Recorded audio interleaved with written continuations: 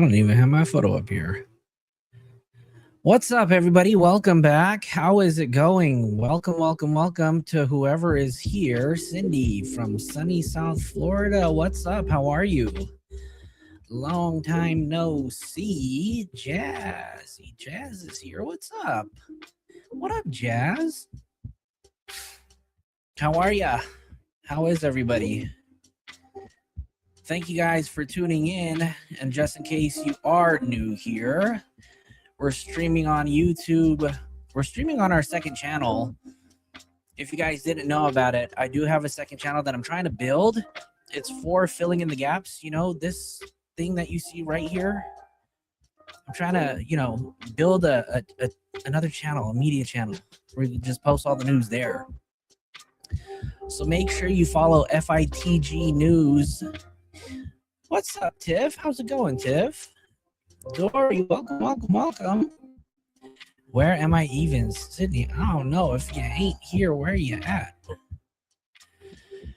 You guys, I don't mean to be so full of energy right now, but I feel like I haven't done a live in a long time, and I feel like I haven't hung out with you guys, so I miss you guys. I hope you guys are all doing well. Ghost, what's up? How's it going? Coco Mom, how's it going? Thank you so much. Peekaboo ICU, great job on Strategic Eyes. Thank you so much. I appreciate it. That was really kind of him to bring me onto his show to talk about my experience inside the courtroom on day one of the preliminary hearing. And unfortunately, I haven't been able to return back since day one, but I am trying. I think I'm going to be going out on Monday, you guys. I'm going to try. You guys know how much this case means to me. And, we're all in the pursuit of justice for baby girl Celeste Rivas Hernandez. Do you have it in the video description on the page? Which one? Jazz? I can't find the chat right now. What chat? What's going on? You can only do what you can do, right? Yeah.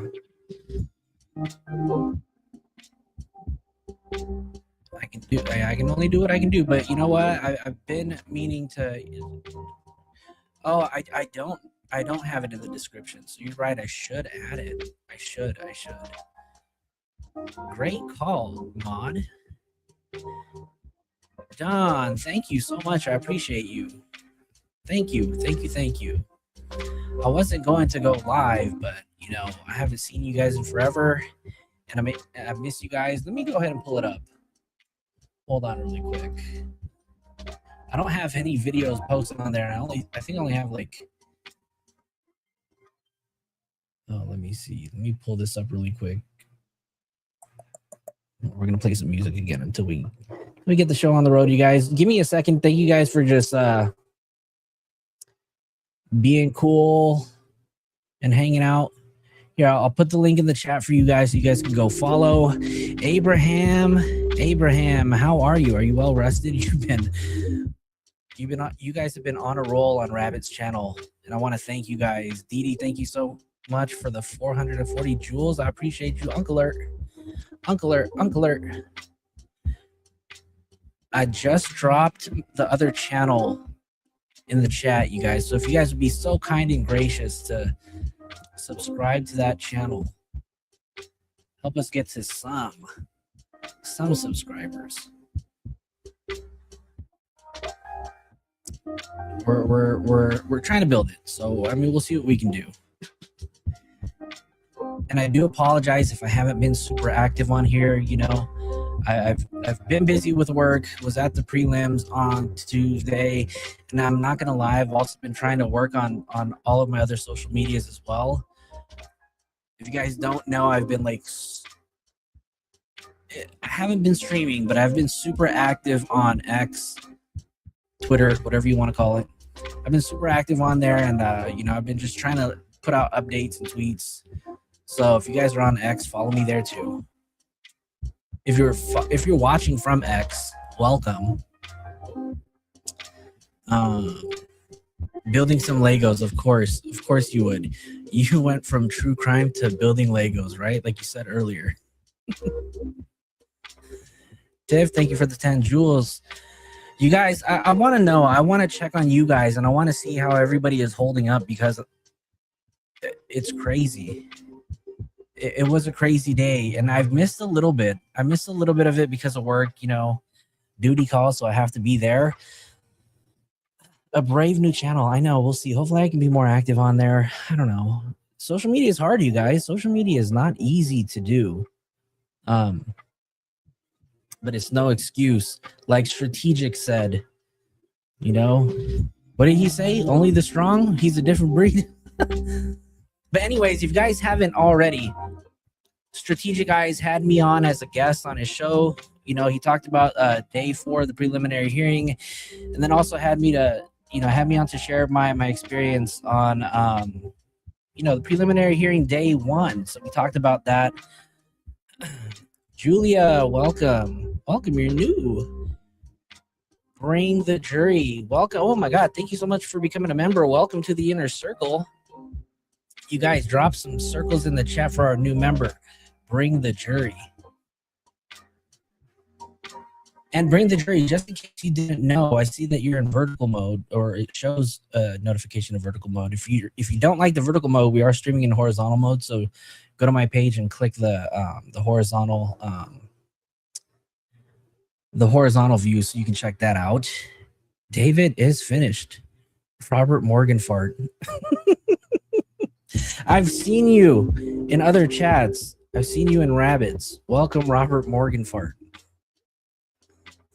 Rob, are you guilty too? To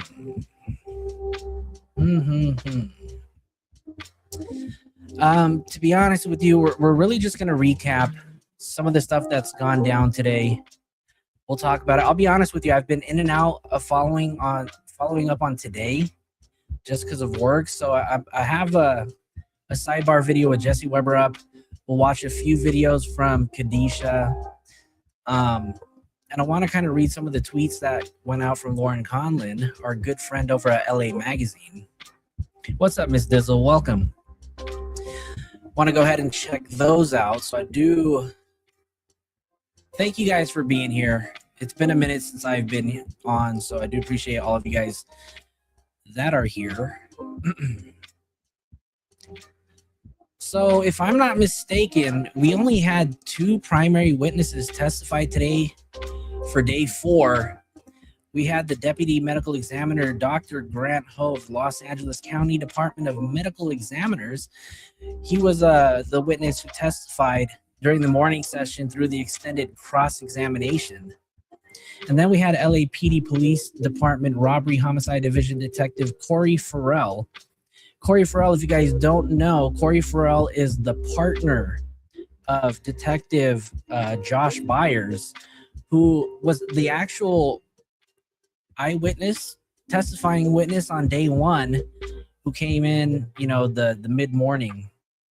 So he testified today, and he presented all the contents of the defendant's recovered iPhone and all the associated iCloud accounts, etc. So we'll go ahead and talk about that.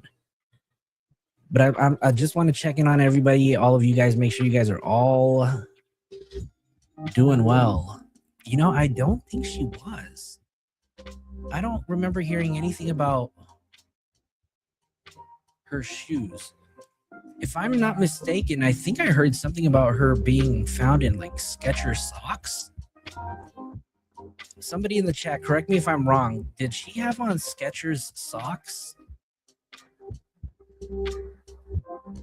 The bodyguard is us. I know. That's what Sheldon Jaculus. Yeah, Celeste had socks, not shoes. So shoot, yeah. I wonder who, if anyone, has rolled in. Yeah. I don't know.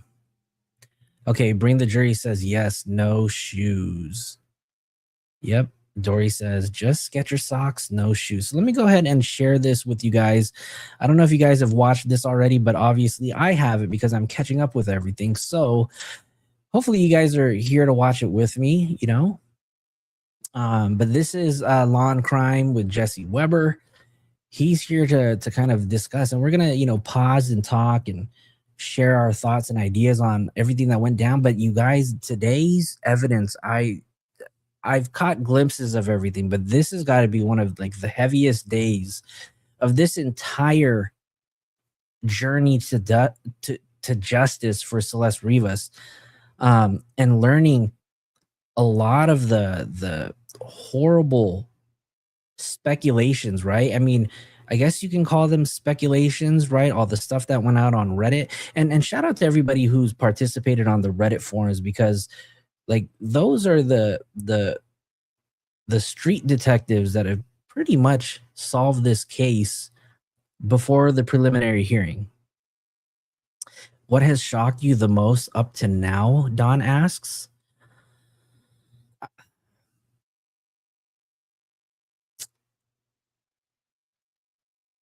I think it's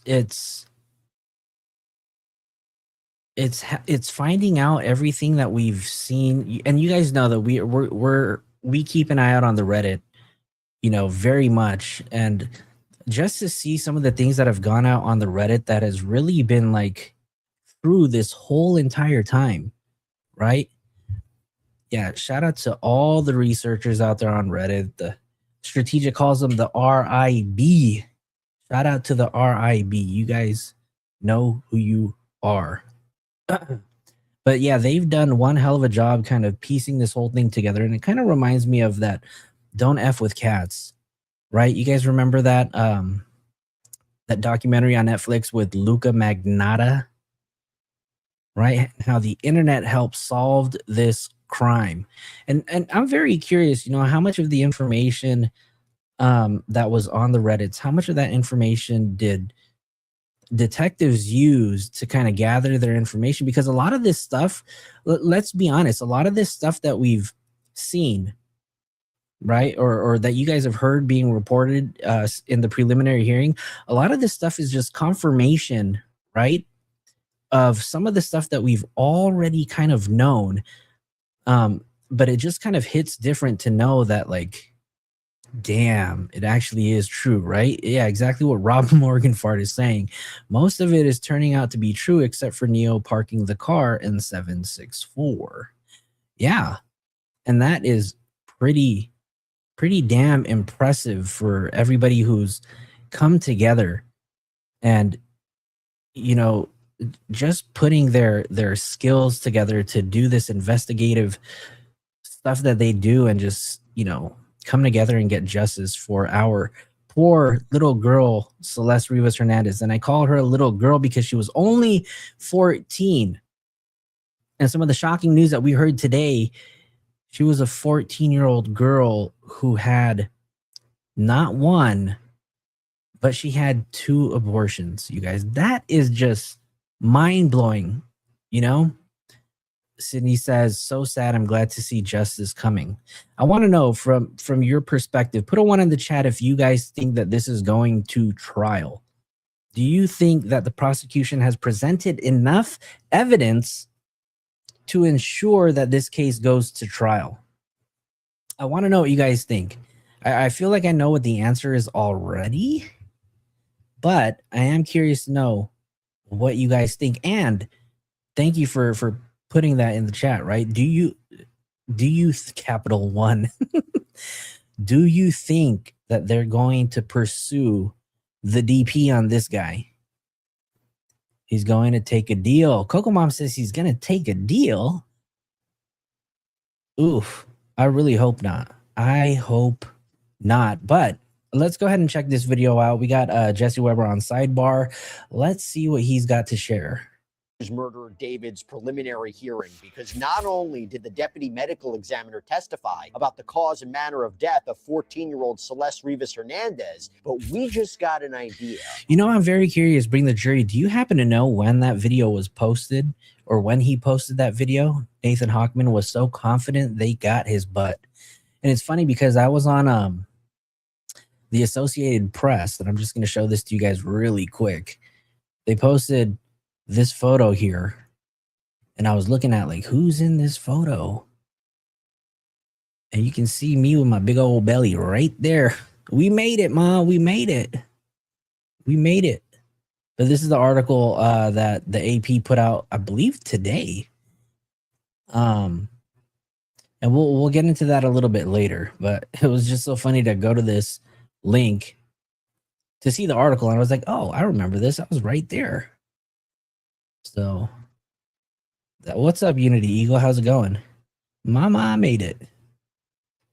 Thank you for joining us. We appreciate you being here. Let's get back to this video with Law and Crime and Jesse Weber. Of what the defense may be doing, what they may argue if this case goes to trial. And I will tell you right now, it is something. Welcome to Sidebar, presented by Law and Crime. I'm Jesse Weber. Okay, day 4, David's preliminary hearing. Remember, this is all to determine if there is sufficient evidence, if there is probable cause, sufficient probable cause to support the charges that he faces for this to go to trial. Remember, he's facing murder, continuous sexual abuse of a child, unlawful mutilation of human remains charges, all.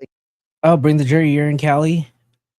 Yeah, we currently don't have it, but I would not be mad if they still pursued it and he still got charged and got charged and received the DP, right? I mean, he can sit and he can wait, and when that moratorium is lifted one day, you know, he could still become a candidate while sitting on death row.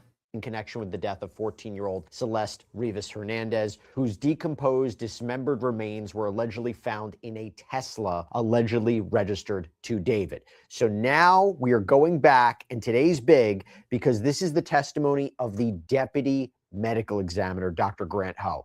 Let's talk about it. Okay. I think he's all of the above, Rob Morganfort, right? But I'm just curious, are we going to see Rob? Are we going to see Rob testify as a witness when this thing goes to trial? Because now I feel like since this preliminary hearing, nobody's talking about Neo, right? Oh my Lord. Auntie Amber, thank you. Oh my gosh. You guys, drop some circles in the chat for Auntie Amber from the surprise witness. Thank you so much. I appreciate it. Thank you so much, Amber. We appreciate you. Good work, Flojo. We all wanted to know. We all wanted to know until we knew, right? Remember to take time out during this when you need to. Appreciate what you are doing. I appreciate you so much. That means so much coming from you. I do appreciate it. And that is a huge, generous, I'm like, I can't even talk. Generous donation. So I do appreciate this so much. And thank you for supporting the channel. And we love you all over there with BJ. Make sure you guys subscribe. That surprise witness. Shout out to the surprise witness. Thank you so much, Auntie Amber. Let me bring in our eyes and our ears once again. Julia Deng, NBC LA reporter who has been fantastic throughout all this. Good to see you again. You guys, and be nice to this lady right here, okay? I've seen how you guys have been on Julia in other chats. Y'all be nice to her. And there's a lot to get into here. There is a lot to get into when we talk about the deputy medical examiner. Oh, and then congrats to BJ for hitting 20K on her new channel. She got 20K in record time. So shout out to BJ. We love you, BJ. Testimony. But before we even do that, we've always started by talking about David's demeanor in the courtroom. And the way that we've gone through it for the past several days, it's that he looks kind of bored. He looks like you described, the court reporter even said yesterday that he looks like he's on another plane, disengaged. Today, though, if I'm reading the notes that you sent over, a little bit different from David today, right? A tiny bit, Jesse. He is a little bit more animated. He came in today. Hold on, you guys. Auntie Amber, look at this, you guys. Auntie Amber said, here is another one to make sure you get food and water. I'm about to cry, to be honest with you. Like that is so nice and generous of you to support our channel, our itty bitty small channel like ours. We can't thank you enough, you know, with the team over here on flojoetv. Means a lot coming from you. So thank you. I do appreciate it. Thank you. Tell BJ we said thank you, and we love BJ over here. You guys, make sure you guys go subscribe. Mods, if you guys can, drop BJ's channels. Drop all 3 of them in the chat for everybody, please. Wearing the standard LA County jail uniform, that orange jumpsuit. He's got a shirt on underneath it. Hair is kind of grown out. He looks tired, unshaven, but he did seem a little bit more animated. He sat down, had a conversation with one of his defense attorneys, and then started smiling and chit-chatting a little bit with her. That was different. But once testimony started up again, and we were hearing from the deputy medical examiner, one of two people involved in actually performing the autopsy. Look, you guys, I have not been to day 2, 3, or 4, but I did see some of these actual photos in person when I was there on day 1. And I like, when I tell you guys, it's crazy, right? Because they have this projector on the table, right? It's like a digital projector, and they print these photos of evidence on like a piece of paper, and then they put them up on this projector, which projects it. You guys remember those old school projectors in like high school? And now I'm dating myself, right? Or aging myself. When they had that projector on like that clear plastic, and it would just kind of project on the wall. They have like a digital version of that now. And you know, they put them up literally like right behind the person that's testifying. And you can see some of this stuff. And you know, when the prosecution is putting up these pieces of evidence, you know, the person on the stand can kind of turn to them and refer to them, look at them, respond to whatever it is that they're talking about. But you know, just to be in that courtroom to see this kind of stuff, it's just like jaw dropping. You know, and I'm gracious to the LA County, the court in general, just for allowing me to sit in there as a person who didn't even have a lottery ticket. So thank you for being so generous for allowing me to be in there, and you guys didn't have to. So it was crazy. It was a really crazy experience. I saw this photo right here, and this part really tripped me out with her finger, because you know, they've been reporting that, you know, her body was so badly decomposed you couldn't tell that was her by looking at her because of the skin slippage, etc. But I was so shocked and surprised when they showed this photo of her finger, and when they had the bag with her extremities in it, because I'm not gonna lie, I thought that the body was going to be so badly decomposed that it was going to be like necrotic and black and dried out. But it was just so odd to see how pale her finger was. When I say pale, you guys, like I'm talking about like the skin on her finger was so white that her tattoo stood out so clear. And my spot in that courtroom was all the way up against the back wall and all the way to the left in the corner.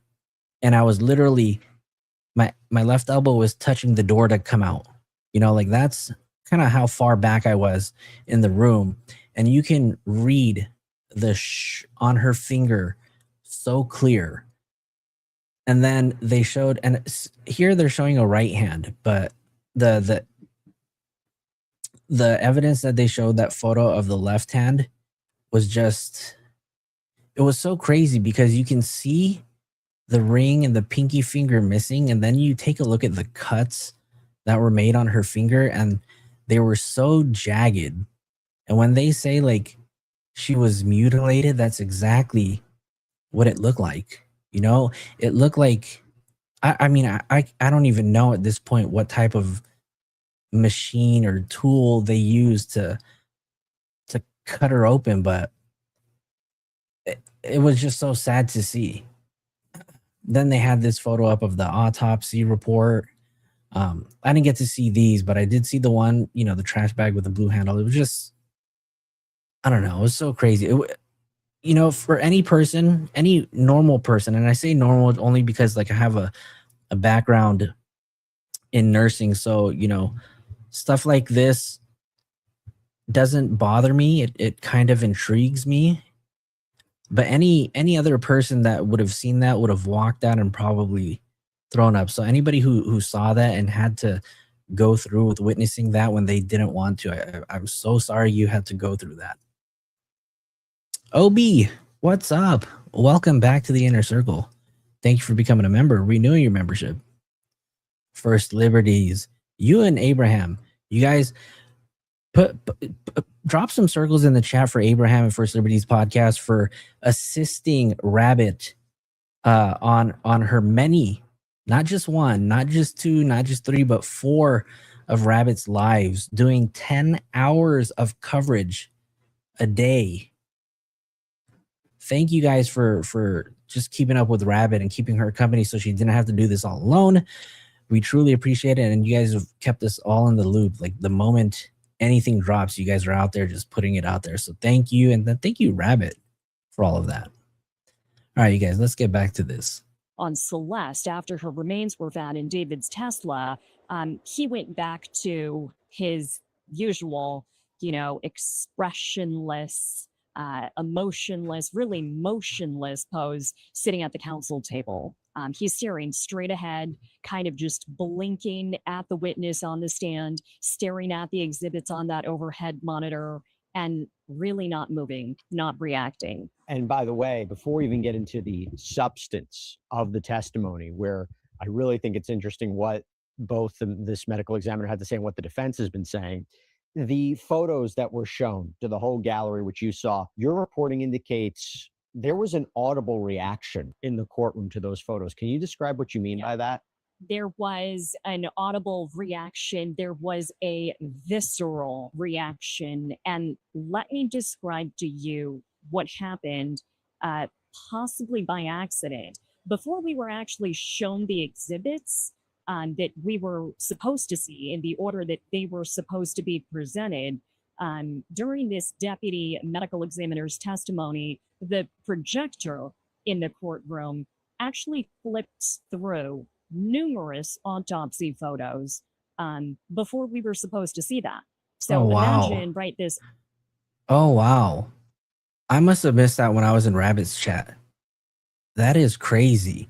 The projector flipped through all, and that's crazy how they do it. I wonder if it's, how does it flip through all of these photos? Unless it's like connected to the computer, because I know that they were able to do that. Overhead monitor, kind of like flipbook style, in a matter of seconds, going through probably about half a dozen photos.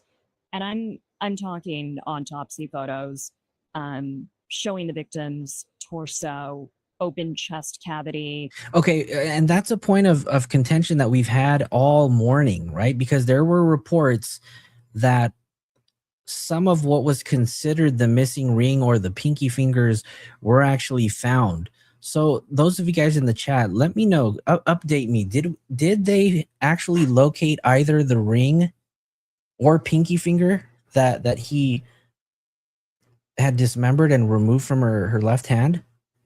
Because that part, I think we were all asking, right?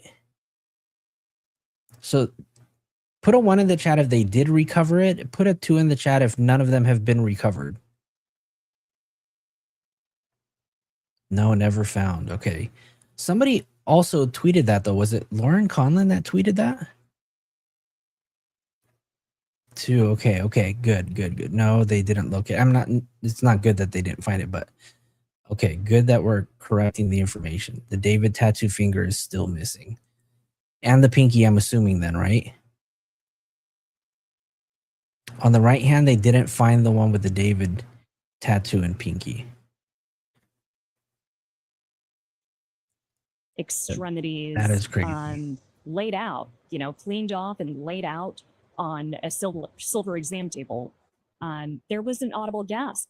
A reporter sitting behind me in the courtroom, you could hear her reacting to this. You could. Just Lit Library, thank you for becoming a member. Welcome to the Inner Circle.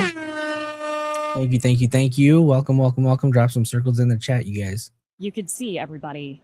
Drop some circles in the chat.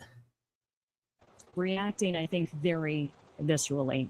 but Dr. Grant Ho, the witness on the stand right now, he's going through this methodically, step by step. For him, this is his day to day. This is just part of his job, and Leo, he's welcome. answering the questions that way. There's nothing emotional, nothing grisly or gruesome about any of this to him. Did she? Okay. Well, I mean, that's good to know that it's that at least we can come together and correct it, right? This is why we need cameras and transcripts. Oh my God, Obi, don't even get me started with the transcripts, right? I know we've been talking about, I think what was it, day 2 when it was all ruined for everybody, you know, because people on social media got to be the first to drop it. That is pretty crazy though. Very smart and slick, but kind of sucks because it wasn't that slick. Summer of 88, thank you so much for the 400 jewels. We appreciate you. Thank you guys for supporting the channel. Can't even talk. Do me a favor, guys. If you guys haven't already, hit that like button. If you guys aren't subscribed, subscribe to the channel so you can get your updates. And then follow me on all the other social medias, you guys. If you guys are on X, I'm on X. I'm posting. I'm posting so much on this case, and I'm gonna brag a little bit. Just because we got Celeste some exposure, but you know, I tweeted something the other night and it went crazy, you guys. Like, I have to show this to you guys just because this has never happened to anything that I've ever posted before. But I posted this photo of Celeste, right? This is actually one of the pieces of evidence that they displayed in the courtroom. And this is a photo that we've seen all over the Reddits, all over social media. But when I posted this post went so viral. It got 5.5 million views. And I was just mind blown because what the heck? But what was nice to know is that there are at least 5.5 million eyes on this case. So I was so happy. I could care less about how many views this tweet got, right? It's a little impressive, I'm not gonna lie, but I do have to say, I'm so happy to hear that there are at least 5.5 million eyes on this on this case, and know about this and are all on the same side. So happy about that. All right, let's get back to this video. Leah, thank you so much for your $4.99 super chat. Hope you're having a great night, Flo and chat. We're having a great night, and we're so happy that all of you guys are here. So thank you guys so much. It's Friday, and we are all ready for the weekend. Who's ready for the weekend? Because I am. I'm ready to take somewhat of a tiny break from this because it has been a little heavy. But I'm really excited to kind of just enjoy the weekend just a little bit, and then we're going to resume this all over again. We thought that it was going to be over today, but they decided they are not done. And I'm very curious to know like what other witnesses that they're going to call. Foxy, thank you so much for the 100 jewels. We appreciate you. Thank you. Thank you. The transcripts we have from day 1 tell us which fingers were there and which weren't. You're right. You're absolutely right. And we'll pull those up. Makes you think about that job. I mean, my gosh. All right, I know this is a 180. I get it, but I have to call this out because I think it's really concerning. Why are so many of us still settling for earning almost nothing on our savings? Is that how you just thought banking worked? Well, Lord. This is why I got to tell you about so much about. Okay, so today's an important day. There has been so much about evidence about David's alleged illegal relationship with Celeste. There's been a lot of evidence and testimony. Everybody shout out to OB for taking summer school classes. You take them summer classes, girl. Get it over with. Get it over with, girl. Do what you got to do so you don't got to take them anymore. Shout out to OB. Shout out to OB. Regarding the potential cleanup, the dismemberment. When it comes to the actual killing, when it comes to the actual alleged murder, this is what we were waiting for. What did Dr. Grant Ho say about the cause and manner of death of Celeste Rivas Hernandez? There is a lot of back and forth during this cross-examination now of Dr. Grant Ho, but he repeated findings from the medical examiner's office that have already been published. This was released months ago. We have reported on this, but he walked us through with the support of visuals this time that we have not previously seen from the autopsy. He walked us through what they already found months ago. They decided the cause and manner of death of 14-year-old Celeste Rivas Hernandez was homicide, Jeez. and they attributed her death to multiple Leah, thank you for the 199 penetrating super sticker. injuries. Here's what's interesting, though. They did not identify what kind of weapon or tool caused those penetrating injuries. And they stopped short of actually calling it a penetrating injury caused by a sharp instrument. So they're not saying that she was definitely stabbed to death. And that's because of the advanced state. Hold on. Let's go back. Okay, so they're not backtracking or changing, but they're referring to her injury as something else, which is different. Caused by a sharp instrument, short of actually calling it a penetrating injury. A penetrating injury caused by a sharp instrument. Caused by a sharp instrument, which we can probably all allude to it being like a stabbing, but because of the level of decomposition, they are choosing to word it differently. Very interesting. So they're not saying that she was definitely stabbed to death. And that's because of the advanced state of decomposition. And you know what, Obi, I'm so curious about that too, especially after, the evidence that they've shown. They actually showed images of, where she was cut at the knee and all the blue fragments of the what we've been calling a kiddie pool, but it really is an inflatable pool.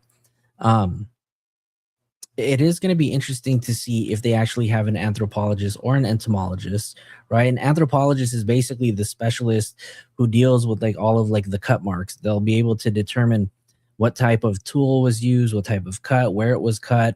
And then the entomologist is the one who studies those little bugs, right? They're going to be able to determine how long she may have been unalived for. So it'll be really interesting to hear their testimony on what they observed while they were conducting this autopsy. So I really hope that they do, because that to me is one of the most interesting parts. That, and I have to say, the wiretaps is what I really need to just know. What are these wiretaps about? Auntie Amber, thank you so much for the jewels. I appreciate you. Thank you. Imagine if he had not gotten caught. He'd probably be out there trying to do it again, right? But my question is why? Why did he get caught? And I'm glad he did, right? But why did he get caught? Do you guys think that he just didn't care? Is it because, I don't know. I mean, was he just so dumb? Was he so busy? I'm curious, why? How did he, a 20-year-old musician, he was sloppy? He's a control freak? Yeah, probably, right? And yes, dumb. He is really dumb, for reals. Yep. Yeah, I'm curious, but I do want to see the forensic entomologists and anthropologists hear how they're going to chime in on this. They simply don't know for sure exactly how or what caused a lot of what they found, which we are looking at right now in the courtroom, documented in these very, very visual exhibits. Let me tell you why that's so significant. But our audience should know. One of the special circumstance allegations in this case that has been presented by prosecutors is that David Anthony Burke personally used a deadly and dangerous weapon, a sharp instrument, to commit this crime. And yet what you're telling us is this deputy medical examiner can't definitively say that that's the case. We don't know that for sure. And I think defense attorneys made a point of underscoring that several times. That's a good point. That is one of the elements of this first-degree felony murder charge that is interesting, that is different, right? And if he is convicted, there could be Oh my God, Peekaboo, you had to say this? Really? Really? You guys, if you guys don't know what Peekaboo ICU is referring to in this comment down here, where you see Will in quotation marks,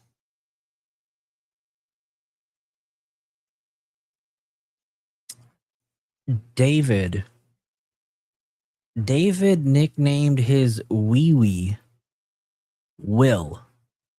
Now that is some crazy shit. And Strategic, I'm sorry for stealing this, but I just have to. Oh my God!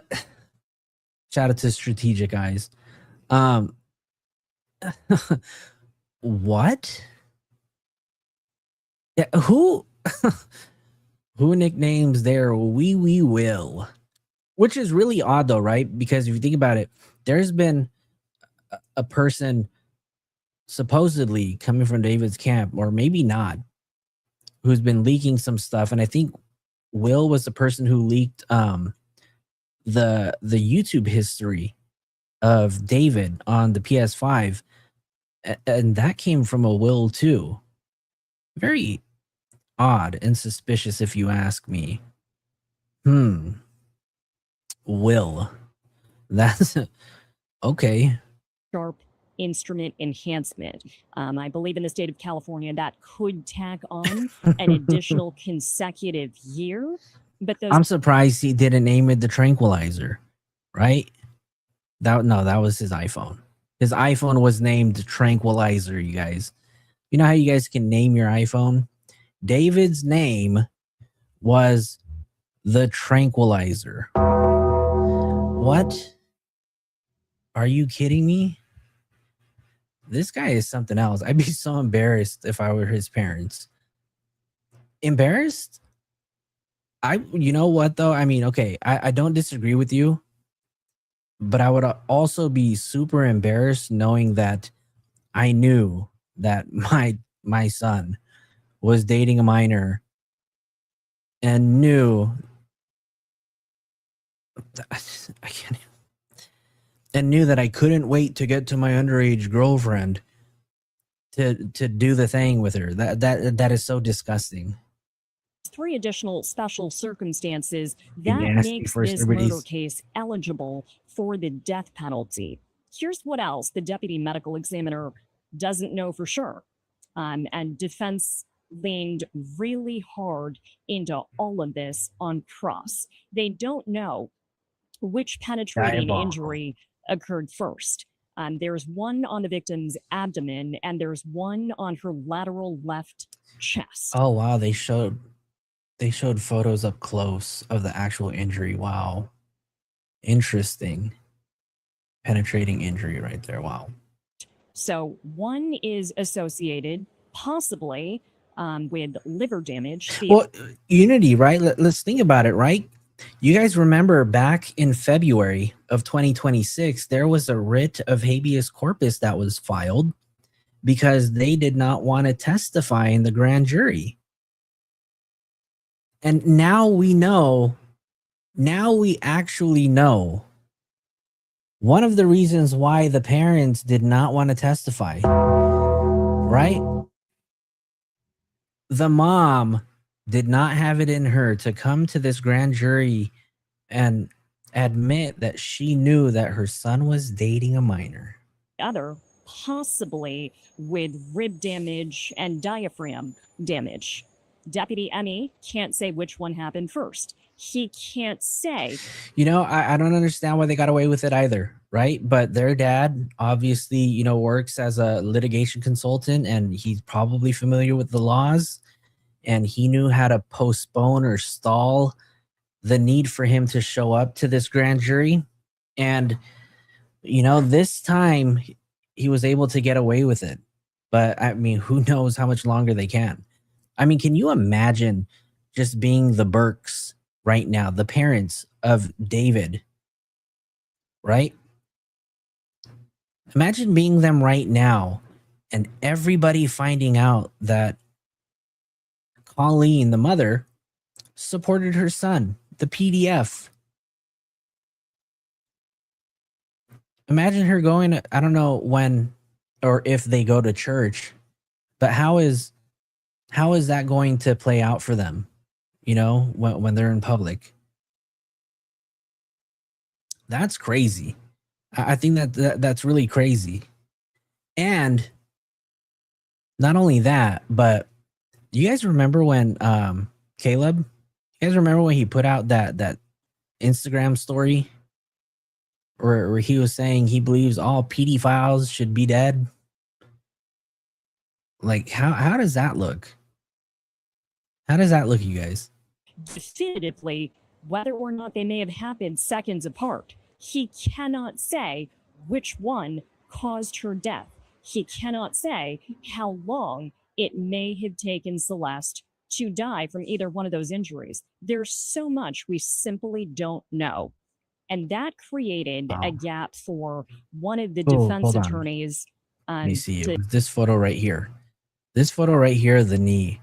That one was pretty crazy because you can see little blue specks of that pool just peppered into the wound of her knee.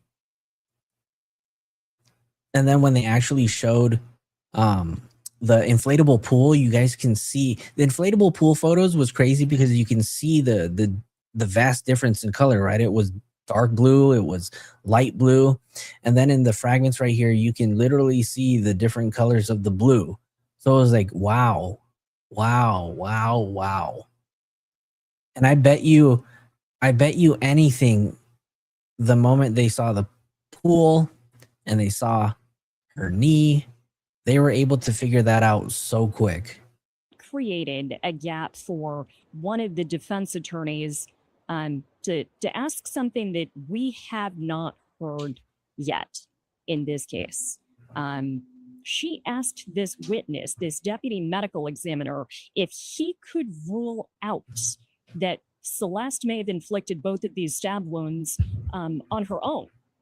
And he said, based on his findings in this autopsy, that was not something that he could definitively rule out. The reaction in the courtroom following that line of questioning. I bet you David is sitting there looking at these images like, delete everything, delete everything. Everything goes.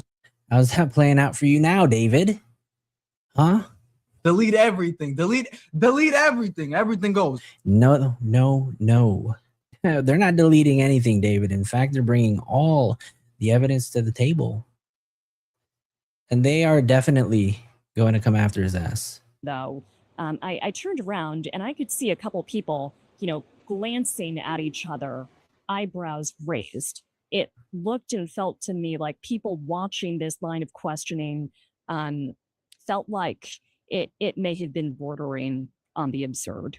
It may not be something a jury would believe. Let's map that out for a second. So in other words, and this is based on what we saw this week from the defense, they are potentially building the argument, if this goes to trial, and correct me if I'm wrong, that Celeste would have come over to his place, something happened, she killed herself or had an overdose. Y'all hear that? Celeste killed herself. You guys, that is one of the takes the defense, or the approaches that the defense started to go, and that Celeste had done this to herself. And I'm very curious, you know, I want to ask the defense too, you know, was Celeste the one who dismembered herself too? Did she actually do that herself? Like, are these people got to be crazy. They are tripping. She did this herself. Like, as Mama Flo would say, this is just a bunch of BS, right? She did it to herself. David panicked and tried to get rid of her body. I mean, is that something that you see the building blocks for, even though they've tried to, because remember, one of the most significant things I think the defense has been trying to do is saying, well, all these alleged purchases, the chainsaws, the laundry bags, the body bag, was all. And I seen that video for myself, you guys. For real nitty gritty, David himself said everyone told him Celeste was only 13 on body cam. That is exactly what he said. He said She said she was 18, but everyone told me she was 13. How? Where is that? Hold on. Where is that photo? I need to pull that photo up of Celeste. Oops. Hold on. Not that one. This one. How? This is the image you decide to show the sheriff's deputy, and you say she looks 18? There's a reason there's 5.5 million views on this photo right here. And just look at some of the comments, right? Like, these people, like, there's no way that people thought she was 18. Still a baby in my eyes. I don't even know what this guy deserves. Nothing about this kid looks like an adult. Like, how could she's 11 in this photo, you guys. 11. Crazy that this is the same year that that David met her, and he has this photo of her on his phone.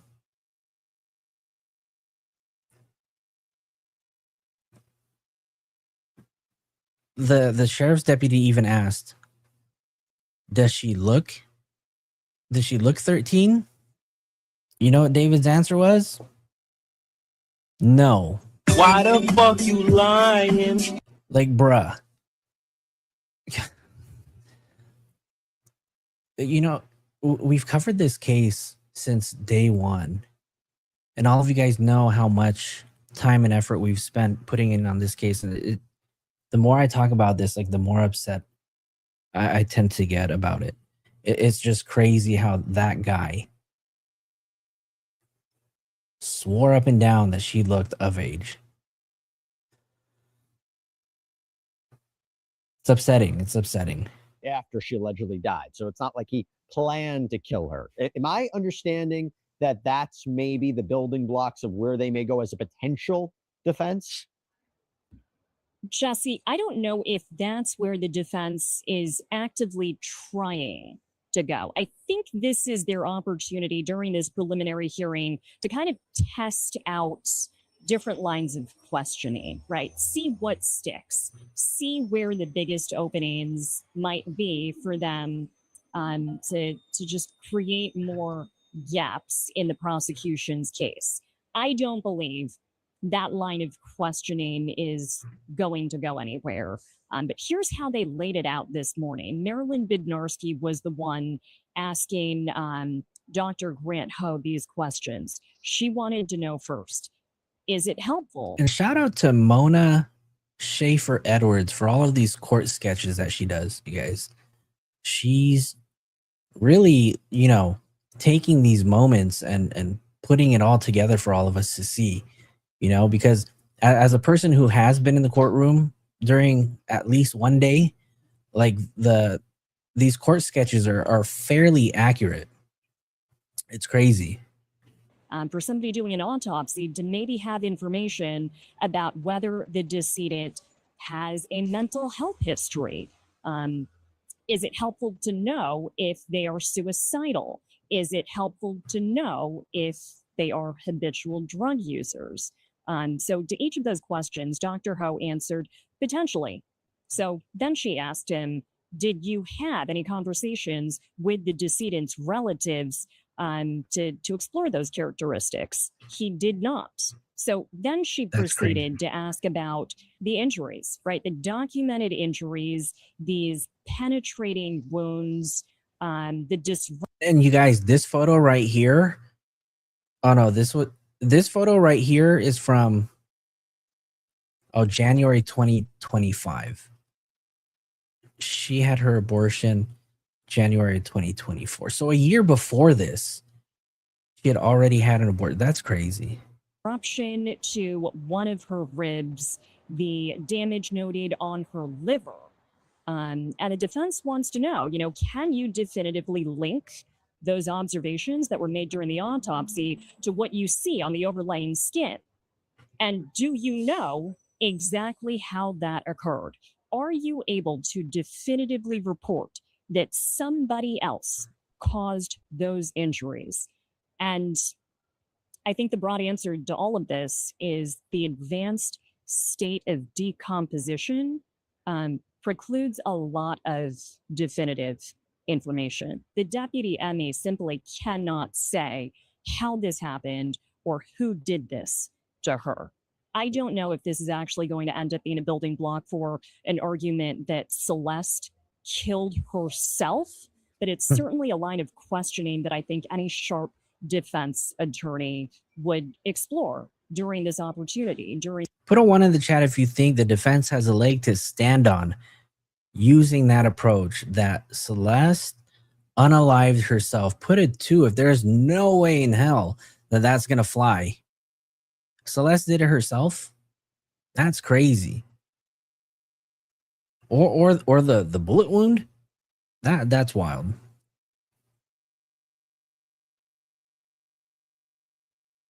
Oh, Auntie Amber says, and actually, I don't think that David's mom told him to ask that question to Celeste. I think that he is such a coward and wanted to know, so he put that on his mama's name. I could see that. I mean, I could totally see that. Now that you say that, Amber, I can totally see it. Okay, I see all 2s in the chat. I can totally see that. My mom didn't ask, but I'm going to ask anyways and throw my mama under the bus.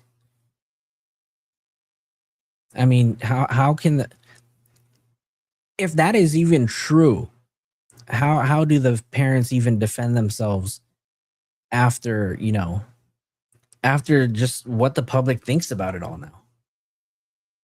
This preliminary hearing that we've been calling kind of a mini bench trial or a rehearsal for trial, if you will. And I mean, if they're trying to muddy the waters in terms. Okay, and we have Pincha Becky right here in the comments really quick. Hey, Joe, that young lady is the nicest person. I believe that the mom told him in that as in general. And shout out to Pincha Becky, you guys, because she has been down at the courthouses every day, making her way upstairs and just sitting in there, taking a whole bunch of notes, going onto Rabbit's channel and giving us a live in-person update. So shout out to Pincha Becky, you guys. Mods, if you guys can you guys drop her link in the chat? Make sure you guys go follow Pincha Becky, because she has been down in the courthouse doing God's work, sitting in there and reporting back all of the news. So shout out to you, and hopefully I can join you on Monday.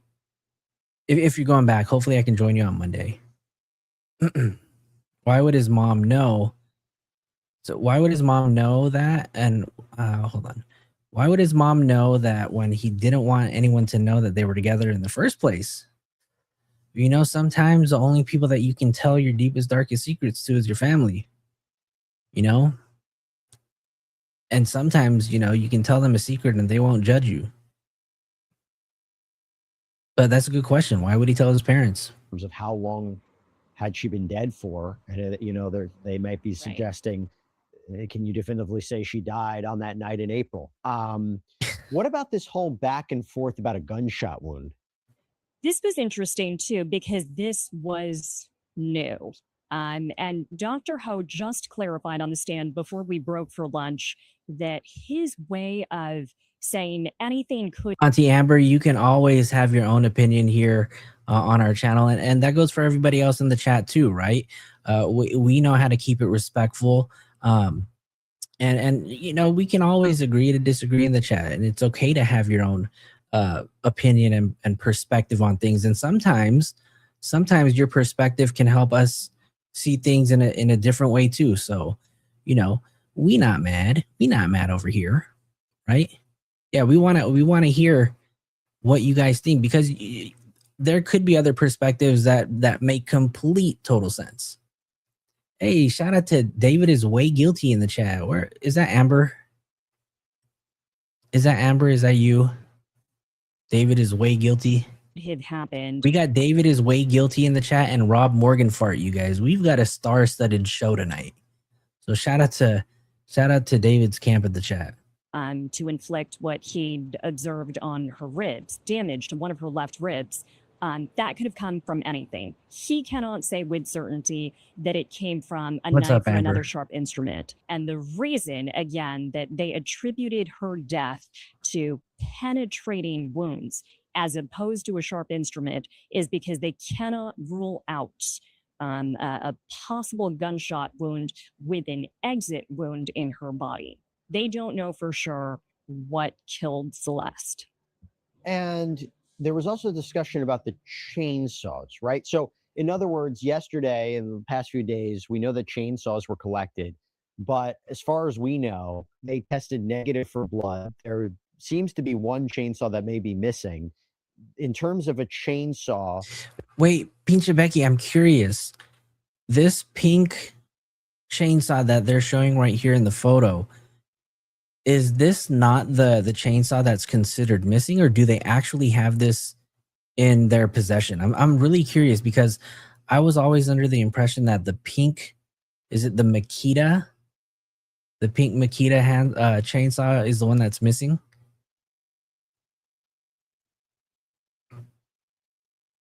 I'm curious. I'm curious. seems to be one chainsaw that may be missing.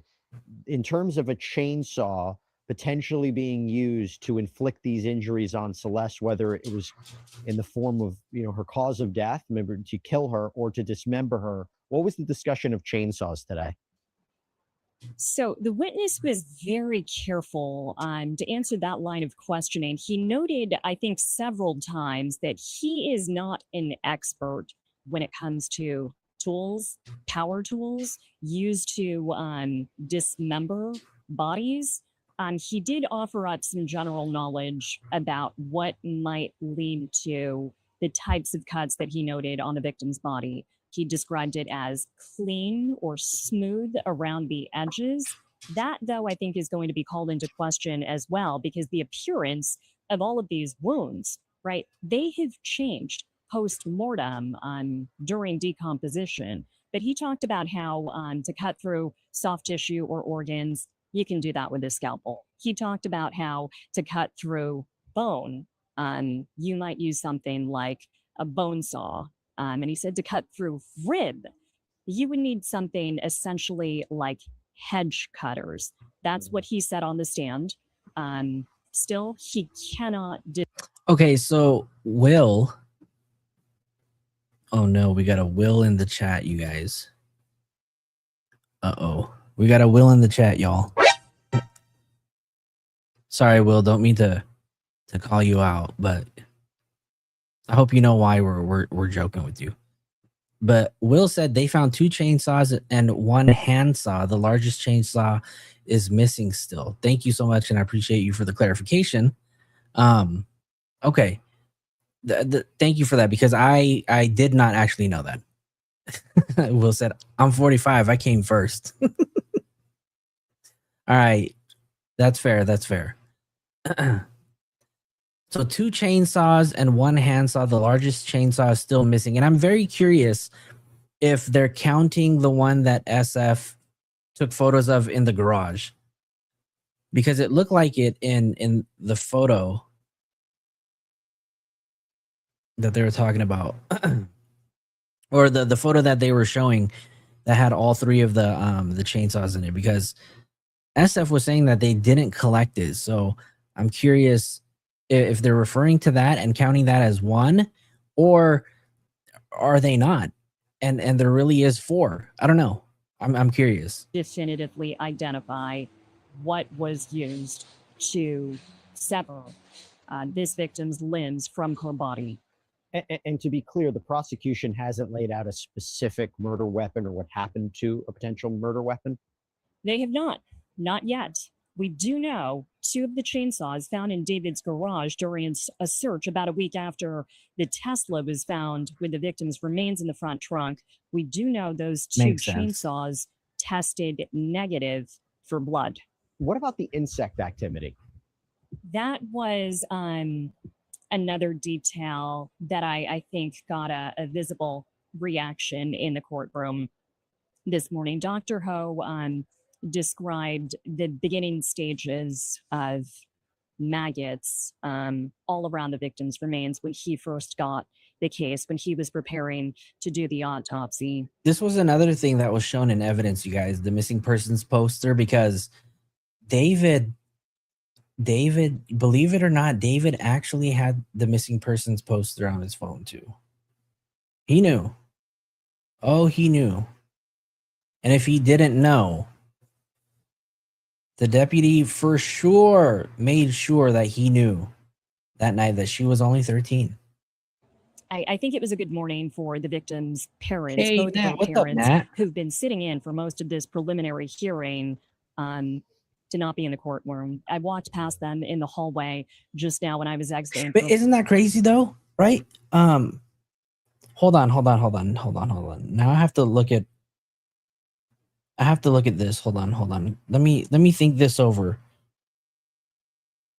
I need to pull up a photo really quick. Hold on.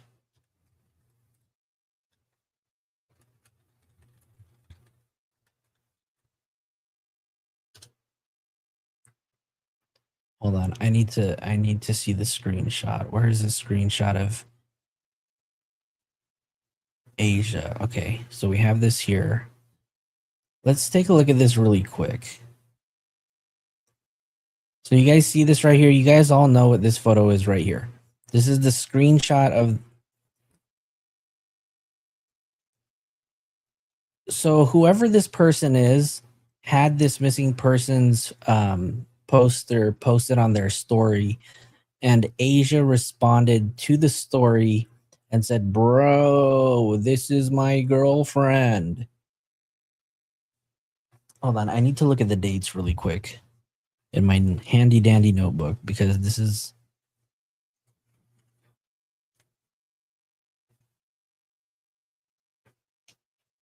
February 17th was the house visit. This was February 14th. February 16th. The visit to the house was February 17th. Oh, Asia absolutely knew. And I wonder if that's when she confronted David. So February 16th, she receives this. And then the house visit takes place on the 17th, which is the day after she knows, right? This is crazy. So Asia knows at this point, she probably was the one that tipped David off. She probably was the one that tipped David off and let him know about it so he could prepare. And I don't know if you guys were in Strategic Eyes Live, but I was mentioning from my experience, from my perspective, when we saw the body cam footage of this interaction between the deputy and David, it sounded like every answer that he had was very rehearsed. Like every question the deputy asked, David had an answer. When was the last time you saw her? November 23rd. Or when was the last time you talked to her? November 12th. You know, like he did not stop to think about it. He answered so quickly that he had exactly, Nightbat. He had pre-planned answers as if everything was rehearsed. And now that we're seeing this screenshot with the date, which is the day before, right? The day before the house visit, it totally makes sense that David was tipped on to this. That maybe, just maybe, he was going to get a visit, right? And then when did the email go out? Does anybody remember the date of the email? D4VD email from management. Let's see if something pops up. Well, let's take a look at this. Look at this, you guys. February 19th, 2024, an email goes out to David and his management, right? There's been talk that the artist D4VD possibly has something to do with the disappearance of 13-year-old Celeste Rivas. If that statement holds any merit, please do the right thing and take her home. her parents are very worried. So you see how all of these events are kind of lining up together? Becky said, remember, the Riverside sheriffs called David and told him LAPD was coming. That's right. And if you guys missed it, I was telling Strategic that this visit looked very nonchalant, very non-urgent. I was saying earlier that the female deputy that was there who stayed with David while the male deputy went and searched the home, you know, she was laughing with David. They were talking. She complimented his house and said it looked nice. He said it's an artist compound, you know, and a lot of artists stay here. That's what he basically said in the court or in the body cam footage. That's crazy. It's crazy, though, to see how all of this kind of lines up now, right? February 16th, Asia knows that she's a missing person. She knows that that's his girlfriend. February 17th, they visit the home, and that's where we see the body cam footage. And then February 19th, we see this email go out. And then we're told 2 days later, I'm assuming February 21st, Celeste Rivas Hernandez returns home. Like, isn't that crazy? That's just wild to me. That now all of this is starting to make sense now, right? That is what Becky pointed out. Yep. Will says, well, we know she said she confronted him about her age. It's funny that David didn't offer the fake ID to the cops, but he likely used that with Asia to get her to drop it. But also remember, Asia says he presented her with multiple IDs. I wonder what multiple IDs was to her. Was it 1, 2? And what kind of IDs were they? Were they California IDs, school IDs, like a bus fare ID? I don't know. A debit card. What did David show her? Right? It's crazy. Asia said that she confronted David. Yeah, right? Oops, where'd it go? Where did your comment go? Asia said she confronted David. What did he show you? Exactly, right? Rules for thee, but not for me, says David. Fake college ID? Yeah, could it have been a college ID? The credit card and the fake ID. I know, right? Joanne, thank you so much for the 2 jewels. Appreciate you. This is just crazy, you guys. Lunch. They are here. They are in the courthouse, but they elected not to sit in there this morning for this testimony. I think that was an understandable move on their part.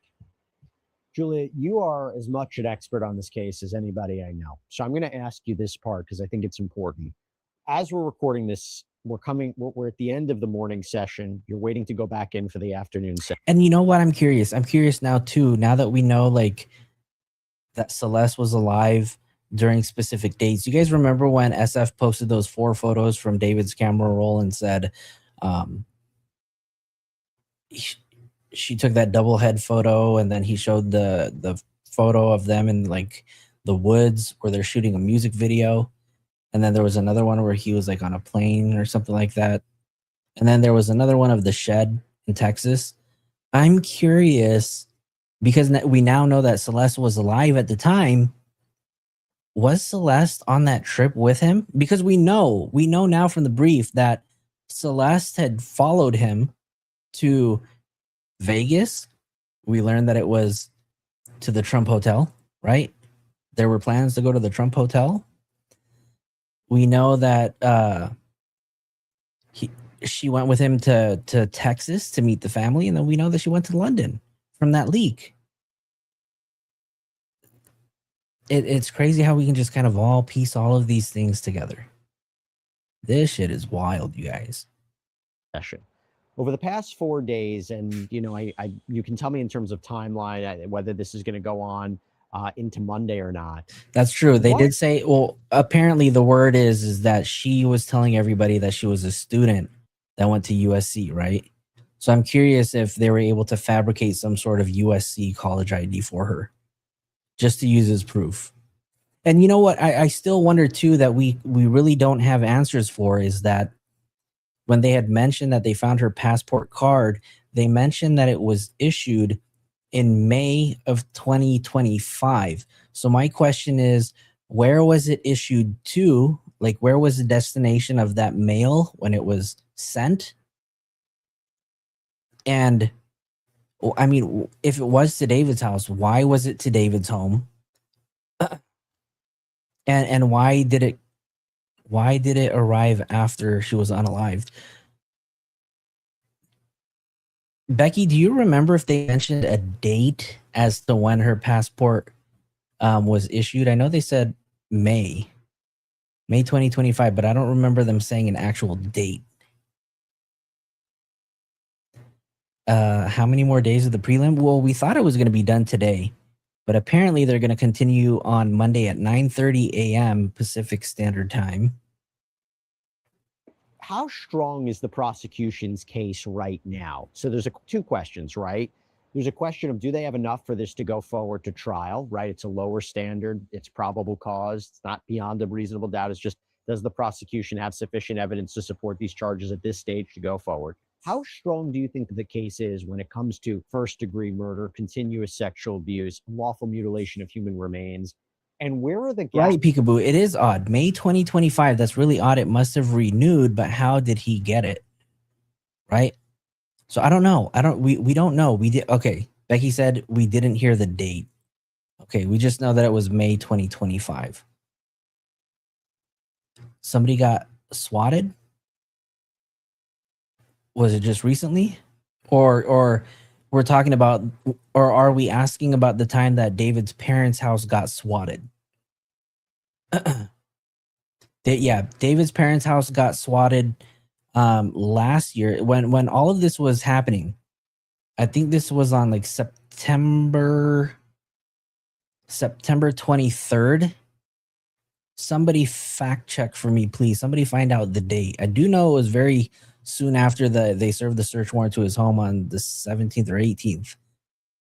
And I think it may have been the same day that the deed was transferred from David's name to his mother's name.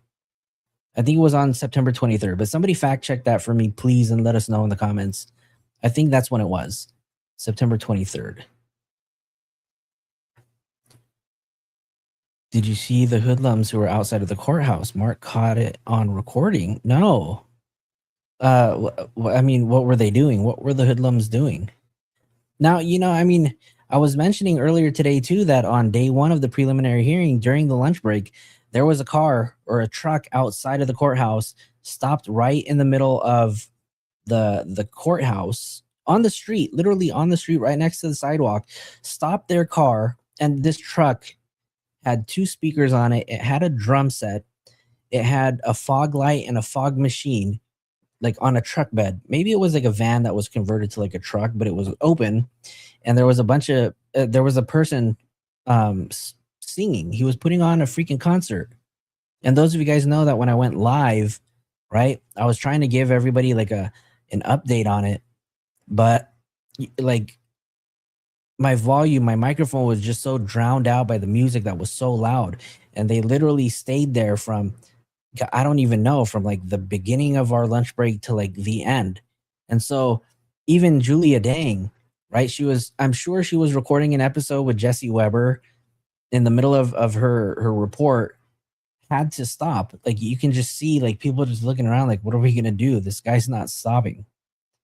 Oh, swatting was September 17th. Okay. I thought it was on the 23rd. Darn.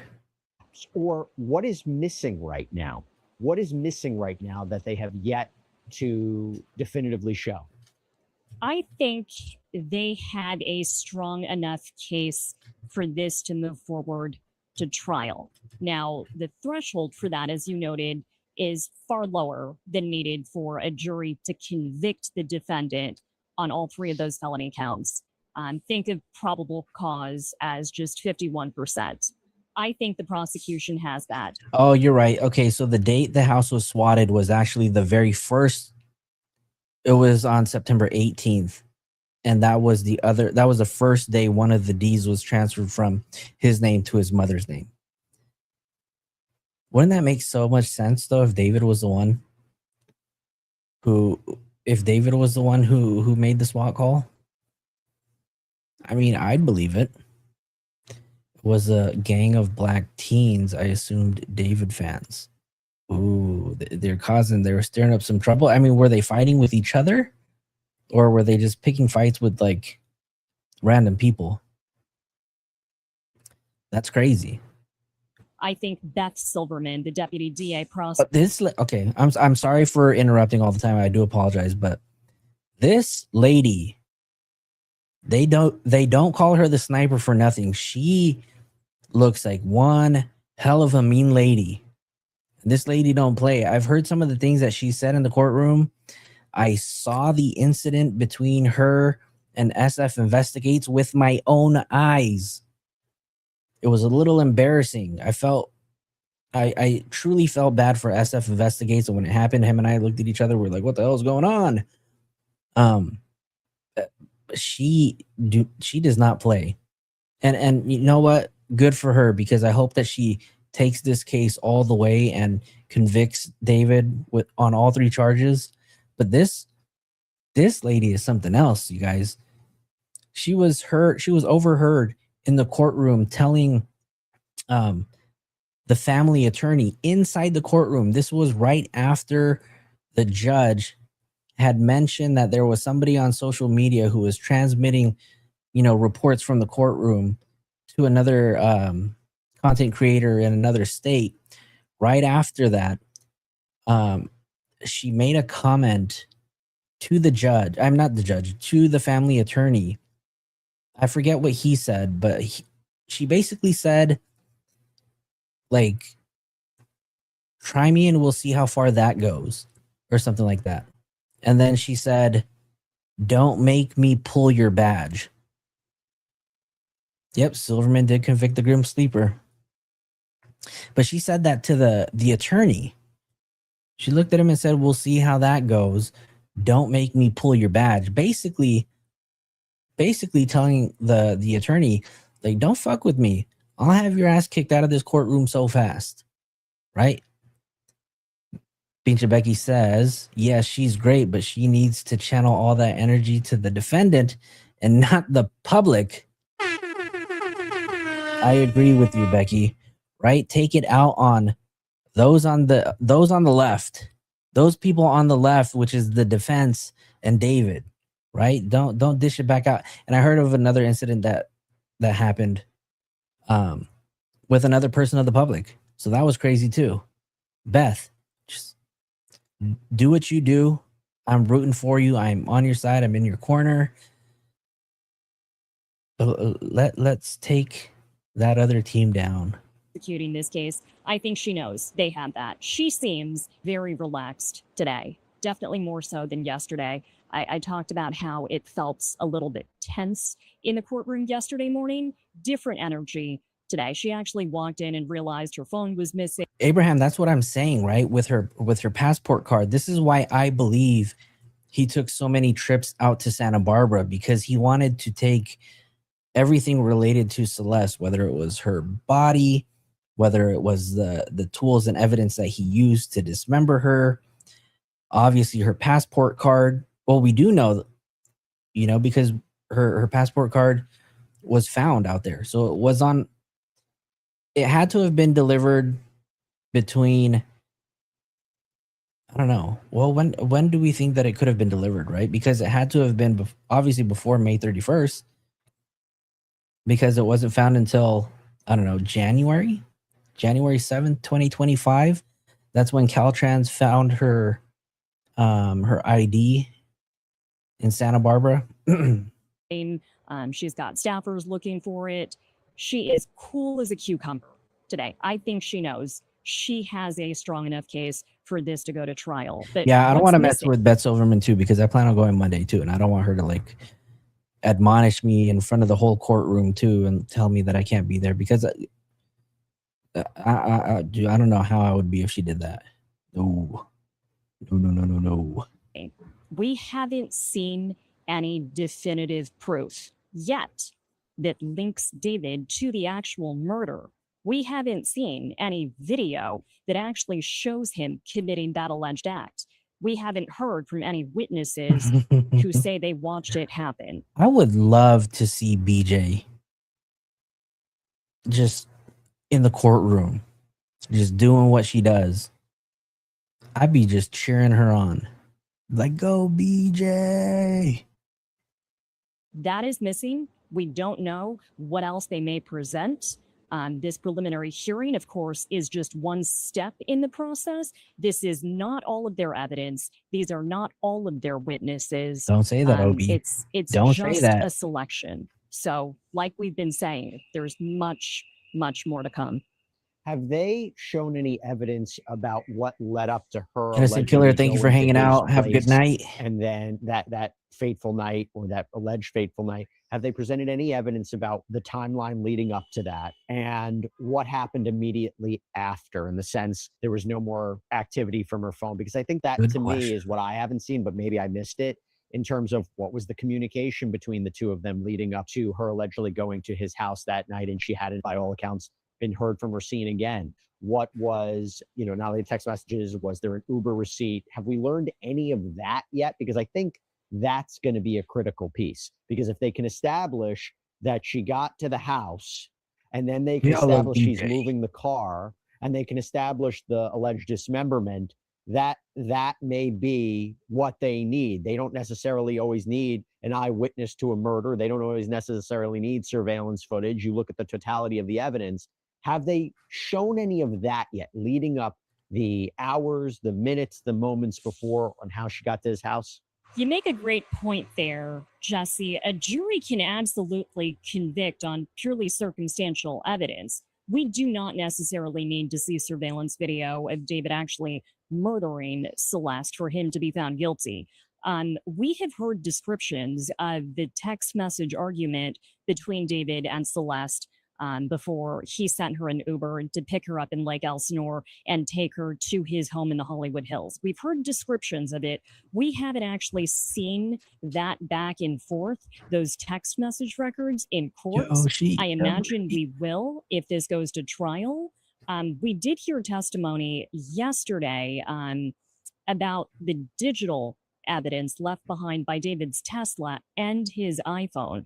We heard about the exact timing and the approximate location of where both his phone and his Tesla were tracked, leaving his home and then going up north toward Santa Barbara County. That's, of course, where he is accused of dumping evidence related to this case. But defense, right? They jumped in immediately on cross and said, you cannot prove David was actually the one in the car. You cannot prove David was actually the one using his own phone. But there was an outgoing call about an hour, maybe an hour and a half after Celeste would have been dropped off at his home in the Hollywood Hills from David's iPhone to her number. But again, like defense attorneys noted, nobody can prove just yet that David was actually the one who made that call that went to voicemail. I think. Wait, hold on. Let me hear that part again. Like defense attorneys noted, nobody can prove just yet that David was actually the one who made that call that went to voicemail. I think she's referring to that call that David made at 10:30, or the one later on at 11:30. Like he it was like clockwork for him. 10:30, I'm gonna send a text. 11:30, I'm gonna call. This guy just set his alarms for everything. That is crazy. That is just crazy. And yeah, mommy or mommy, right? Because those are the connotations to those two words are completely different, right? The other one says guilty, and then the other one says gross. Prosecution brought that up as just another detail supporting their narrative that he tried to cover this up.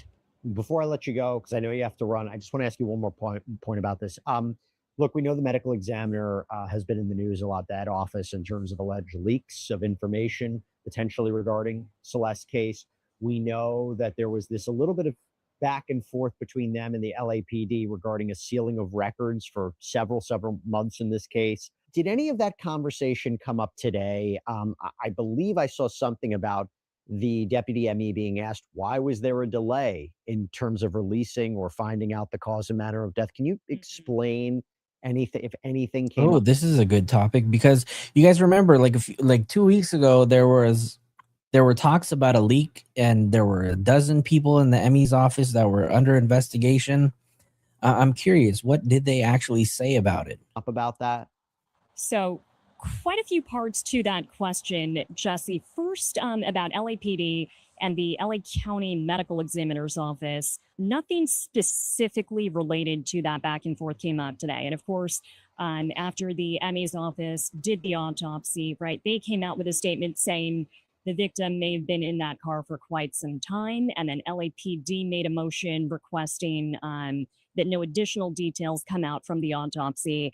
And then the medical examiner issued another statement saying that they just want transparency around this case. They need that to do their jobs properly. So there was that a couple months ago. This morning, that specific back and forth was not referenced. Now, there was a question about that delay, right? 3-month delay. And Dr. Grant Ho explained very clearly on the stand, it was because they had to do some ancillary testing.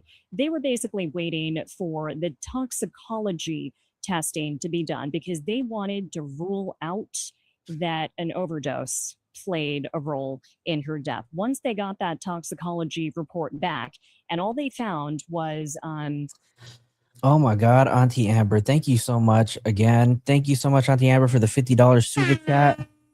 Good night, beautiful people. I'm going to eat ice cream and go to sleep.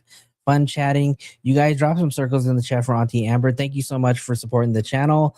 You have been very kind and generous the entire show, and you've supported the channel very, very heavily tonight. So we do want to thank you, and we want to say thank you to BJ.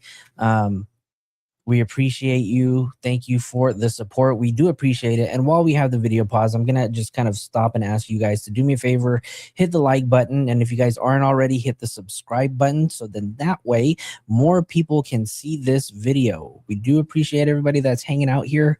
So I would appreciate it if you guys just show the video some love so then more people can see it, you guys. inconclusive for methamphetamine, negative ultimately for benzos, and a very, very low detection of ethanol That's in her true. liver that Dr. Ho says may have actually been produced by the body itself as it was decomposing. After they got those results back, they went ahead and they attributed her death to the multiple penetrating injuries. So basically, they had to wait a couple months so that they could rule out an overdose. Julia Deng, thank you so much for coming on. As always, I know you have to get back into the courtroom. I look forward to talking to you again as this case progresses. And that's all we have for you. Is this what happened today? This is day 4. All right, let me see. We're going to go ahead and check out Khadisha Lynn, because Khadisha Lynn has just been, she's been on a roll, you guys. If you guys have been watching Rabbit's channel, Khadisha Lynn has been so kind to just join the panel along with Abraham, Rabbit, and First Liberty's podcast. And it's funny because, I don't know, StreamYard has been a mess the past couple of days. Everybody's been dropping off and falling out of chats. And I'm really wondering if it's Rabbit's channel or if it's StreamYard, because even I was having issues that day. So it's kind of weird. Yeah, Khadisha has been doing a fantastic job covering this case and just kind of tying everything together. But it's funny because she's joining Rabbit's panel, and anytime something crazy drops, you just hear her like freaking out, like, "Oh my God, I gotta go! Time for an update." And then she'll go make her videos, she'll post them and come back. So it's so funny that she's just been on top of this. So let's see. She posted a video. Let me see when this video was posted. 3 hours ago that says, David had secret plans to help Celeste run away. So here, let me play this really quick. right here. David had a whole plan to help Celeste run away from home called Operation Awesome. And David was also trying to get his live-in security guard that we just heard about the other day named Sheldon help him in this operation. So David was telling Celeste that him and his bodyguard were going to come pick her up in Lake Elsinore and she was going to live with David at his house. And David was obsessing about how she was going to carry all of her things. Which one? There's First Liberties podcast, and there is Abraham, who's here in the chat now. I don't know if Joe is still here. There's Joe from First Liberties podcast. He may be here, he may not be here, but I know he was here earlier. He's a good friend of the chat too. But yeah, that's who is the other person that's joining the podcast or Rabbit's panel. When she ran away, even though she told David she didn't even have See, we got both guests here. We got First Liberties podcast and Abraham. Should we bring them up for the panel? Put a one in the chat if we should bring them up and have them bless our show. Have them share some wisdom. have a lot of stuff. February was the first month that Celeste actually ran away from home. So did David go and pick her up with his bodyguard? Because then 3 days after this date is when the police went and knocked on David's door, asking him if he knew Celeste Rivas Hernandez. And he tried telling the cops he didn't know that Celeste wasn't 18, even though she was 13, and even showed the cops this missing poster of Celeste and this picture from her yearbook. And then right after this, she returned home 2 days later. And where does David go? I'm telling you guys, we just talked about this. Lake Elsinore to pay a kid $1,000 to give Celeste a phone. So Oh, that's another thing she pieced together. Oh my God. So oh, that's right. Because I think it was Jazzy that mentioned in it that her parents probably confiscated it and took her phone away when she returned, right? So that's when David was like, nah. I got you, Cell. I got you, Cell. Because that's what her name was in his cell phone, right? It was Cell. I got you, Cell. Let me pay your friend off, your classmate off, give him $1,000 to give you this phone. they could stay in contact. Then she ran away again in March, and she ran away again in April. He also figured out that David even... All right, First Liberties podcast and Abraham, the link is in the chat. Come join us so we can have a preliminary hearing part 2. And Pincha Becky, if you want to come up too, you guys have been there in the mud. First Liberties podcast is here. Let me add him to the stage. Joe. What's up, Joe? How's it going? I'm doing well. How you doing? I'm all right. You guys, I'm all right. we have a star-studded show tonight. Let's just see if we have Abraham join. Is Abraham going to join? Yeah, it's about 2 o'clock where he is. He's got to sleep at some point. Abraham don't sleep. All right, hold on. But the real He's seen some shit when he was a banker. He don't sleep no more. Right? The real test. The real Dude, test is hold on. That threw me off when he told me attempted robbery at the bank is actually kind of common. Oh yeah, But they usually don't wave the firearms first. They usually leave the note. They tell you they're armed. Yeah, I usually leave a note. They pass you a note. Was this when you guys were talking about like the secrets, the silent button? Yeah. Yeah. Okay. I was at work and I had you guys in my AirPods and I was like, what's this conversation about the silent button? But it's not that it's common in every banking center. It depends on where the financial center is located. Like the one that I'm talking about it was like in downtown Boston. It's a very populated commerce area. So there's a lot of traffic. You can easily get lost once you can easily get lost in the crowd once you exit the banking center. So that's why that one was more common than other ones that are not as easily, to get lost from. Oh, wow. Yeah. That's pretty crazy. But so Joe, Abraham, thank you guys for joining the show tonight. Shout out to both of you guys for joining Rabbit's panel and doing one hell of a job, just going over the transcripts. You guys have been role playing day one like crazy, and everybody has been just kind of enjoying your company. So, thank you guys for doing that for all of us. I'm glad you all liked it. I really Yeah. am. That was exhausting. And Not you know that I what? didn't enjoy it, but it was okay. You don't eat for a full day, right? So you get lightheaded. Oh yeah, yeah, absolutely. But you know what? You know what we're gonna test? You know what we're Huh. gonna test right now? We're gonna test to see if anybody drops off or anybody can't hear. Because if you guys are able to stay for like 30 minutes with no issues, we gotta tell Rabbit. What do I you think it's use? a You use a StreamYard thing. StreamYard. Oh, we're That's on what I thought StreamYard too. now. We're on Yeah. StreamYard now. So I mean, we'll see. We'll see. Because if it is, then we want StreamYard to fix Rabbit's stuff so she doesn't have to run into that issue anymore. But could it be that during the day, because there's more people using the platform, Yeah, that maybe it's because of that? Yeah, You're that probably makes more sense. You're probably Yeah. right. So I want to ask you guys. So again, thank you guys for joining the show. I mean, you guys have been on the show with Rabbit for four days straight, right? What are Yeah. your Yeah. thoughts so far? I mean, you guys have been watching it live as it's unfolding. Like, what are you guys' thoughts? Me specifically, this case is a fuck of a lot worse than I thought. Right, right. What do you think so far has been either the most interesting or the most disturbing? I mean, Joe, I mean, you've been studying law for what? Lord knows how long. Oh, it was only a few years, but yeah, but still, yeah, it's not. Sorry, let me answer the question. The part that surprised me the most is the blood in the back of the Tesla. And also, I didn't know that a Model X had 3 rows of seats. Of all the things, that's the most shocking. But I heard also, that too. Mhm.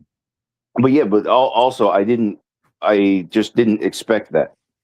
Mhm. Now, here's the thing: we didn't get a lot of information at first because we only knew about 2 warrants in the beginning. Right? We knew the Tesla when it was popped open, and we knew they searched the house. They didn't tell us anything about blood inside the car, and we still have 52 warrants to go. Yeah. But I imagine, well, some of those are unsealed because some of those would have been search warrants for cell phone data, other car data. So a bunch of those are unsealed.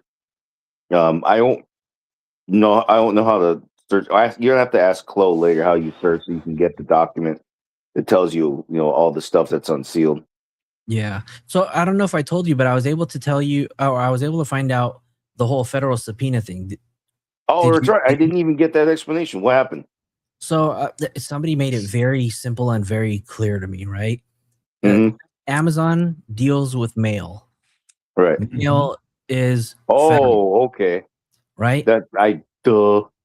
Yeah, I Th- actually should have That's how known. simple it was. It was just like Amazon, mail, federal. And I was like, duh. Right? Oh, You know Totally what I makes thought sense. it was? I well, thought that it was wire. well. I thought Here's that the they were thing. going to do wire transfers. Now, true, it also depends where they went because if it's low, California can subpoena. Just because they handle with mail just doesn't mean, or excuse me, can issue a warrant for it. It just, even though, yeah, they're dealing with mail. Yeah, mail is federal jurisdiction, but the states can still issue that warrant. But if that went somewhere else, like if there was a federal subpoena outside the state lines, that would be different. But But can they also, bring charges with that? Can they bring charges oh yeah. related to the mail? So what would happen if the federal, let's say there's a search in the Texas house. Anything that's of interest in California can be turned over. And yeah, this is called long arm jurisdiction. There are ways for the crime to be prosecuted in the case to be handled in California, even if parts of the crime took place outside of California. That's why Ashley Buzzard. You remember the Ashley Buzzard case? Yeah. Yeah. So the death is in Utah, but it's a California resident. You have 2 California residents, the suspect and the deceased, and it actually started in California. So it starts in California. In Utah, they said the intent may have been formed in Utah. I I don't know how they did it. I imagine this started actually here in California. So anyway, even though the death took place out there, the prosecution, excuse me, the first criminal case is happening here in California. Yeah. So, yeah, so that could happen, like especially in conspiracy cases, and another example. So yeah, if the federal search finds something that's of interest to California, yeah, there are circumstances where they could just, if it's related to David specifically, yeah, they could tack that on. So I'm curious. You guys heard? I think it was on was it day 1 or day 2 where they mentioned David's tattoo of Celeste's name? Oh, I think, didn't we see that day 1 or 2? Abe? I think it was day 1. So yeah, I remember that. Have you guys seen the actual photos of it? Did Rabbit play it? Yeah, we did. How it was faded. So okay, well, we actually have photos and video of it. In case those of you guys haven't seen it, and Cat's here, this is for you because you said I've been most surprised about his Celeste tattoo. He's audacity maxing, right? So we were able to locate, or we were able to get our hands on this video that was put together, and this basically shows you the actual tattoo that David had of Celeste's name on his ring finger. Oh, this. Dude, I admire those people that can find all this stuff, because this is like, dude, are you kidding me? They find everything. Yeah.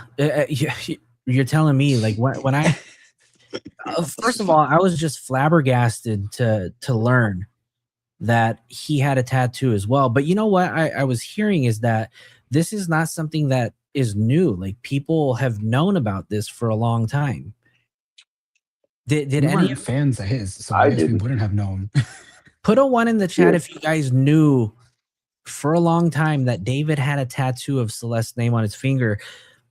Put a 7 in the chat if this is all brand new to you guys. You guys had no idea. I thought of BJ because she's always like, put a 7 in the chat. Put a 1. Put a 1 in the chat if you knew. Put a 7 if this is brand new. Is new to me. Look, for me, the thing that I found the most interesting is the fact that 2 people were living in that house full time. I had moved into that house. That for me is big, because I was under the impression nobody was living in that house but him, which is why I didn't think anybody else was impossible. But now I'm open to the possibilities that 2 people knew about this, or at least the cover up. Do you remember when I was telling people that there was somebody living, and I think I called it like the mother-in-law quarters? Yeah, the maid quarters. Oh, I was calling it the mother-in-law quarters, but earlier today, somebody went on Rabbit's show and said that there was somebody staying in the maid suite. Mm-hmm. Do you guys remember that? Yeah, it was SF. It was SF, right? So he said it.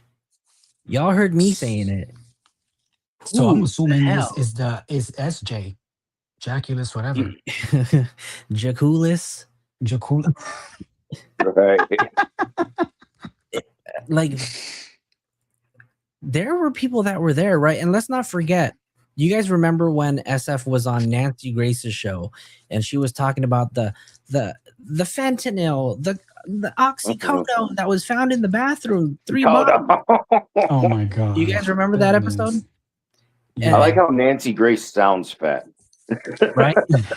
But do you guys remember when SF was saying that the bathrooms, right, were all full of like feminine hygiene products? Yes, I remember that. Hold on there. I think the whole week was full of surprises. I mean, like, so that just tells you other people were there, right? Yeah, and even more so because as SJ, what is his name? Investigates that guy, Steve. That somebody other than David was staying in the master, and they kind of found it odd. Why wouldn't David be staying in the master? He was staying like down the hall in like a really dark, sketchy room.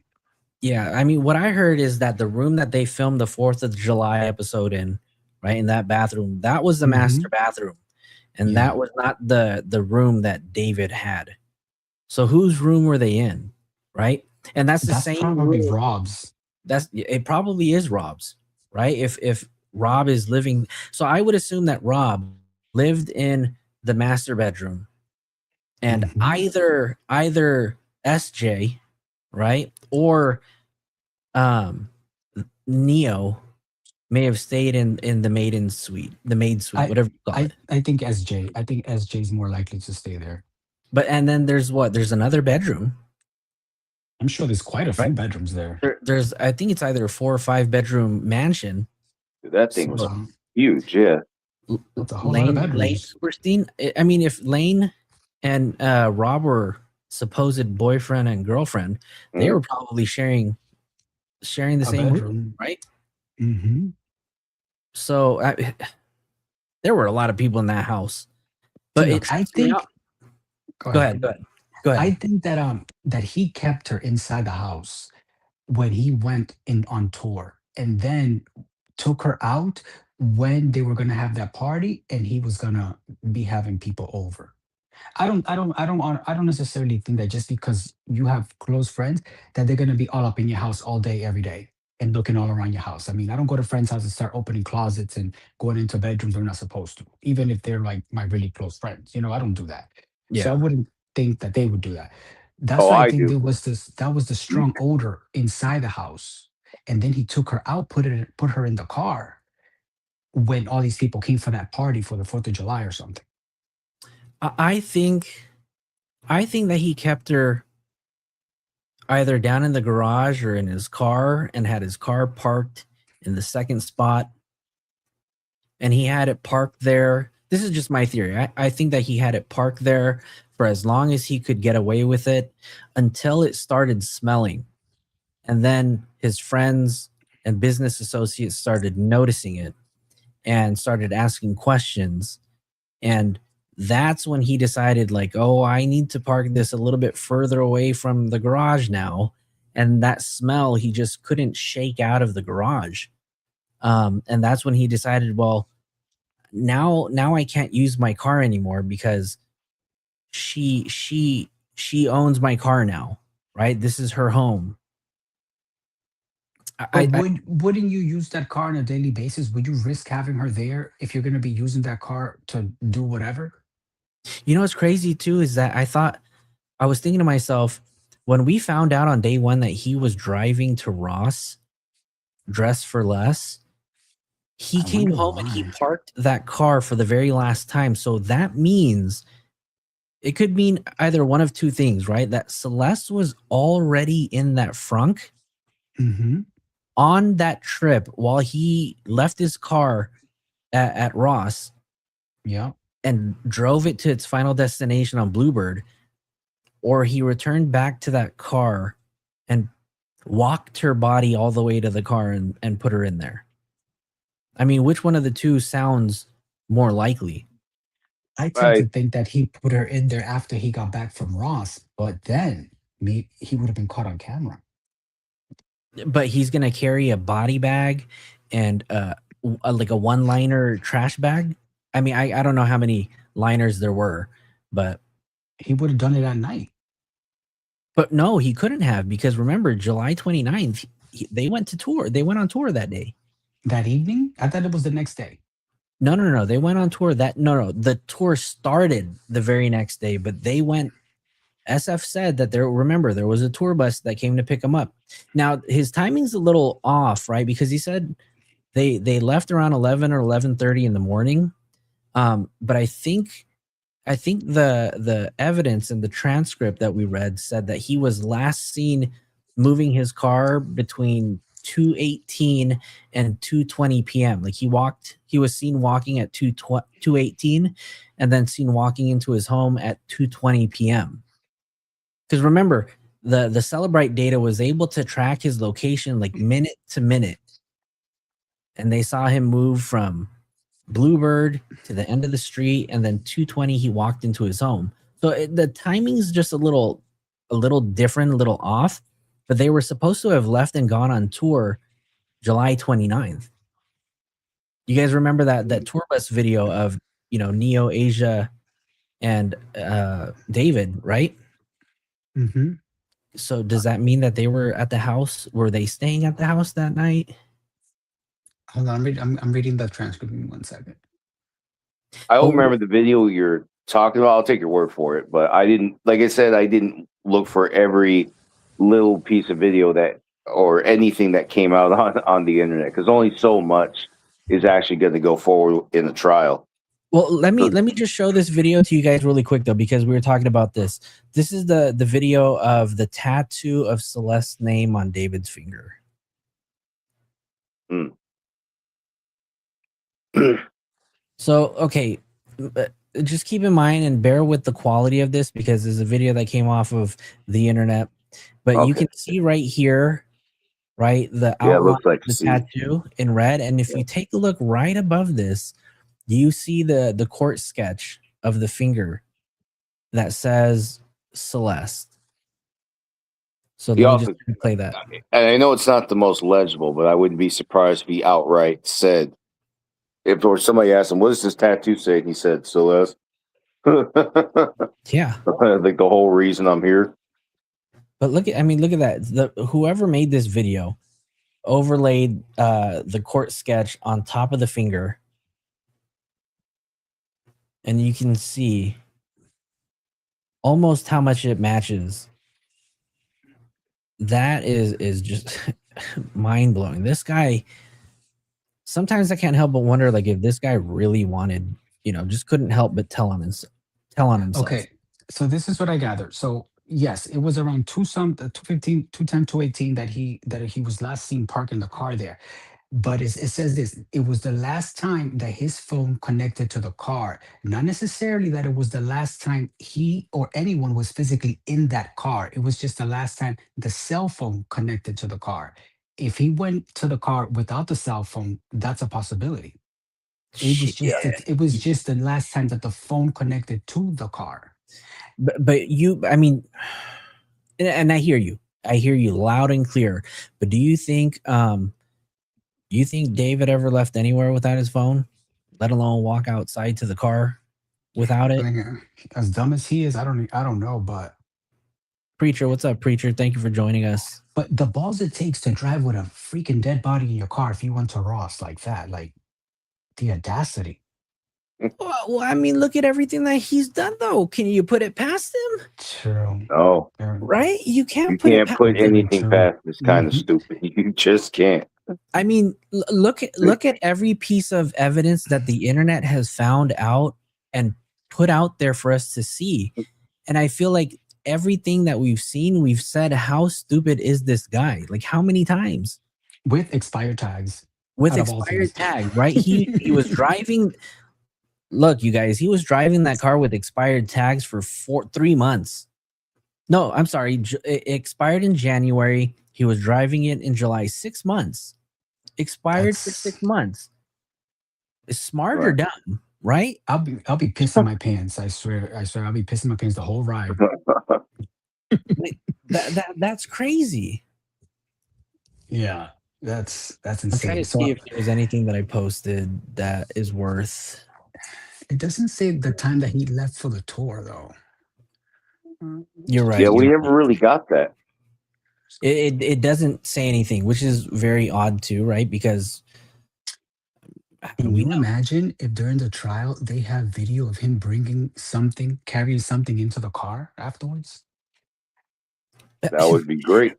That would be great. I mean, at this point, I'm not gonna put it past him. Maybe he, especially if it looks like a body bag, yeah.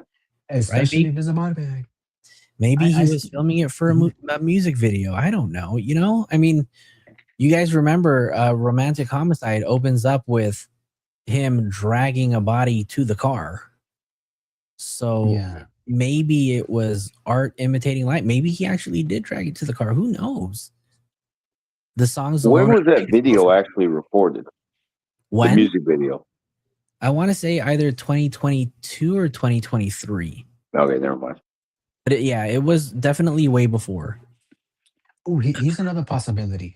He could have came back, parked the car, gone inside, got everything ready, came back out, to the car, brought it in the garage, no cell phone, so there's no connection to it, put the body in the car, and then brought it back out to the street. He also could have done that. Yeah, he could What have. if it was a pickup from Dress for Less? Do they do Huh? roadside? Well, no, this would have been after he came from Ross. I haven't. Let me Oh. look it up. So he came Hold from Ross around 2 something to 2:18. The time that's there. Last time phone connected, he went inside, dropped off the bag, whatever. Came back out without his phone to bring the car in the garage. Because I'm sure that if you have a garage and you're gonna put a body in there, you're not gonna bring the body to the street. You're just gonna bring the car into the garage, Yes. load it Right, up, man. and then bring it back out to the street. Catsier suggested we take a look at the lyrics to New Seats, which is a very odd name for a song title, right? New Seats. Why would you need new seats, David? It's not because there was blood found on the back of your seats, was it? It says, I don't want to kill the vibe. Said you don't This dude want to. is Oh my God. I don't want to kill the vibe. Said you don't want to be alive right now. Told me I could touch the sky, but why am I behind the cloud? I got time to kill. You got time to feel. We got blood to spill all over the new car seats that I'm sleeping on. Whoa, whoa, whoa, whoa, whoa, whoa, whoa. I'm sleeping on. This isn't what it really says. What are you actually reading? You're not seeing it? These are the I lyrics. was looking away. I got to zoom in. Is that really what it says? I can't freestyle that good. Oh, okay, That go dude is ahead. I'll ridiculous. catch up to you. It says, That dude I is really stupid. want to converse, but I can't tell you, but I can't tell that you're high right now. You said you didn't smoke, so how you gonna die right now? What the fuck? Really thought I he got was time slick. to kill. You got time to feel. We got blood to spill all over the car seats that I'm sleeping on. You don't know me because our love isn't real. Don't tell me how you feel. Signed your heart like a deal. Remember that when you see me, what we agreed upon. And Cats, this where is the freak did this song come from? yeah. Is this new or something unreleased? Where is this song from? And what I mean, is this an old song? We Where need did a you get it from? Shouldn't it say up top? So Cats here just asked in the chat, have you pulled up the lyrics for New Seats? And that's exactly where we went. We went straight to New Seats. From what album? I don't know, but Not that I would know. but how many confessions does this guy have to put out in his music for us to actually like really see in real life, right? I feel like every lyric that he has in a song, like he's depicted in real life, and the internet is just putting all these pieces of the puzzle together. This shit is just mind-boggling. I mean, okay, so Master Death, thank you for being here, Master Death. He put out October 6th, 2025. You mean after she was unalived and after her body was discovered, he put it out October 6th? This motherfucker knew. October 6th. See, as time went by and he saw that he was getting away with it, I think he grew more and more ballsy and just like felt he was like, I'm gonna get away with this. I'm gonna get away with this and I'm gonna write songs about it and nobody's ever gonna know. Dude, really? This you got Yeah, I think the word for word and the timing. Oh yeah, is really interesting to me as well. This but he's is still wild. sorry. I forgive me for interrupting. It just goes to what I've been saying all week. This is the dumbest motherfucker on earth. Yeah, we were having Absolutely. fun earlier in the week just talking about how he can't even screw up right. Like then you're out here too, Joe. So you know the 101 for a while from LA where yeah.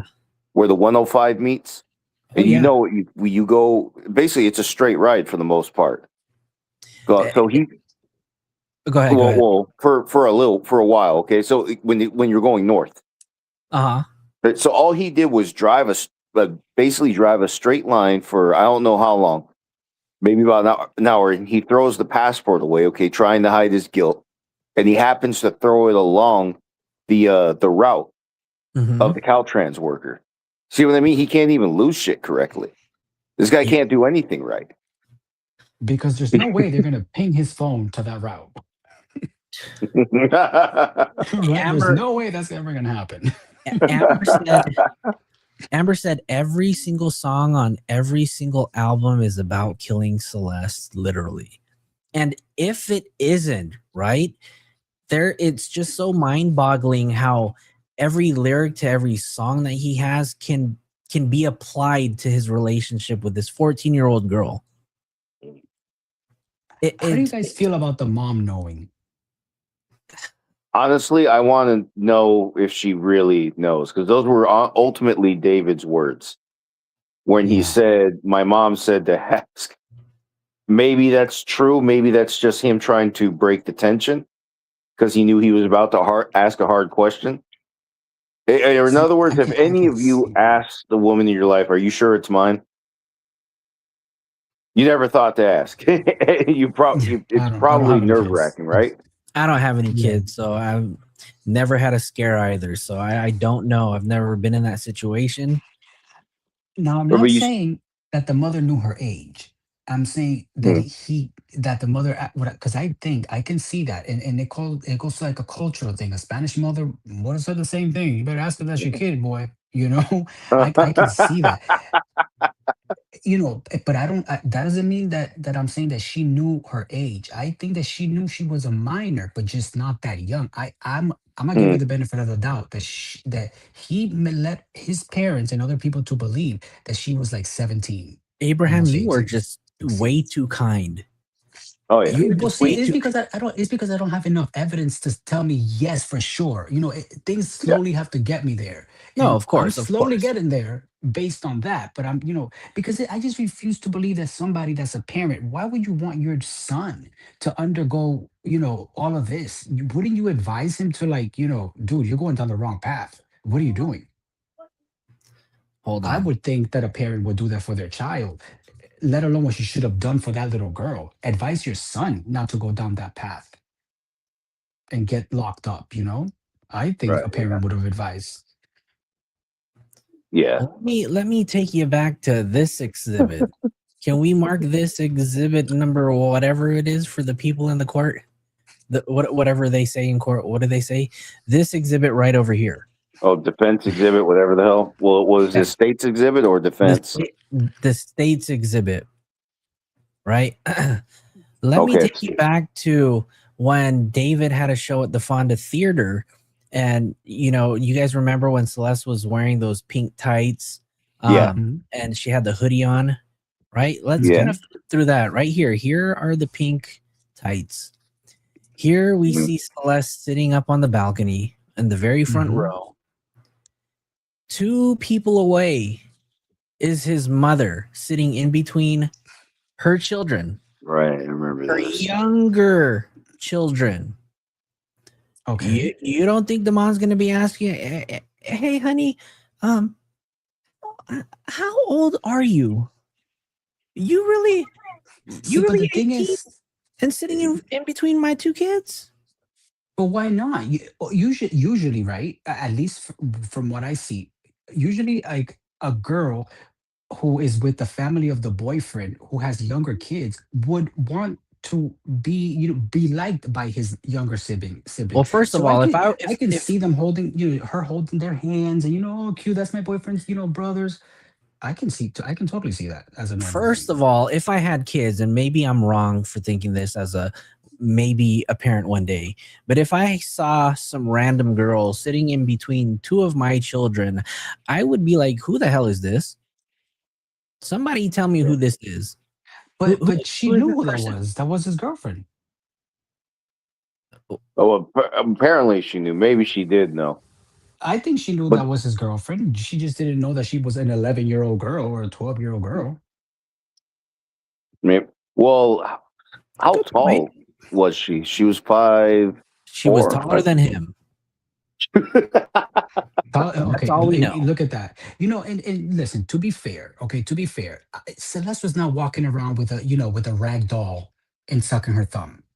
So she Right. was not a little girl, okay? They show a lot of pictures when she was a little girl, but based on her attitude with the neighbor that day and how she talked back, she was not a little, shy flower. She was Right. somebody who was coming into her own. And Latina girls can't. I see my younger cousins in her all the time.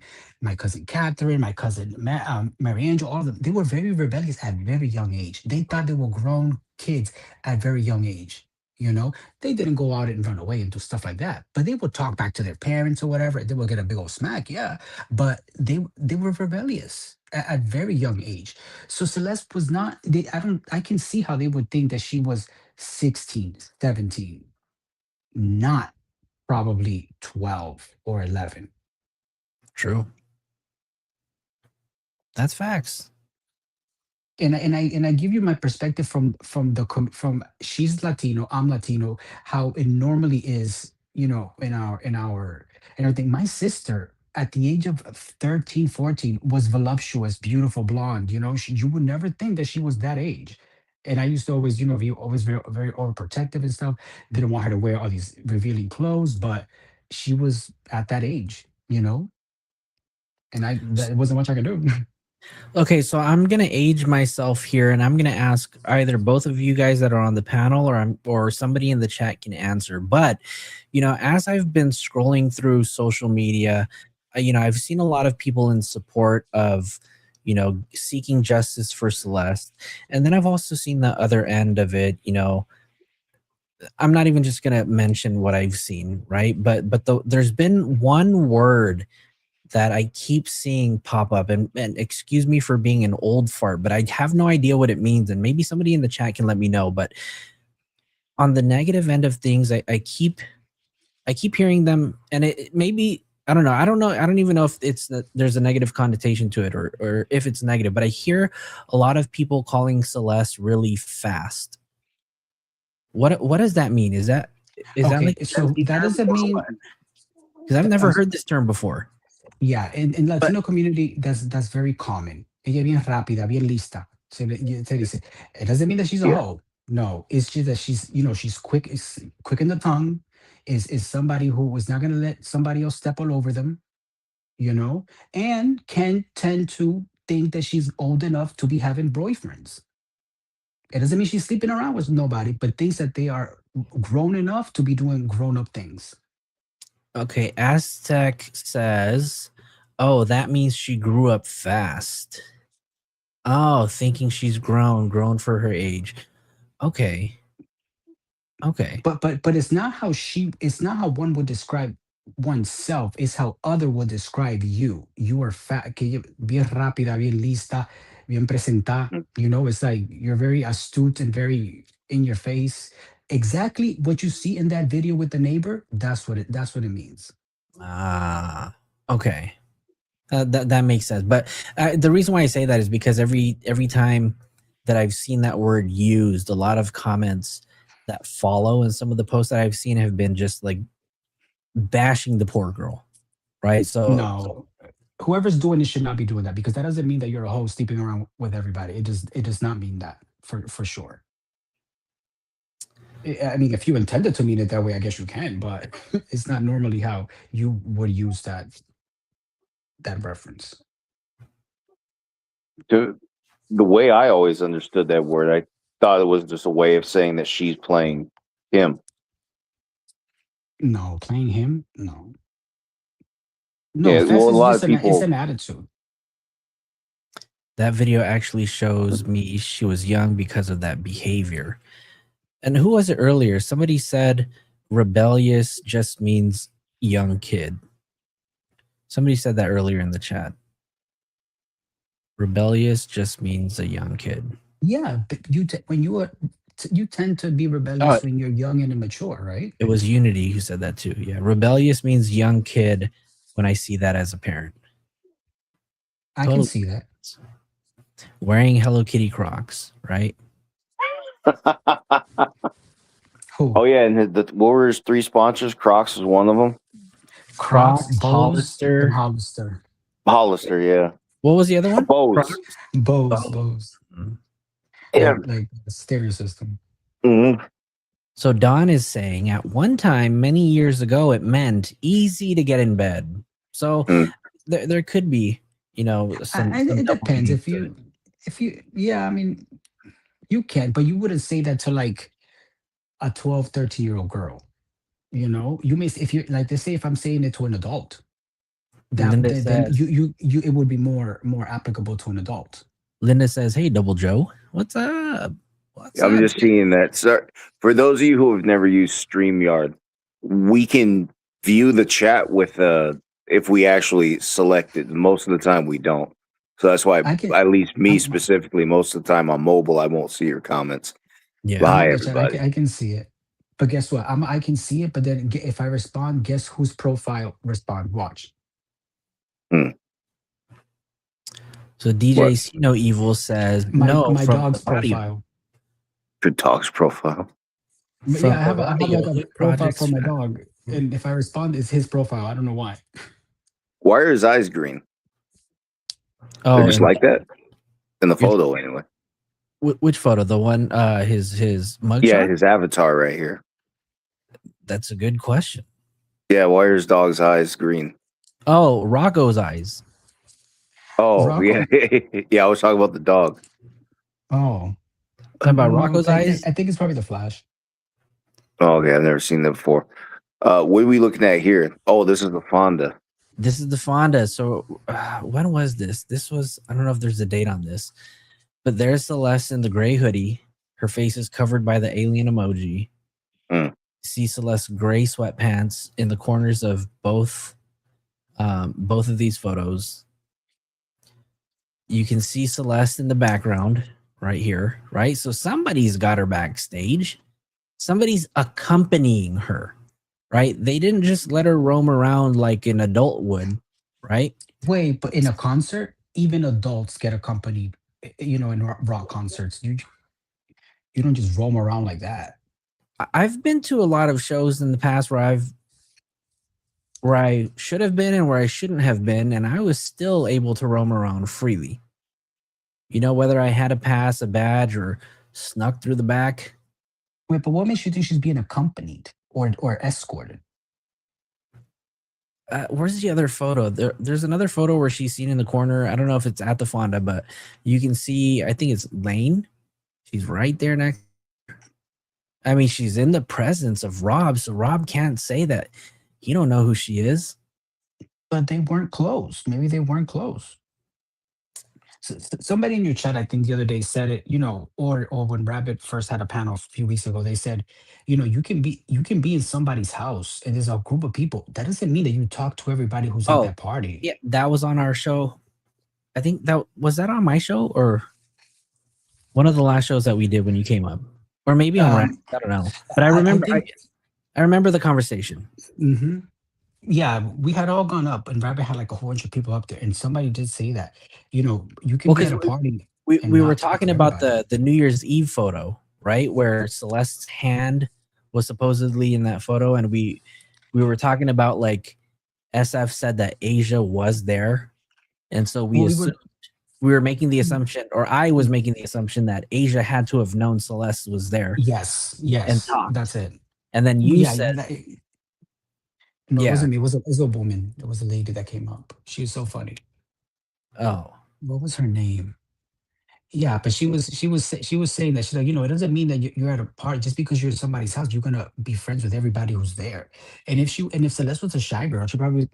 I mean, if that's his girlfriend, oh, I'm tired. I want to go upstairs. That's it. Nobody sees her. Yeah, that's a good question. Cat's here. Thank you for joining us. Have a good night. Get some rest. Kim Wells, welcome. Thank you guys for joining. You guys, do me a favor, hit that like button and hit the subscribe button if you guys haven't already. Yeah, I mean, so today's preliminary hearing, I feel like we found out some of the more shocking stuff, right? Some of the stuff that we didn't really know, especially the whole her being pregnant, right? the abortion. right? Well, I think that wasn't that. I thought the pregnancy was talked about in the document that was released by the prosecution. Well, I think it said something about like there were text messages about a pregnancy, Plan B, patients, and that was when that brief was dropped. They went and changed the death certificate on section 113A from no to unknown, right?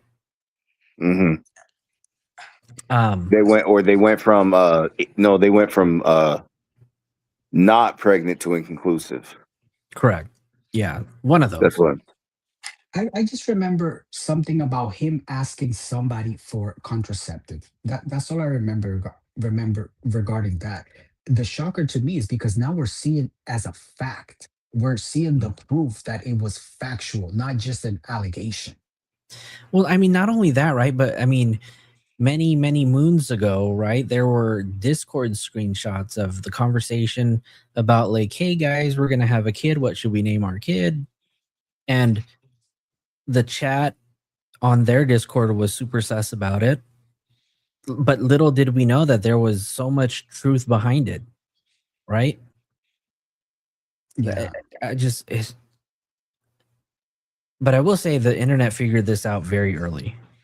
Oh, I have a question I meant to ask. Did you guys see a picture of the actual photo passport photo card? I know it was shown, but if that was on day one, I wasn't in the courtroom at the time. Because I'm curious to see what the birthday is on that. I don't know what's on a passport card. Your date of birth for sure, an expiration date, your address, name. There's a number for it that assigned to it. Because what if they were able to? What if she solicited it and lied about her age, and whoever processed it didn't notice? Because that can happen. Yeah, you can submit to do something online or whatever, and then it gets printed with the wrong thing, and then it came back with a different age. I'm curious to see what the age was. I know that they showed a picture of it somewhere, but I don't know if that was legible.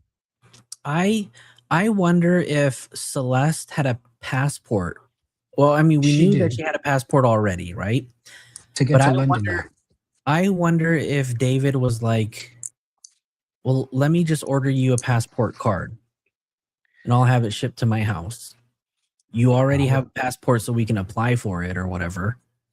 But why the passport card? Because that's usually used to enter to go past borders that do not require stamping, like Mexico, Canada. That's it's very common and reliable for ports. Cruise ports. I have an easy answer for you. What? My parents won't give me my passport, so I don't even have a California ID, and I want an ID. Good one. That's right. So I don't have. How did she get to London? She used her passport. Oh, no, you cannot use the card. A passport card. No. When you enter another country, you must get a stamp, and that stamp would always be in the physical book, the passport book. So you cannot use the passport card to enter another country because there's no way to stamp it, right? Mm-hmm. I'm sure in the future there'll probably be a digital way to do it, but as of right now, no. You need the actual physical passport.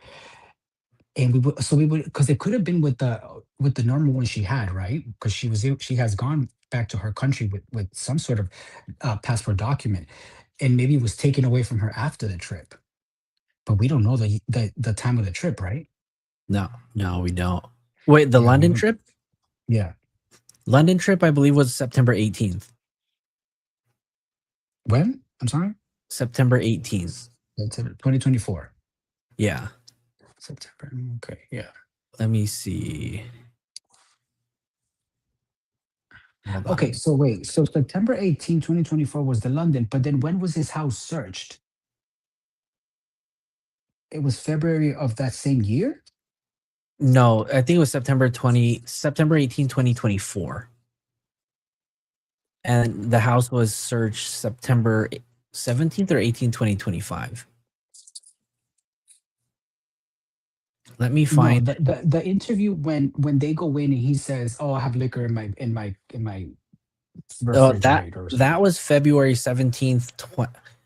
I don't know if it was 2023 or 2024. It was not. It couldn't have been 23 because he didn't move to LA till the end of 23, beginning of 24. He didn't move to LA until 2023, 2024. Deladang, what's up, Deladang? End I of missed you, 23. Deladang. Okay, Huh? so Wait, then it had to have been 2024 then. yo, did So someone say at the hearing that the passport is fake? If they did, I wasn't in the courtroom for that. Okay. I don't know. Oh, they're asking if it's fake. Was it a fake? Amber's asking. She had a I fake don't name and know. passport. Oh, Listen, if it's fake, then it's even more concerning because this girl was able to get into another country, out and into this one with a fake passport. That's concerning then, right?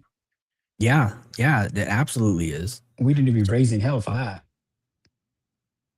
So let me see if I can find it because I want to pull up the.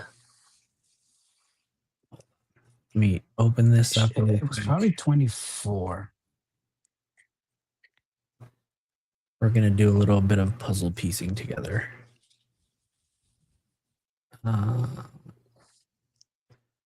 Somebody said under the name Veronica. I thought that that's how they were able to get her out under the name Veronica Martinez. And But that's apparently that was just the name that bought the ticket, right? Victoria Mendez. That name? Yeah, Victoria Victoria Mendez. Mendez, yeah. So here, September 28th. Sorry, not September 18th. September 28th, My best friend's birthday. 12:55 to September 29th. And so she hopped on a 10 and a half hour flight to London Heathrow Airport. So they went to London from September 28 to what? That look is just guilty. Hmm. Guilty. He just looks like one of those guys. And I know everybody's met this kind of guy multiple times where at first glance, you know, if you hear him talk, he's just going to say something stupid. Oh, He's going to say some stupid shit. I don't know if you guys saw this post too, but this one right here says Celeste was allegedly on this London trip. So this one was, it doesn't have the date that it was posted. And this whole thing is in London? This is and the reason why. What are plum puppers? Is that a condom? I think it's synthetic weed or some kind of weed. Somebody looked it up actually and was able to determine. So here, somebody also put another post up here too. David and his London trip with Celeste and the plum poppers. No, you want to lose your mind right now? Go back to that last one. Which one? The post? The more zoomed out. Yeah, the photo we were just looking at. Hold on, let me pull it up. This one. Amber brings up another good point. Yeah, look at the name of the juice. Innocent. Oh God, innocent juice. He was anything but that. Amber says, hold on.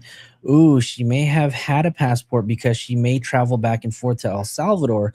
So it could have been a legitimate passport, but she would still need consent from a parent to leave the country. There's another one after that. Oh, no, one before that. Oh, okay. Hold on.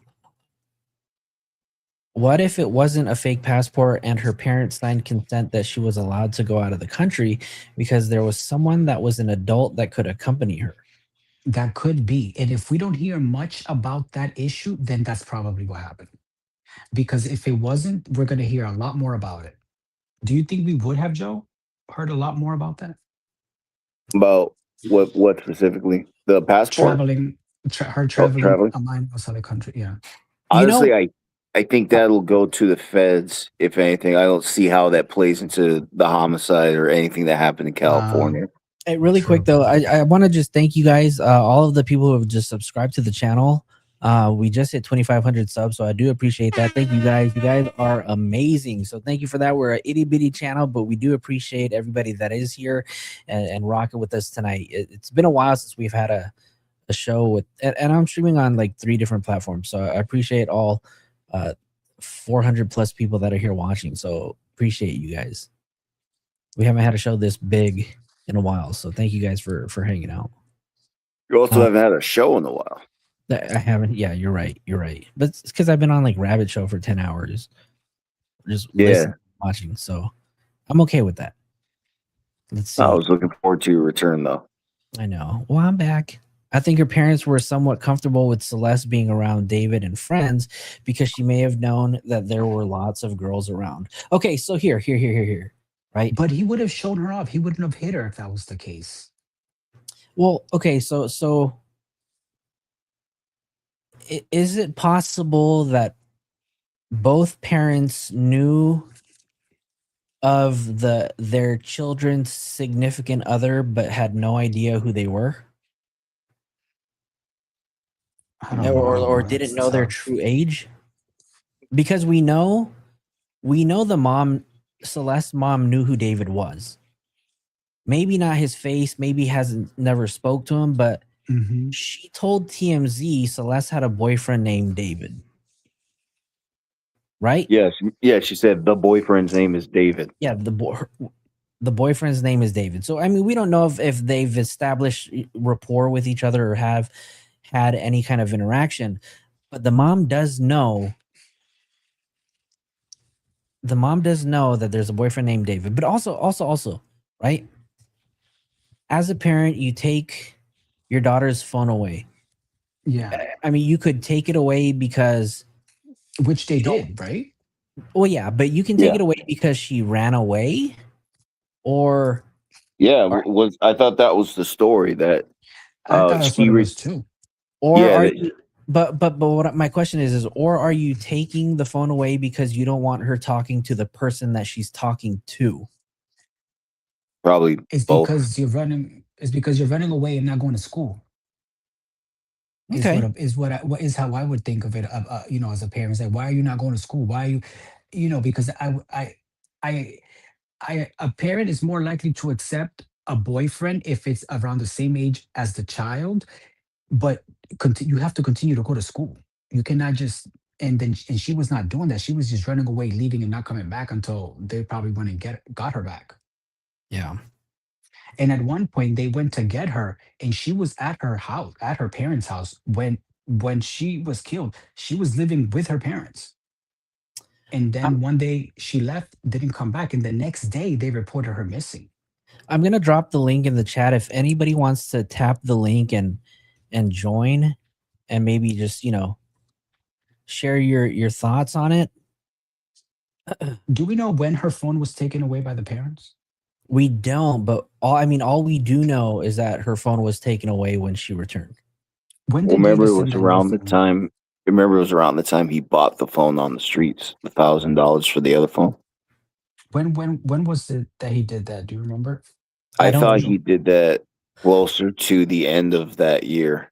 I don't think we know of a date that took place. I think there was just a photo without any kind of context behind it. I mean, obviously, we're left to assume David was exchanging or paying people off, right? But I don't Yeah. know if there was an actual date that was associated with it. Because I think that the phone that she had the night that she ran away was a phone that the parents did not know she actually had. Wait, Peekaboo, are you saying February 2024 was the same time that David purchased the phone to give to the classmate? Right after she returned from David's the first time. Oh yeah, a picture of him giving some guy Okay. money. So that So- wasn't February 2024. So I mean, you guys see how many documented photo events we have in a Even- row? More proof this is the dumbest sumbitch on earth. You Like, just did something. You just did something related to a crime. His entire relationship with her, in front of someone who had you on camera the whole time. yeah. And that whole time, was I the only one who caught that? Wait, say that again. So he's buying the cell phone from that kid, and it's on camera the whole time. Well, What not a only that, dumbass. February 6th. Okay, so I think Celeste was reported missing February 15th, which is my birthday, right? February 15th, she goes missing for whatever, maybe the first time, I think. February 15th.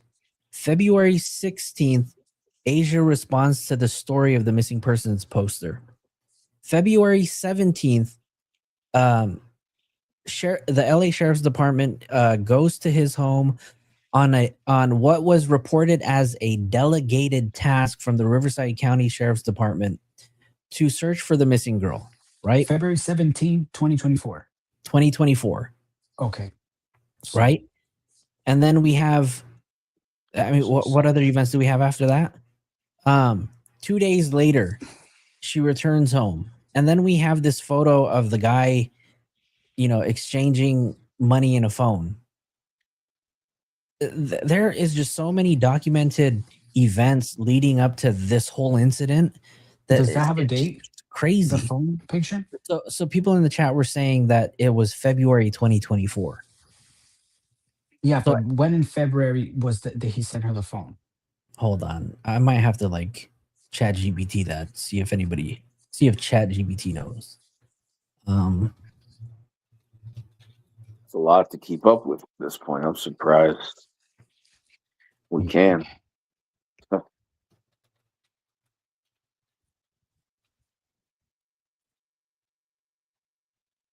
Yeah, it is a lot. I mean, that's. But I love these dates because these dates is what's going to help us narrow down a more precise sequence of events, I think. Her dad called on a welfare check. February 15th, Celeste was reported missing. February 17th, Riverside investigators contacted Burke and went to do the welfare check. Approximately February 19th, Celeste returned home. Her parents then confiscated her cell phone. After her phone was confiscated, prosecutors allege Burke paid one of her classmates $1,000 to provide Celeste with the new phone that he had purchased so they could continue communicating. So the publicly available filings do not give a specific date for the alleged payment, only that it occurred after Celeste returned home and her parents took her phone, placing it sometime after approximately February 19th. And then when do we see them together in those videos that they made? Which ones? The delete everything and all those stupid videos. Wasn't that in January? If I remember correctly, yeah, that's what everybody said. Of 24. 24. Yeah. Okay. There is just remember when the teacher video, he even knew Celeste was with David. Yeah. When was that video? When did the teacher post that video? I mean, it was 2025, because it was after. It would have been afterwards, yeah. But I remember him saying that even he knew that she was with a celebrity, a rapper. I think that she had told her cousins, and her cousins then relayed what was going on to the mother when they were looking for her. Makes sense. And you know how sometimes people call him out about a minor? I think that that's probably her family calling him out about, do you know you're dating a minor? Or bringing that out like that. Or her close friends who knew her age. Yeah.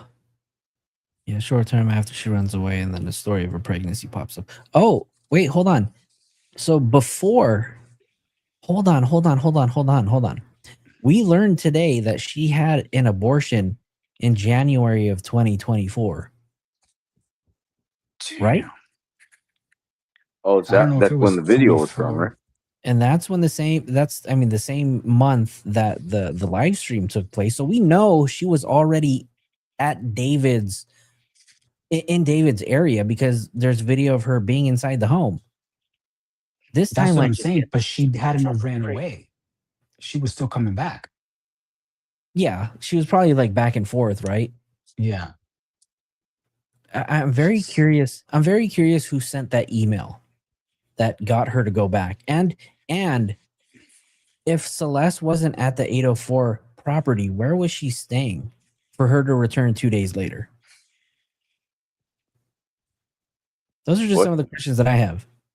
Blind Item said that she was with baby 2 months after living together.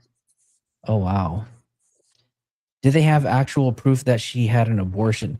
So I think in the preliminary hearing that took place today, they don't get into the details. I think they just said that it's been I there's confirmation that she had an abortion in January of 2024. Yeah, it's probably just the medical records. Yeah, so they don't really provide us with much detail, but they do say I think there's confirmation or something like that. Confirmation Okay, she had the abortion.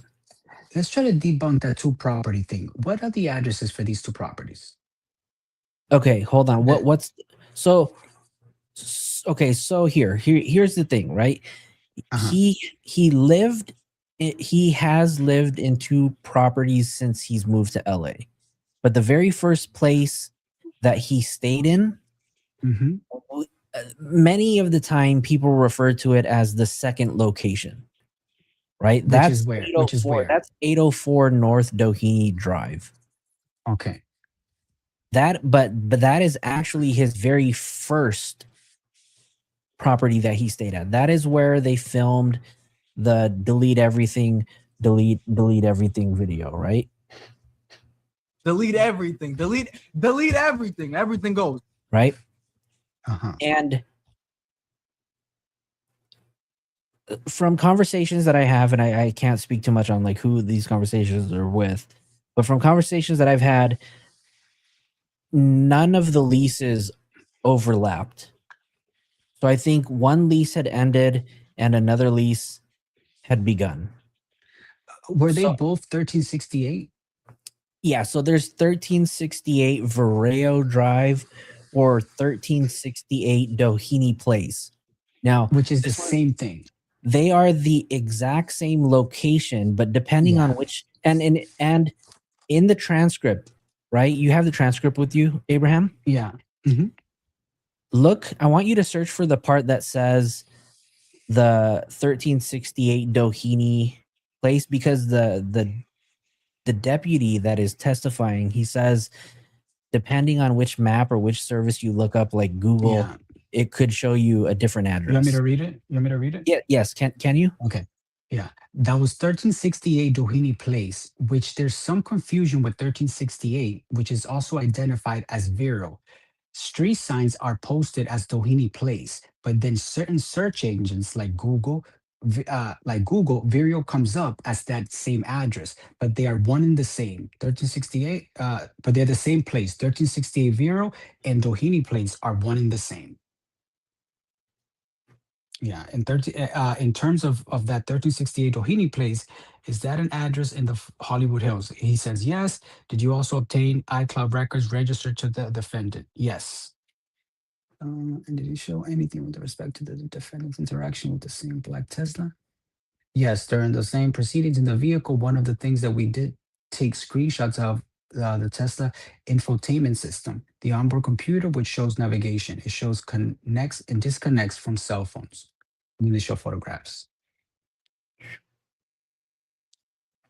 And that's Okay, where it hold on, tells hold you on. that it was the last time his cell phone connected to that car on the 29th of July. So Amber said there was an apartment that she would stay per Steve Fisher. I was looking at my research this morning and remembered about that apartment. I sent Rabbit information on that today. Oh, you are right. There is an apartment. And you know what? Let me search really quick because if I go to Reddit, I want to say that somebody had posted about that today. See, but then I kind of like it raises an eyebrow because okay, this is a young kid, right? He's not of age of at the age where he can go and get a lease on his own. No grown adult is going to lease a multi-million-dollar property to this little twerp, you know? That's not going to happen. So did he get somebody else to do the lease for that? And if he did, that adult would have said, "Why do you need two properties? How many beds do you need to sleep in? You have five bedrooms here." You know, they're not just going to be leasing apartments left and right for him. That's true. You know, so he would definitely need to get another adult with that can provide income, that can put tens of $1,000 deposit because these properties they cost a lot per month. You know, rent on these big mansions is 10, 15, I mean, more than 10, 15, $20,000 per month. Yeah. I'm not just going to lease my property to some idiot that I don't know. I don't know if I dropped the link for anybody who wants to join, but if anybody wants to join the panel and kind of join us, please feel It's free. not like Diddy. Diddy can get an apartment for as many women as he wants. True. He's grown enough to sign for that, you know. And David had the money for sure, but somebody would not just hand over their valuable asset to what at the time 17-year-old, 18-year-old. Yeah. So for somebody's podcast had to drop. He had to go take care of some things. Probably needed to call it a night. So we don't blame him. He just spent 10 hours on Rabbit's Live covering the preliminary day 4. He supposedly resented the second house under his own name. That's very hard. I mean, look, I'm in real estate, and I assure you that no property owner, property management is leasing a multi-million-dollar property to an unknown person. You know, you need to provide proof of income. You need to, you need to provide bank statements to support that you can afford this property. Once you're in there, it's very hard to get somebody out. So somebody's not going to hand over the keys to their property just like that. You need to, provide deposits that can be 3 or 4 times the amount of rent that you are paying to stay there. You know, so if the rent of that property was $20,000 per month, imagine first class security. That's 60,000 just to move in. And yes, he had it, you know, but his mother had control of the money, as any parent would with the child of that age. Let me ask you, Abraham, because you've been on nonstop with Rabbit while you guys were covering this. Was it mentioned where where the blood was found? Because we don't know for a fact yet where Celeste was stored. I guess you can say, right? So this is what they found underneath the rubber mats in the driveway. Under that, they found blood that must have seeped from inside the trunk. Or from somewhere. They said from somewhere it must have seeped because they found it under there. Oh, so summer of '88. So, I mean, as far as the mansion goes, right? We do know for a fact that his name was not on the lease for the Hollywood Hills mansion. No, it was under name Josh. It was under Josh Marshall, which is his I would say his business manager, right? Yeah, Mogul Media. The Mogul Media, or Mogul Vision, whatever you want to call it. Yeah, Mogul Vision, yeah. So which is why I keep going back to the fact that David kept Celeste in the car, because, and you guys hear me say this over and over and over again, he kept her in the car because he owned nothing here. You know, the only thing he had in his name and the only thing he had full control of here in California was his car. That was the only thing that was in his name, right?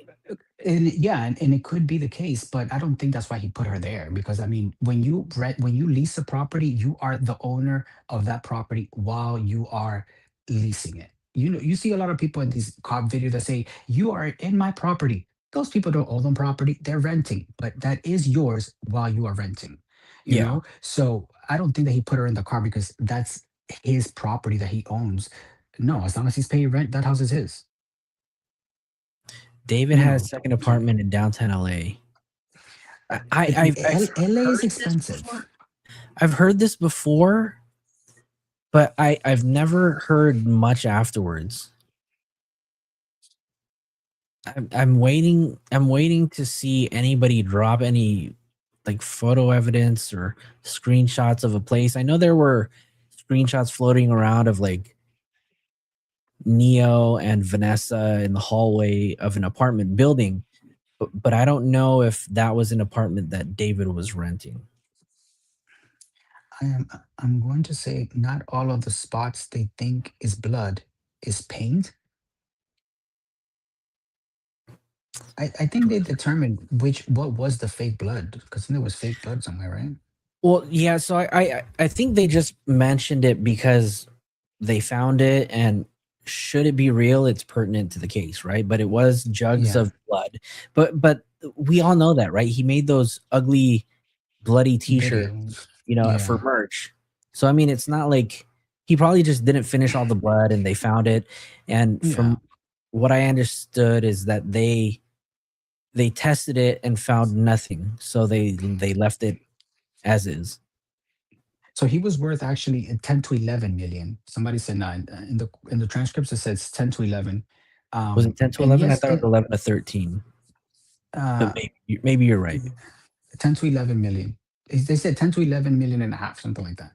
And then yes, he could rent another apartment, right? That's not as big as expensive as the house, but LA is expensive as it is. Even little apartments in LA are expensive, right? Yeah. And still he will need to supply. Okay, when you're going to lease a condominium or whatever, you need to provide proof that you made 3 times the rent. And yes, he does do that, but then it comes the issue of, are you of age? Like for instance, I have several properties that I do Airbnb. I don't rent to anybody under the age of 21. Not only because I feel legal liability if these people are drinking, they're underage, but you're more of an adult at the age of 21 than 18. We don't allow that because these are in luxury high-rise buildings, W hotel, high security. We cannot allow that. I feel it would be irresponsible for me to do that, you know. So even then in an apartment, you are not going to rent to somebody that young. Amber, You just thank you. I'll won't. be sure to check that out. Thank you. Okay, so there wasn't an aunt who had an apartment downtown. Well, that's where she was actually staying or living. Okay, so I'm glad you said that because I'm trying to find something that was posted today, but I need to find out where it is because there was footage or there were screenshots of an apartment where supposedly family had lived, and there was a screenshot of David actually on that property, if I'm not mistaken. Like a relative's house. Yeah, it was like a relative of Celeste. The building was like yellow. There was an aunt, and you know what? I'm still gonna put my tinfoil hat on, and say, Celeste may have had different parents. Somebody asked, what can cause aluminum false positive? So cleaning the area and using uh, chemicals like bleach can cause a false positive. That's why it is so impressive when you see luminol testing done under the black light. It's not because it's all blood. It's because it was cleaned up, and that's what you're seeing: the blood and the bleach or whatever chemical you use to wipe it. I mean, to clean it up. And then you go to those spots and you wipe, and you may find blood on it. But because you can't really be too sure that you clean a place really thoroughly. It's not like everything that you see under the luminol is blood. No, that's not it. A lot of it is the cleaning supply. That's why a lot of false positives, or you may not get much from it. I don't know if you remember the David the Halderson case where he chopped up his parents in the house. Ooh. And yeah, he chopped up his parents in the basement of the house, and that basement glue, it was glowing like wow, but not all of it was blood. It was very little that was found after the cleaning. That's insane. DJ Sino Evil. Dang, I wish I could help you figure out a way to click the link in the chat. Because I don't know if you can like read the comments on your end. Look, and I'm not saying that 18, 19, and 20 cannot get an apartment on their own. Yes, you probably can. You can purchase one on your own. And you probably live in a community or an area where there's nothing wrong with it. But in LA, in these multi-million-dollar homes, in Miami, where you have these big luxury apartments, that's not very common. Hold on, let me. Can it happen? Yes. Is it common? In my opinion, no. Sorry about that. My bad. That was me.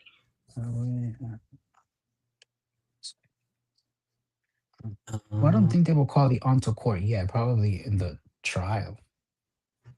So if you're bring the jury. If you're referring to, oops, hold on. Let me share this really quick.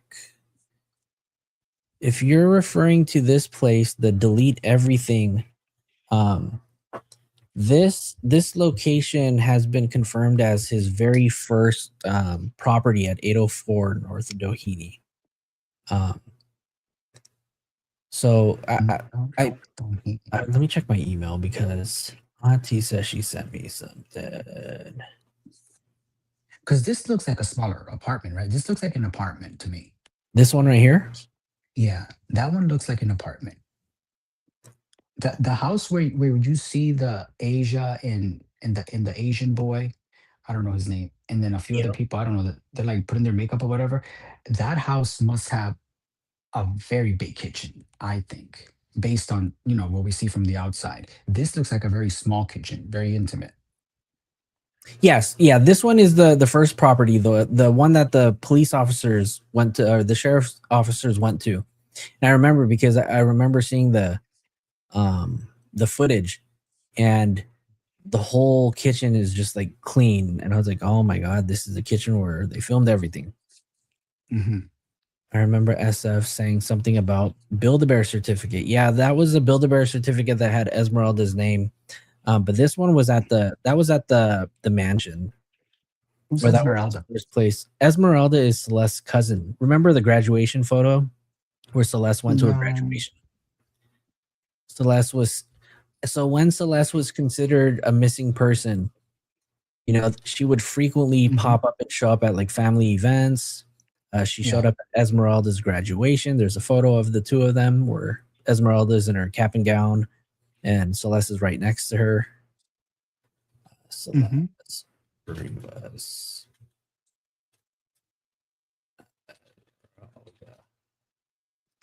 Sorry, just looking for that photo for content. Amber says that she believes that they went to both houses. They probably went to wherever they thought he could be. It's a house cheaper than a mansion. Yeah. The house is definitely, I mean, the mansion cost over $4 million. I believe the smaller home, 804, was only like 1 point something, maybe 2. But yeah, I don't know. This is the house with the slanted older roof and the tiny yard. Yeah, the yard is covered. Let me pull up the Zillow on this. Let's Zillow it so you guys can see. North Doheny Drive. I think it was Amber that suggested earlier that probably that the parent, that the mother would have, I don't know, somebody said earlier that her mother would have trusted because she knew that was his boyfriend or whatever, and she had permission to go over or something like that.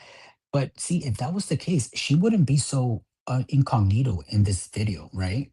She would not. They would be more freely pretend to have a friendship. I think she did all this because her parents did not know she was there. Yeah. I don't know. I'm so back and forth on how I feel about the parents, and I want to offer them grace and give them the benefit of the doubt because their daughter will never come back to them, But it is sad, and I do think that the parents, do hold some responsibility, but for what it is now, they lost their daughter. But what is it that people would have wanted them to do? Because let's say, and again, I look at it because I can relate to the culture, to the community. I think I mentioned this earlier in Rabbit's channel. When you are Latino, you don't speak English. The jobs that you can get are not the best jobs. You're probably working 2 jobs. You're not making a lot because when you only speak one language, you're very limited to the jobs that you can get. Then you have to provide for your kids.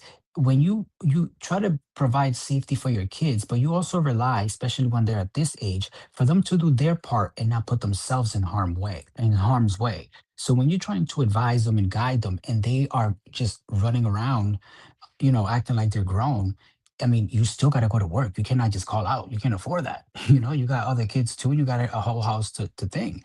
So I can see how this will stress them out.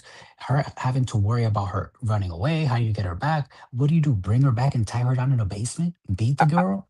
I No. think what Amber said right here in the comment is exactly how I feel.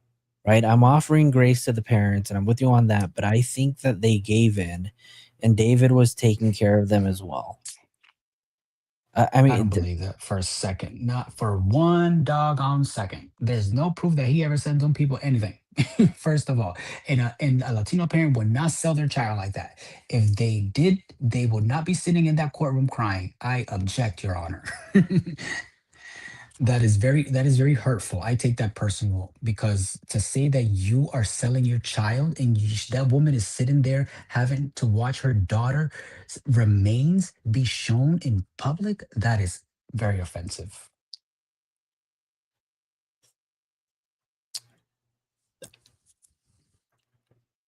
let me ask the people in the chat, right? Because I know, and that's true, Tammy, right? Because I mean, what you're saying is I mean, what we believe is true, right? She was SA'd at 10, right? If you did, and Strategic said it earlier in his show, right? You may not have had control over your daughter who was 14, but you damn well should have had control over your daughter who was 10. That's what he said, right? And if Yes. your daughter is getting SA'd at 10, not 14, because we know she was She SA'd wasn't. at 14, but if she was SA'd at 10, who do you blame? I never heard she was. I didn't know she was SC that 10. So there's text messages of Celeste talking about there's a conversation in a text message where she's going back and forth with either a friend or a cousin where she's saying she only had sex with I don't think she with wasn't running Gus. around like this at 10. Well, so She here's the story, right? This is the story, and this is what the internet has kind of put together. So there's a story, or there's screenshots of Celeste sending text messages with a friend or a cousin, basically saying she didn't bleed with Gus, but she only bled with David, and I think she didn't bleed with Gus because she was drunk. And and when was so that? we don't know exactly when this was, right? Well, I can But tell you when David was. It was not before the end of 2023 because he didn't live in LA. He lived in correct. Texas. So there's a conversation between Celeste's brother Mhm. and a random person, and the brother is responding, and I'll try to find the screenshots really quick. Oh, we have a family friend in the chat. Sorry to interrupt. Oh, Tammy says that she was a family friend. oh no. I'll tell you. I'll tell you. So there's a screenshot of a brother having a text conversation with somebody. We don't know who that person is, and they ask the brother about Celeste and her boyfriend or whatever, or something like that, and he mentions the guy Gus, right? And they say that Gus is no longer alive. Gus was unalived in 2020. He was gunned down. And so the internet did a lot of research. He was gunned down in Lake Elsinore. And so the internet did a little bit of research on all the Gus's that were gunned down in Lake Elsinore, and it tied to one person. And the theory is that Gus hooked up with Celeste, or SA'd her, right? You can't not hooked up. SA'd her when she was 10. And I'm trying to figure out like the best way to put it. Yeah, he SA'd her at 10, and he was a family friend. And Gus he was was a how family old? friend. He was 20 at the time when she was 10. Oh, that's crazy. Yeah, and Gus died when when he was 19 and she was 11, or he died when he was 20. Yeah, so everybody's saying the same exact thing. Gus Morales was his name. So let me look.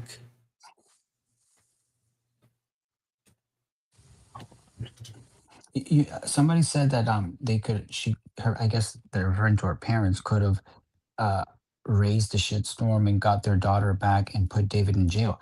But see, when you don't speak English, you feel hopeless sometimes when you are trying to get this type of help, right?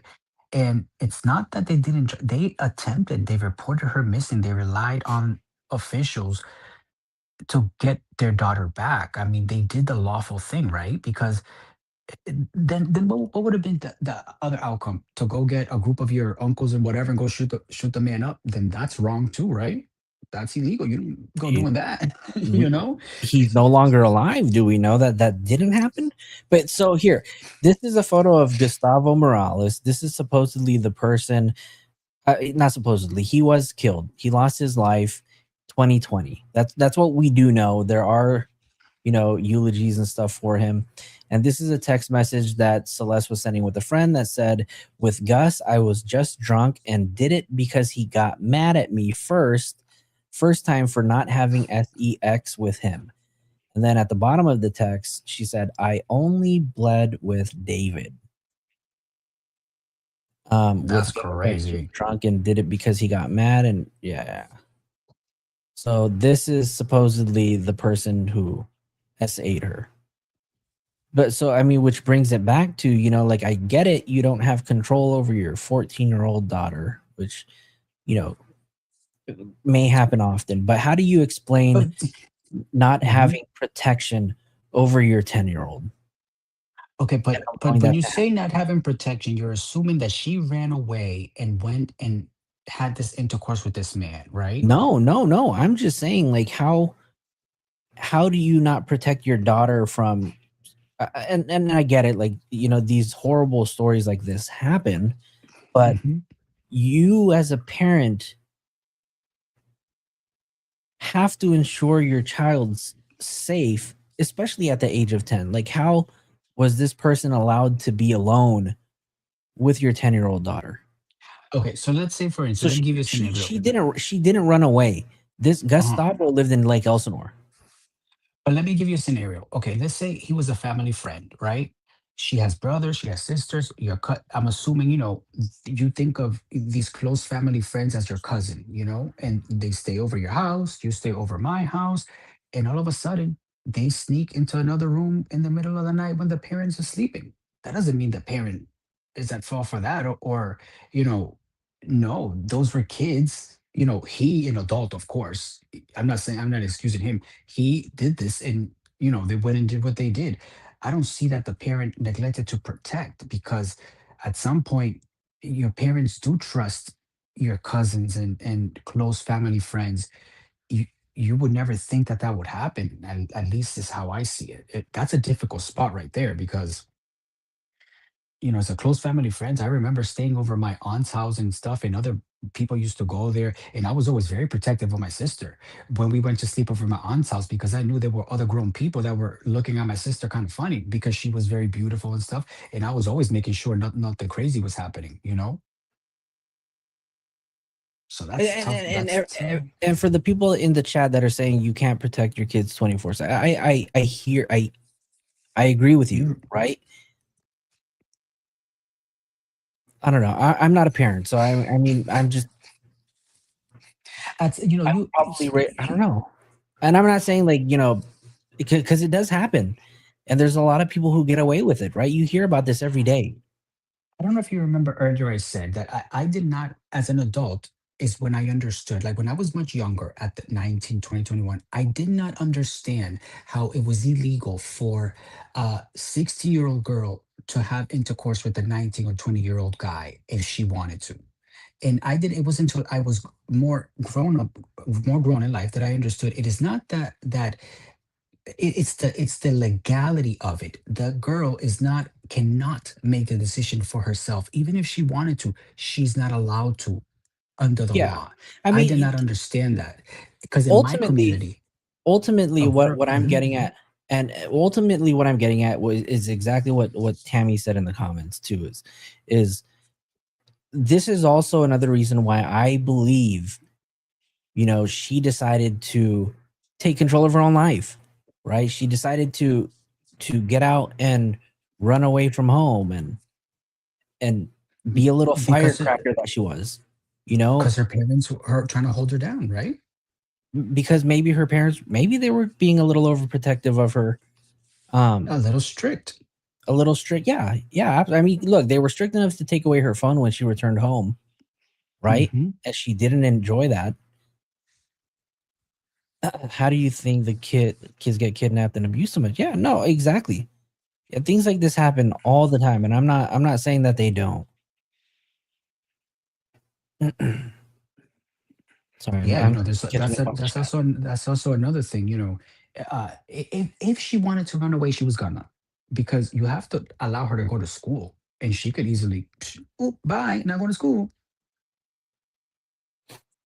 Yeah, You know, yeah, it's a very, here we are today, right? She's no longer alive. We have, I don't know, this conversation gets hard. Viking says, and I can get behind that. Hold on. So, His parents gave in, and I meant that they quit fighting her against from running away. Not Let it be known in my comment, when I said that parents gave in, I meant that they quit fighting her against from running away, not that they sold her daughter. Oh, okay. But see, but I don't think they quit, because they continue to where's my daughter? Where's my daughter? And they kept bringing her back. And you're right, Unity. I can't imagine it. I'm not a parent, and I have no idea, what it feels like to raise a child or have a child go through that. You're 100% right, and I can't Yeah. debate that. I'm I not a don't parent debate either, but I can try to put myself in the shoes of a parent. And based on how my mother was, I had female cousins that were rebellious. I had very close friends that were one of my very best friends in high school. I mean, she used to talk back to her mother, and I'm like, oh, girl, if I talk like that to my mother, I will have no teeth. I don't know how you can get away with that, talking to your mother like you're grown. And I I, remember now looking back, we were 13, 14. She was full makeup, I looking like she was remember 25. Auntie Amber, I don't know if you remember hearing BJ say this, but I remember BJ saying, "Oh, I don't have kids because I would be such a helicopter mom." And I just feel like I would be the same way, right? I mean, I don't know what I would do differently. I don't know, but I would probably be super overprotective, whatever that looks like, But it's just unfortunate that it happened I think against her. at some point they knew who David was, and probably were like, well, I mean, she must have gone back to David. Well, they do know, because the mom said she has a boyfriend named David. I The think 10,000? I think when this goes to trial, we're gonna learn a little bit more. Oh, for sure. We're gonna get a detailed timeline. Boom, boom, boom. Text message after text message, because that's how we all communicate nowadays. Yeah, Every text message that Peekaboo. was sent. Peekaboo. I do remember that there are screenshots of her asking David for like $10,000, and he sends her 9,000. She posted it, or he posted it on social media, and somebody said, why didn't you like send 10? And he said that you can only send 9,000 on Apple Cash That was gonna or say Apple that. That Pay. was Apple sent Pay. that I was gonna say that was sent directly to her phone with Apple Pay. It was not. I don't think it was to the parent. It was to her own Apple Pay. You know how we all have Apple Pay. Well, you don't have. Yeah. Do you have Apple? Yeah. Yeah. So so the cash went to her. It didn't go to anybody else. I thought was sent to the parent.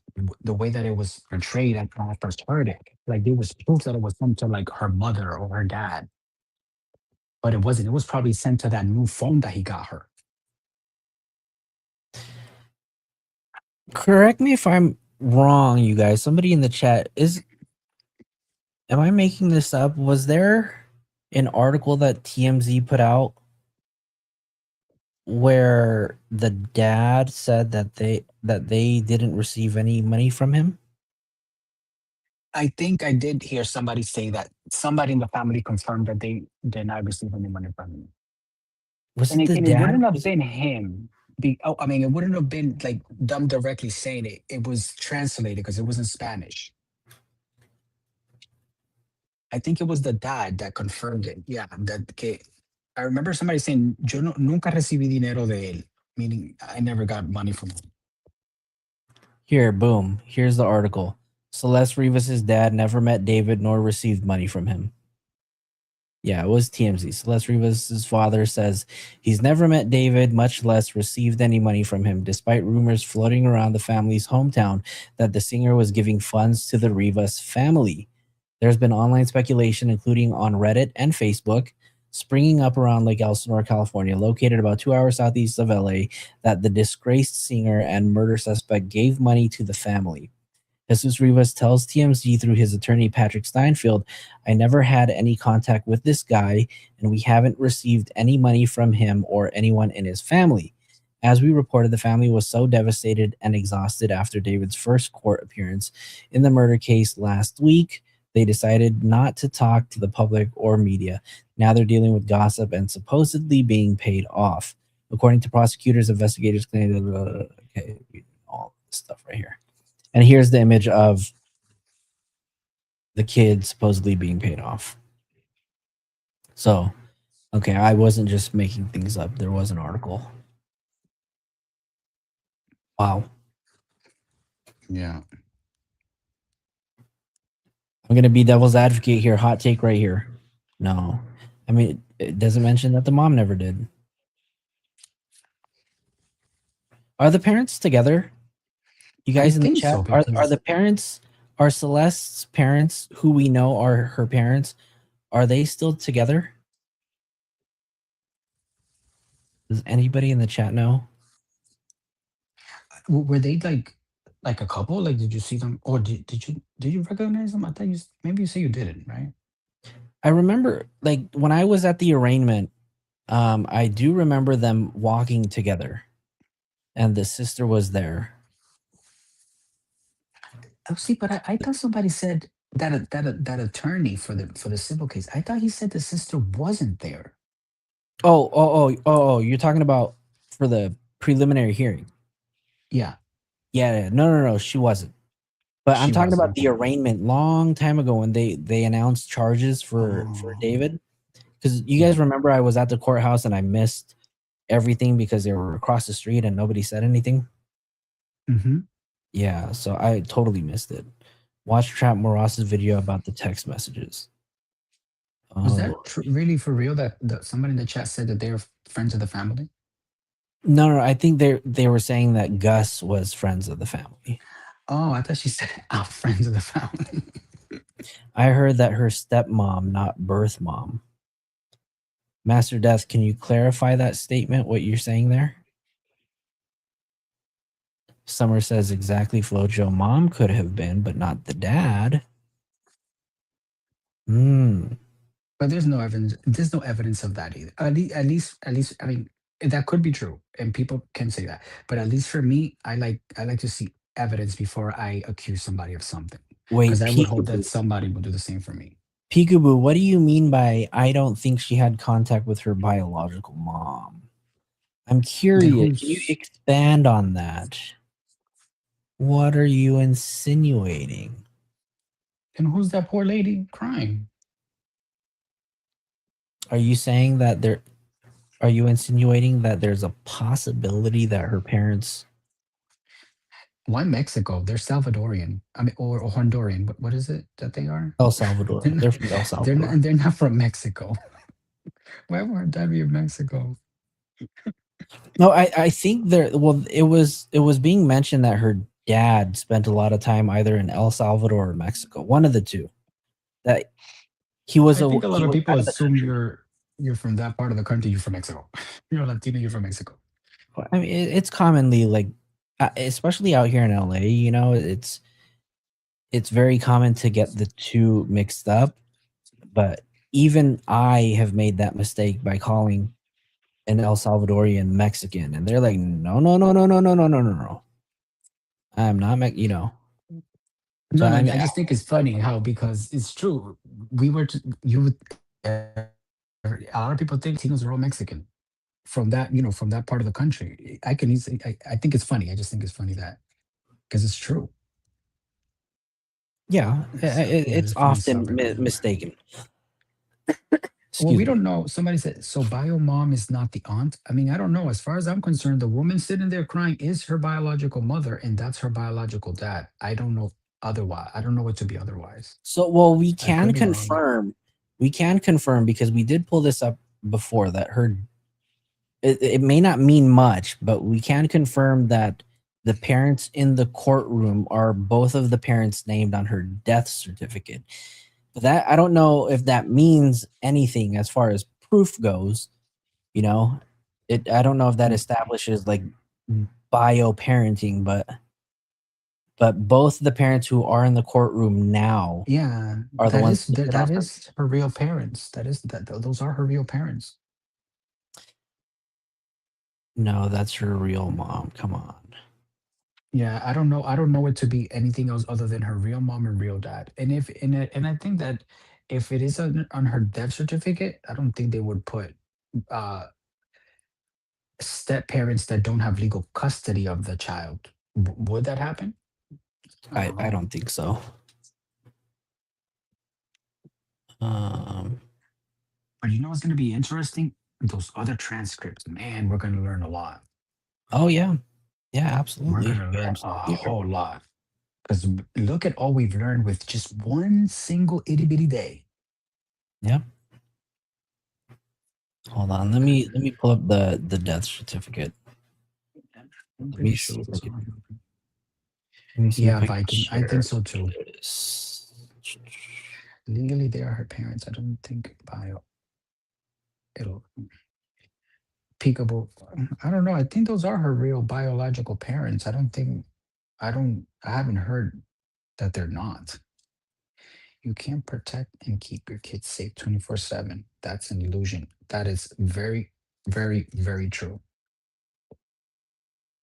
Hold on. Let me find it. Sorry, I gotta look under Step court parents can have custody docs. through adoption. Correct. That's why I said unless that is her stepmother and legally adopted her, I don't see how the stepmom would be on the death certificate unless she was legally adopted. But I don't think that's the case here. I think that is her real mom. Looks that her real parents, guys. Aztec, Aztecian girl. Yeah, I agree. Okay, let's see how this looks. Uploading. Upload the death certificate. Watch Trap Moros's video on the text messages between them. Between who? Dang it. We can't view this any larger. Here. Actually, let me fix that. Let me put this here. All right. Let's remove this one. We'll add this one, and then we'll share this tab instead. So this is the father. Informant's name, Jesus Rivas. That's the father. And then the mother. Oh, yeah. So name of the parent, Jesus and Mercedes. Those are the two that are in the Eduardo Rivas Alvarado, Guadalupe Oh my god, I Martinez. just noticed Peekaboo's thing, the Yorkie. Oh, I had a Yorkie, but he passed 2 years ago from old age. He looked just like it. In Alabama, they put bio parents on death certificates. Let me see. That's a good question to ask ChatGPT.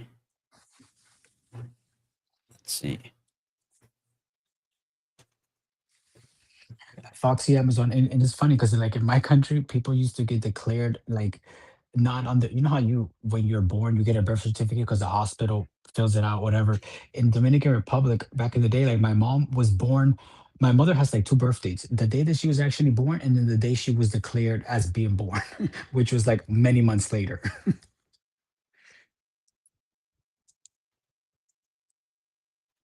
So her birth certificate says July 14, but she was actually born on December 14.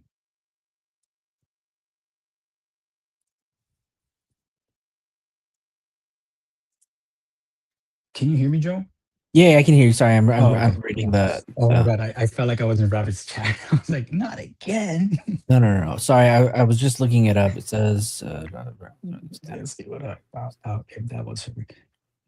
Ask So the it girl says. for real. So They it really would says. have. It says here in California, adoptive parents are the standard, and I just put who would they put? You know, bio parents or adoptive parents. And it says here in California, adoptive parents are the standard legally recognized names to put on a death certificate, not the biological parents. When a person is legally adopted, the law completely severs the former legal relationship with the bio parents and replaces it with the adoptive parents for all official legal purposes. Hmm. So that could mean, I mean, I don't know. That's just so far down the rabbit hole. What? If her parents are not her biological parents. I know it's a widely speculated yeah, Somebody basically said TMZ would have been found out about that. right. TMZ would have been found out about that. That's true. They find everything. Oh wait, hold on, let's look. Oh, and a lot of people, I remember in a live that I did a while ago, people were insinuating that Celeste may not have been born here, but her death certificate does state that she's been in the county for 15 years. And we know that she was only 14. So Yeah, I think she was born 9/7/2010. Any way to see birth records? Those I think they keep like super private. Really? Yeah, I don't know if there's a central database that we can search to look at birth certificates. That's true.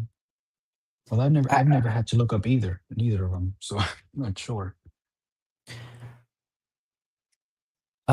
Is it the one that he posted?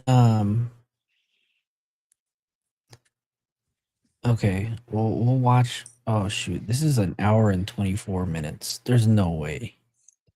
Is there a specific time frame that you want to check out? Alien Baby? I also don't know if like Tremor Ross doesn't allow people to play his videos. So I don't want to get flagged. I know Rabbit was saying that. So I don't want to. I met Tremor Ross on Tuesday. He's a pretty cool guy. We're talking.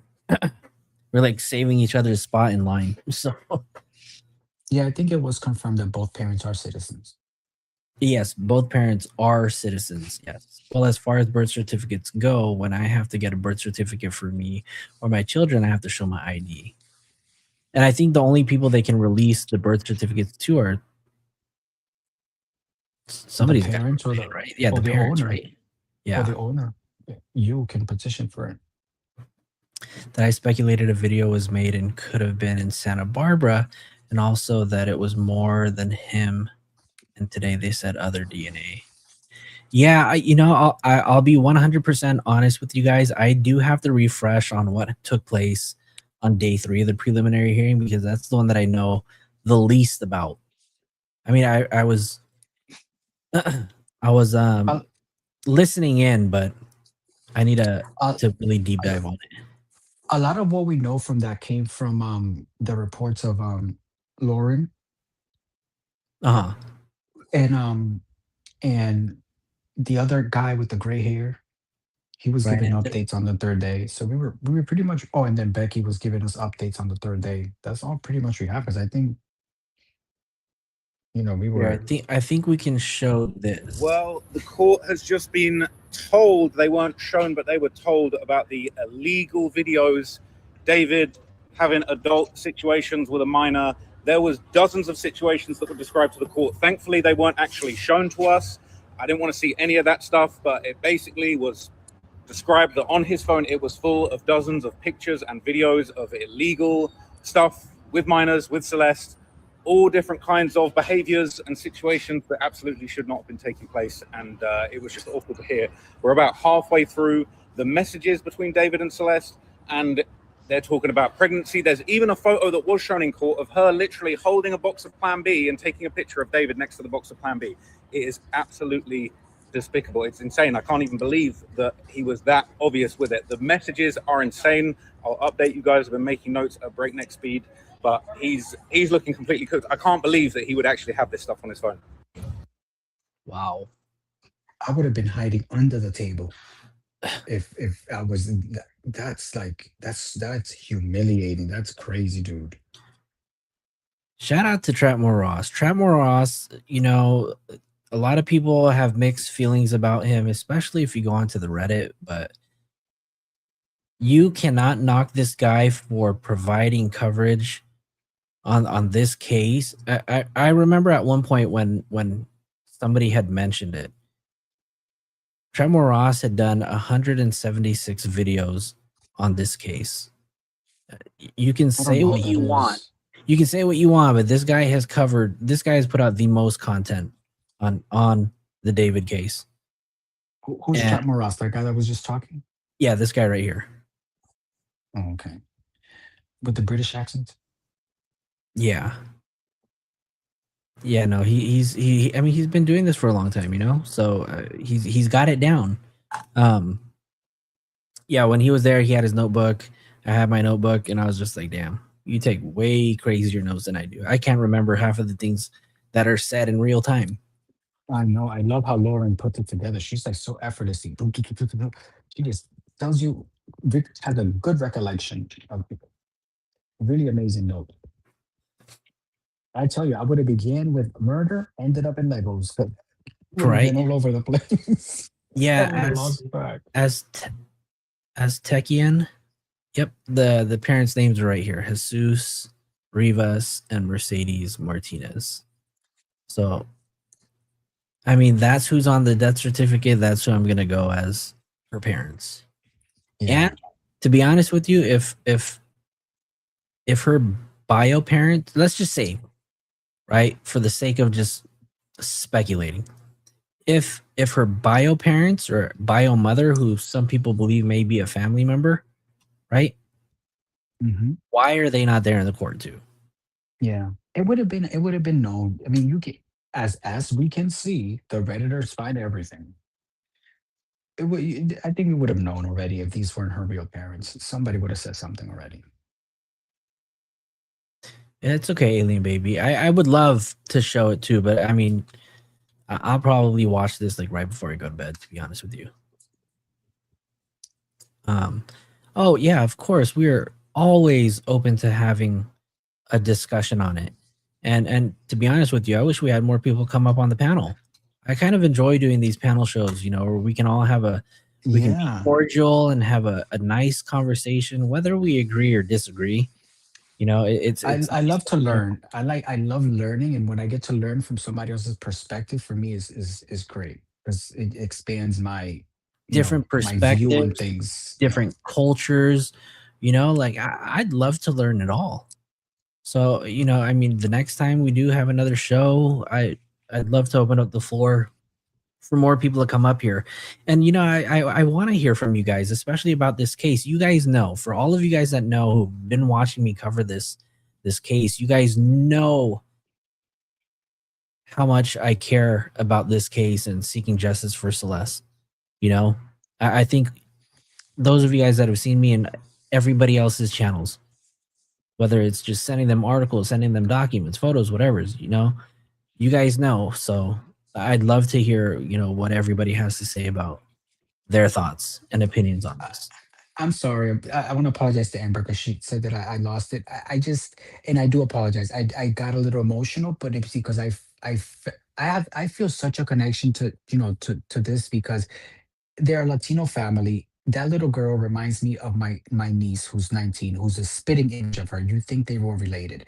So when I hear that, that any, and I guess when you say that a parent was accepting money for the, and they allow this, to me that just hits kind of hard, because you're like, do you really? Because there's no proof of that. And if you're a parent, you would hate to think that a parent would do that.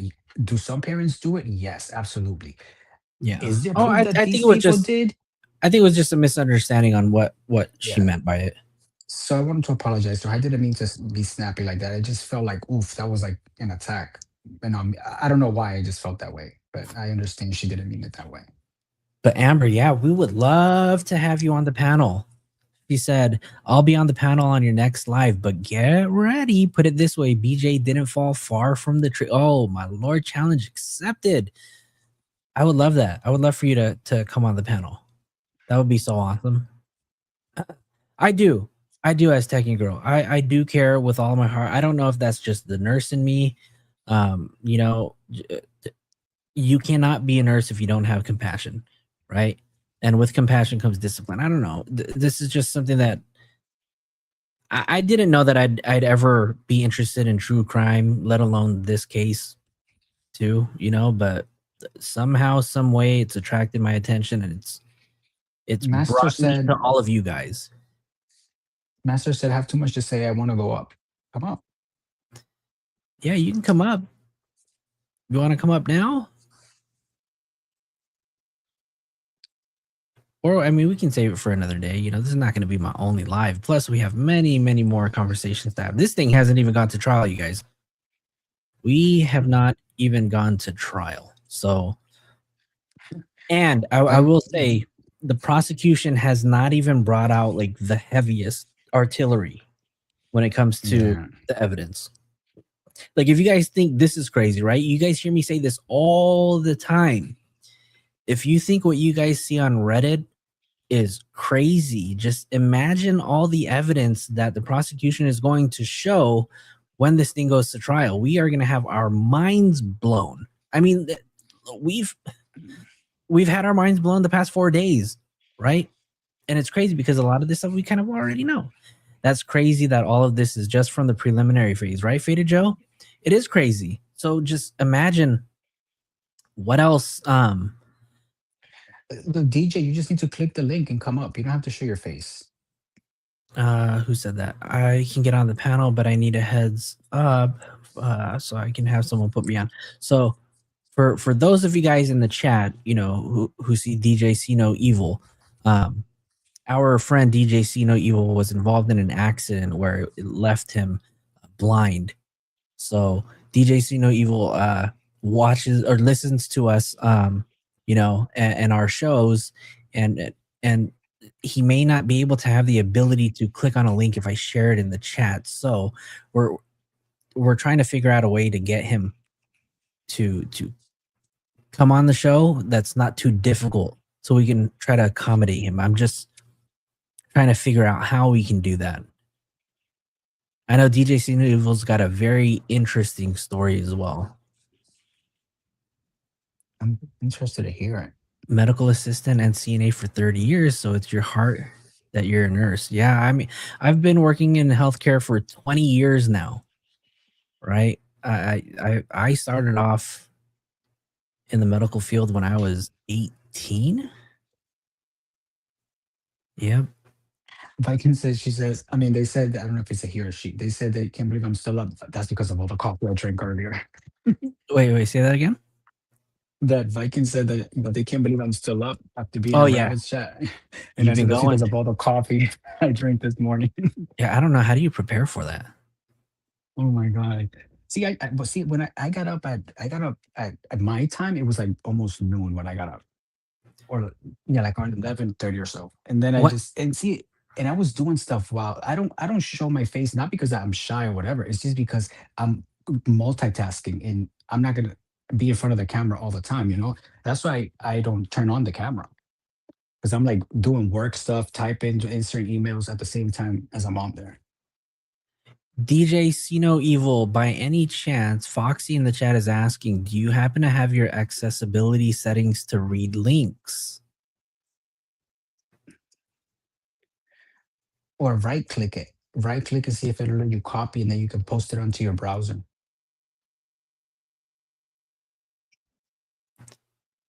Oh, okay. DJC, no Oh, evil. but how dumb am I? Viking woman. It said woman, right? See, I tend to just read. Sometimes screams are so long that I tend to read like the first part. Ooh, physician assistant. I've always debated, furthering my education. I did like 8 months of a master's program to get my master's in education. For those of you guys out in the chat, I'm a registered nurse. I'm also an educator as well. I do teach nursing. I'm currently in the middle. I'm currently in the middle of writing a curriculum in Yes, hopes Veronica, it will of close. starting my own educational institution. So, yeah, those are some of the things that I do currently in my professional life. So when you guys don't see a Flojo or Flojo on YouTube, Flojo's working behind the scenes. So I do a lot of. My phone is made for the blind, but it's limited. To be honest with you, I never knew. I did not want to be a nurse, you guys. I did not want to be a nurse. To be honest with you, I grew up I grew up wanting to be like a graphic designer and stuff like that. I was into like the whole creative side of thing. I always call myself artsy fartsy, right? And the way I became a nurse is just so weird. Even my mom laughed at me. She said, "You're gonna be just a nurse?" click on the link. Veronica, if you want to Click on come the up link and and it'll join, take you. click on the link that I put in the chat. And then once you're up, I can bring you up on stage.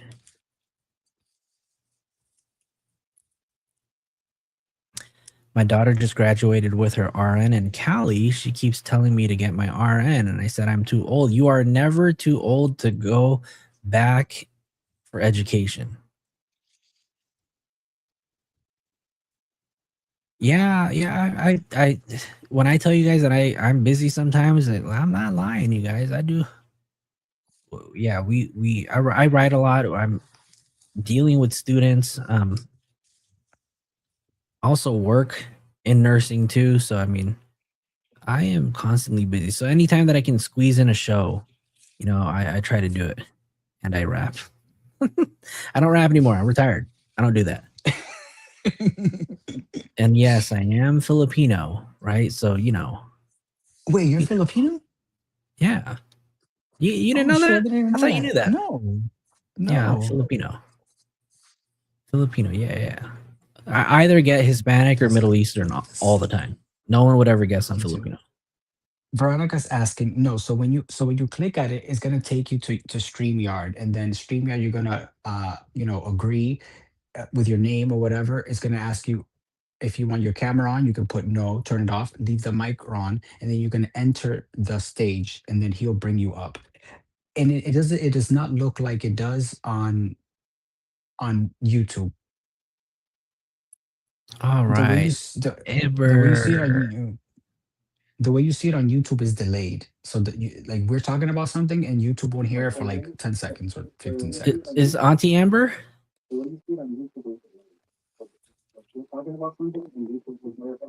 Amber, are you there? Is Auntie Amber? Turn your mic on, Amber. Hello?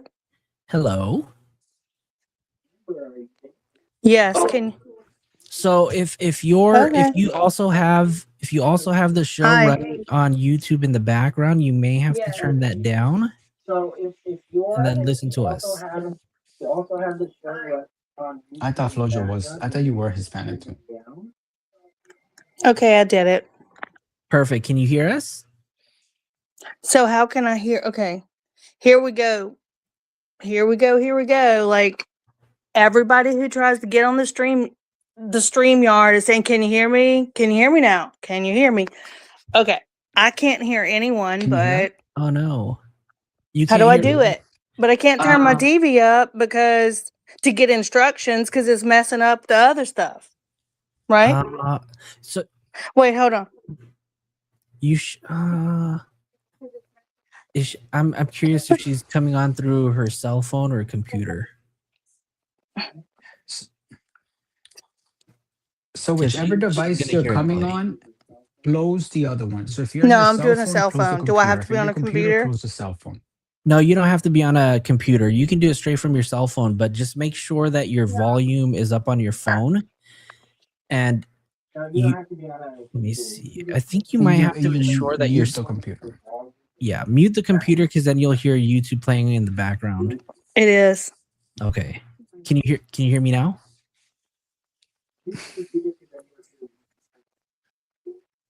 But I can't. But if I mute it, then I can't hear what you're telling me to do. So so when you click on the link in StreamYard and it opens up on your phone, it should take you to a browser. And then while you're in the browser, you would only be tuning into the show on your phone. But it is odd because you should receive sound on your mobile device. So maybe you might want to leave and come back in. Right before you Okay, let me enter, check there's a something out. volume up in the microphone. Okay. Bye. Thank you. Veronica, I'm going to add you to the stage. Veronica, can you hear us? Yes, can you hear me? I can hear you. Okay. You guys can see me? We can see you. I have bed head. No worries, no worries. I do too. Okay, I got bedhead and a whole bunch of gray hair. So Yeah, but looking good with the short hair. I was laying down and I was like, oh, let me get on. how's it How going? are you How's your night? guys? Doing good. Good. Awesome. Yeah, doing good. So what are your thoughts on But everything? oh my God, what a hot mess. Like,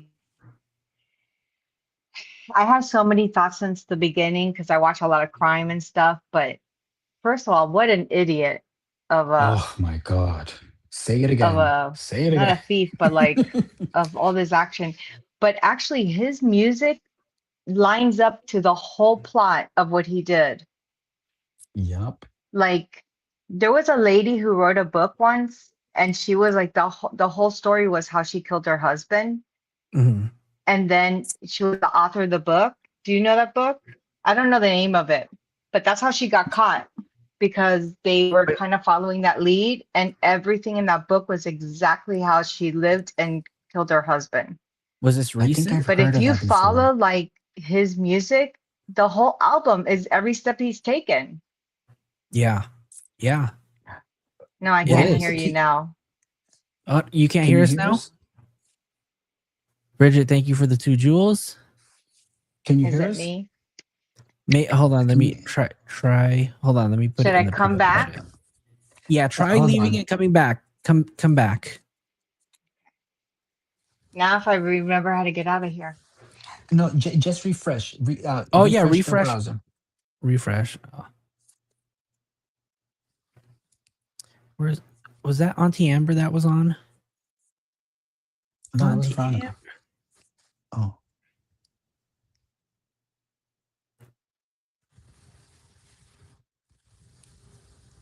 There you go. Let's see.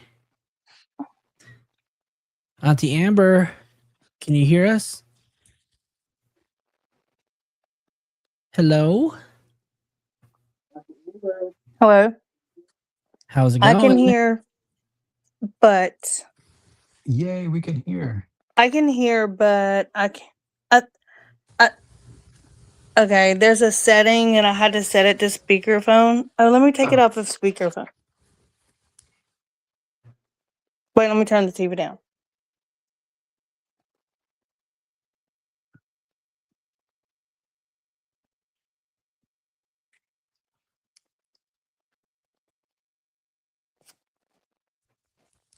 That's who I was thinking it was, Peekaboo. Corey Richards. Was that the one? The one who wrote No, children's books? Hello? No. Auntie Corey Amber, are Richards you wrote a there? kid's book. Hello, hello? See, why does StreamYard suck so much? But I could hear her. No. We can hear her perfectly fine, but I don't know if she's receiving our audio on her end. I know she can watch. If she's watching like on a TV, she can probably hear it, good. But because YouTube has a delay from live to like the TV, there's like a 10-second delay, so she may Yeah. get the audio delayed. But it's very odd that she's not getting it through the phone. You may get the audio delayed, but it's very odd that she's not getting it through the phone. You get the audio. See, I can hear something in the background. Yeah, it's probably her TV. Yeah, she has to mute everything but the phone, but the device that she's talking in. Veronica. Oh my God, I just noticed I'm wearing a St. Patrick's Day. Yay! You're early then, I huh? look You're like a a couple months fool. early. You're a couple months early for St. Patrick's Day. But That's okay. can you guys hear me now? Veronica, Can you hear guess us? what? What? Can you hear us? Can you hear us? Can you hear me? Yeah, we can No, hear I you. can- Can you hear us? No? I can hear you guys. Oh, okay. I Okay, can- cool. Yeah, we're good. Let me refresh because I can't hear her. How's it going, Veronica? How are you doing? Can you hear me? I can't hear you. No? I'm on an iPad. Refresh your browser. I don't know how to turn on my. Can you hear me? I don't know how to turn on all these mumbo jumbo screens my son has. I'm in my son's room, and my other son's sleeping with 3 other monitors. My daughter's on her MacBook. So You know what? I don't know Amber, if it's just the iPad. But if you know guys what? can hear me, I'll go really quick and tell you about. Is that okay? Yeah. Okay. No, I know that Abraham, right? Is that how you say Abraham, it? sí. Abraham or Abraham? Sorry if I mispronounce it. No, it's okay. But Either I way. just wanted to mention also about, although this whole case is crazy, and I'll come back tomorrow and speak on it more when I'm on a computer. But I also wanted to say, like, I really don't want to victim shame. Well, it's not, yeah, victim shame the parents, right? But I Yeah. do feel like they have a big responsibility on what happened. I'm a mother of 3 kids, and my oldest is 25, and actually he's on a business trip right now, and we've already touched base 3 times.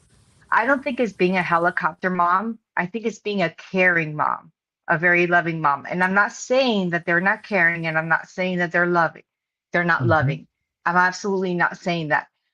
I think that I do what I do because of how I feel. Like I would feel like I would fail them if I didn't, no matter what time of the day. Like I would probably lose my job, hunting for my daughter. She's 17. She even tried that stunt with me. Her door will be gone. I would be sleeping in her bed. I would be sitting right next to her. I would probably even handcuff her to me. Like that's how scared. But very early on, we've already established that kind of family unit in our house, that stuff wasn't going to fly. And I'm not saying my kids were, the perfect kids, but they're, because they weren't. They misbehaved, but they learned how to behave because that was what was expected of them. I also taught for 28 years, and that's what I taught my students too. And when parents would leave the students in my care and I taught special ed, my responsibility was those kids no matter what, and so I couldn't just say, well, he's a runner. I don't know if those of you that are known to the special ed community, you have a lot of kids that are runners, which means they flee your classroom to not do their work, or being misbehaving. We call it defiant behavior. But you can't just say, well, he's a fleer, so like what can I do? Well, you're gonna have to run down the hall and get him. You know what I mean? I don't think it's so much of a cultural thing either. I have to disagree with that because my parents are Cuban, and my mom wouldn't even let me go away for college. Like that was just like an absolutely you're not.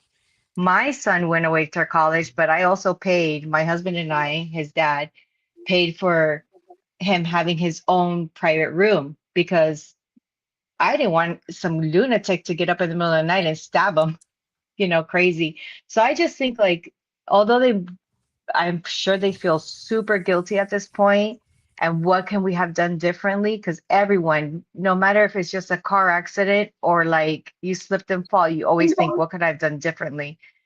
This is something Did that they'll never forget. It never goes away. I just hope and pray that they have peace in their heart. But I do think if you were to ask me, and I have to be honest because I don't like lying or buttering it up for anybody, I do think that they play a really big role in this. You know, I've done things in the past that I regret. You've done things in the past that you regret. This is something that they'll have to regret. I mean, if your daughter runs away one time, you should be chasing them down the street. And then that's it. They didn't even go to school. Like, well, what's her who excuse for didn't? that? Like, you know, and a lot of people failed her, not just her parents, you know, because if the parents weren't going to take their part in that, there's other people that also play in that, like the teachers in the school, like just the attendants. What were you doing? Like, were you not keying in things? You know, like saying how much, you know, how many kids are in the school that Did you day and grow that up in she's Cuba? missing. A lot Did of you grow people up in failed Cuba? her, you know. As for her, I won't victim shame her. She was very young. She was misguided, misled. She fell in love. We all have fallen in love since very little, and we never know that, you know, that's not the person you're going to marry, right? Or hopefully you do if you're middle school and that works out. But like, I don't fault her. I don't even fault her for running away, especially learning that she got SA'd at such an early age. A lot of kids run away from home because of the trauma. There's trauma going on in the household, you know? And if it's not in the household, what I mean is a unit, like around them. And you have to be diligent around that. Why is she running away? Why is he running away? You know, I say that to parents all the time too. Like, why is he fleeing my classroom? Well, he's fleeing because the work is too hard, or he doesn't like sitting next to somebody. So I just think that there's a lot of things, and I could have more of a conversation because I feel like since I can't, like, the whole microphone thing is messed up right now. It would be, instead of me taking over your show, we'll have more back and forth, and I'll put up one of one of these two monitors. But I did want to tell Abraham, I don't think that you're wrong in thinking that way. I think everyone has a right to think a certain way, especially you had said that you didn't have kids. But you're a nurse too. Like, if one of your patients keeps falling off the bed because he's putting the rail down, you wouldn't say, well, how many times I'm going to put the rail up? It's his fault. Like, you But let me ask you wouldn't, this. because you have a heart that wouldn't do that. You know what I'm saying? So again, I don't want to victim blame, and I don't want me to sound like what a jerk she is for saying that. But in all in honesty, yeah, I think that they have some fault in doing this too. Now, I don't know about the whole money thing. I don't know about selling her. I would hope not. But do I think they have a fault in it? Yes. I think that David's parents have a big fault in it. And ultimately, David is just a psychotic kid. And I hope that he didn't do this to anybody else, because I don't think that this is the only person. I hope that I'm wrong. And I do think that I was thinking maybe a lot of things have come out that he's done things to his sister, and I'm just speculating. And that's why there's a division in the house, right? Like, the parents don't want to even show up to California. The brother said all that, all pedophiles should burn and all that. I don't know. There's something more going down. I hope I'm wrong. Please, God, I hope I'm wrong that he didn't do nothing to his sister or anybody else. I wouldn't want this on anybody. But there's something in the background that we don't even know about that either. But that's what I wanted to say. And it's not a cultural thing. And it's funny how people say, oh, because I'm a helicopter mom. Well, you know what? I still track I even track my husband, and he tracks me, and we track each other, because I've had car accidents. I've had a car accident when I lived in Chicago because of sliding through the black ice. And the only way he knew exactly where I was, through the sunflower, whatever, little fields, because I was like, I don't know where I am. I just use GPS to get to to the event, and I slid, and that's how he found me. So like I said, like I don't think it's helicoptering. I think it's just you're caring. You know, that is what we're supposed to do. But I don't want to take over your show. I know there's other people want to come up, but I definitely glad to put a face. You could put a face to my name, and thank you for all you do. And I'll get these to work tomorrow. I'll tell one of the kids so that way we can talk. Yeah, no Back and forth problem. tomorrow. No problem. I don't know if you can hear us Bye, now, guys. but we'll Can you wait. hear So me? I can hear you. Oh, okay. Auntie Amber, are you there? Yeah. How's it going? I think I have it fixed now. I think so. Welcome. It's My nice to have you here. Well, it was doing hear like, her. what? Please. You can't hear now? Wait, Abraham, you can't hear? Yeah, I can Is hear. she talking? Yes, I'm Oh, talking. no. Okay, let me refresh. I had to sign out, turn my phone off, and then Veronica was talking, and then I could hear her talking from two different places. And then then I figured out that I needed to close the whole YouTube app down, and then that was gonna let me stay in the studio. So I mean, That makes sense. it's ridiculous. I can't even use Zoom, and I can do all the stuff. But okay, so he was saying that whenever you're on this thing, that you can't see what people are commenting and stuff. I think you can. I think there's a little tab on. How do I the make it side. big? Oh, That's okay. a good point. I'll be honest with you. I've never really joined a panel on the other side, or if I did, I never looked. Okay, well, I just zoomed it up. Okay, I don't know. I'll Dots. Click on that and then go to comments. Click on what? The little three dots at the bottom right hand side. Okay, comment. Click There we on go. that. Oh, Comments. I see it. Okay, Boom. okay. Oh my And then make sure god. you go to the middle one, comments. What middle? Oh yeah, I did 'Cause it, so I can see yeah. the last person that said something was from Foxy. Foxy, Yep. correct. And then Foxy the other one that Amazon. says chat. The other one is like if Joe and I send a private message, you see it there. Oh, so if y'all talk about me, then Well, I'm gonna no, 'cause you didn't see know. it. I'm gonna know, boys. You should see. You'll see a private message. If you click on private messages, you'll see the last thing that I said. That's where we can pass Oh. notes. Okay, great. Okay, so let me go back up. Okay, so now I want to go back to where I could see the face. So Well, Auntie Amber, first before So you press the continue, X.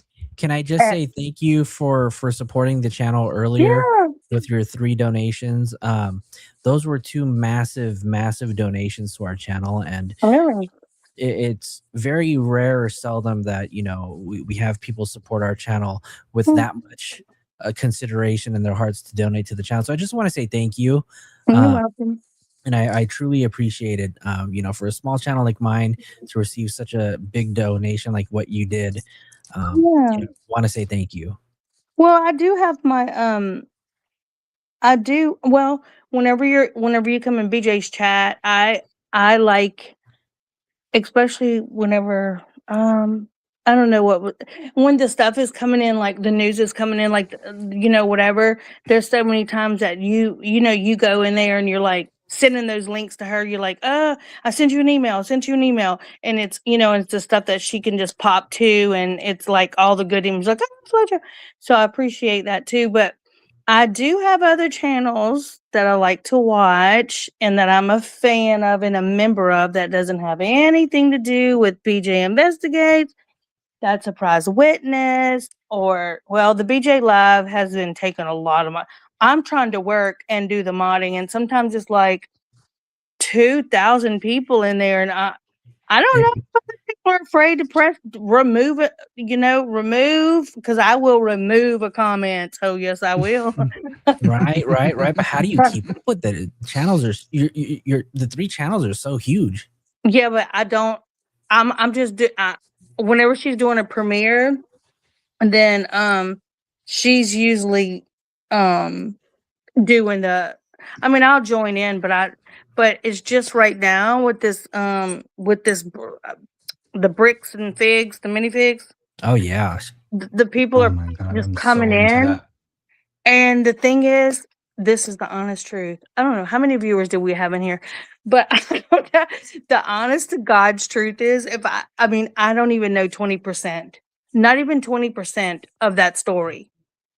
Like this is I can't listen. I can't listen to what she's saying because I can't eat. I cannot eat or drink while I'm watching her because I just burst into I choke because it's like her sarcasm is like I love it. I know, but God, when she Oh starts my doing the god. cursing and stuff, when she starts doing that cursing and she gets all fired up, then everybody I gets fired up and they start saying That what I she's saying.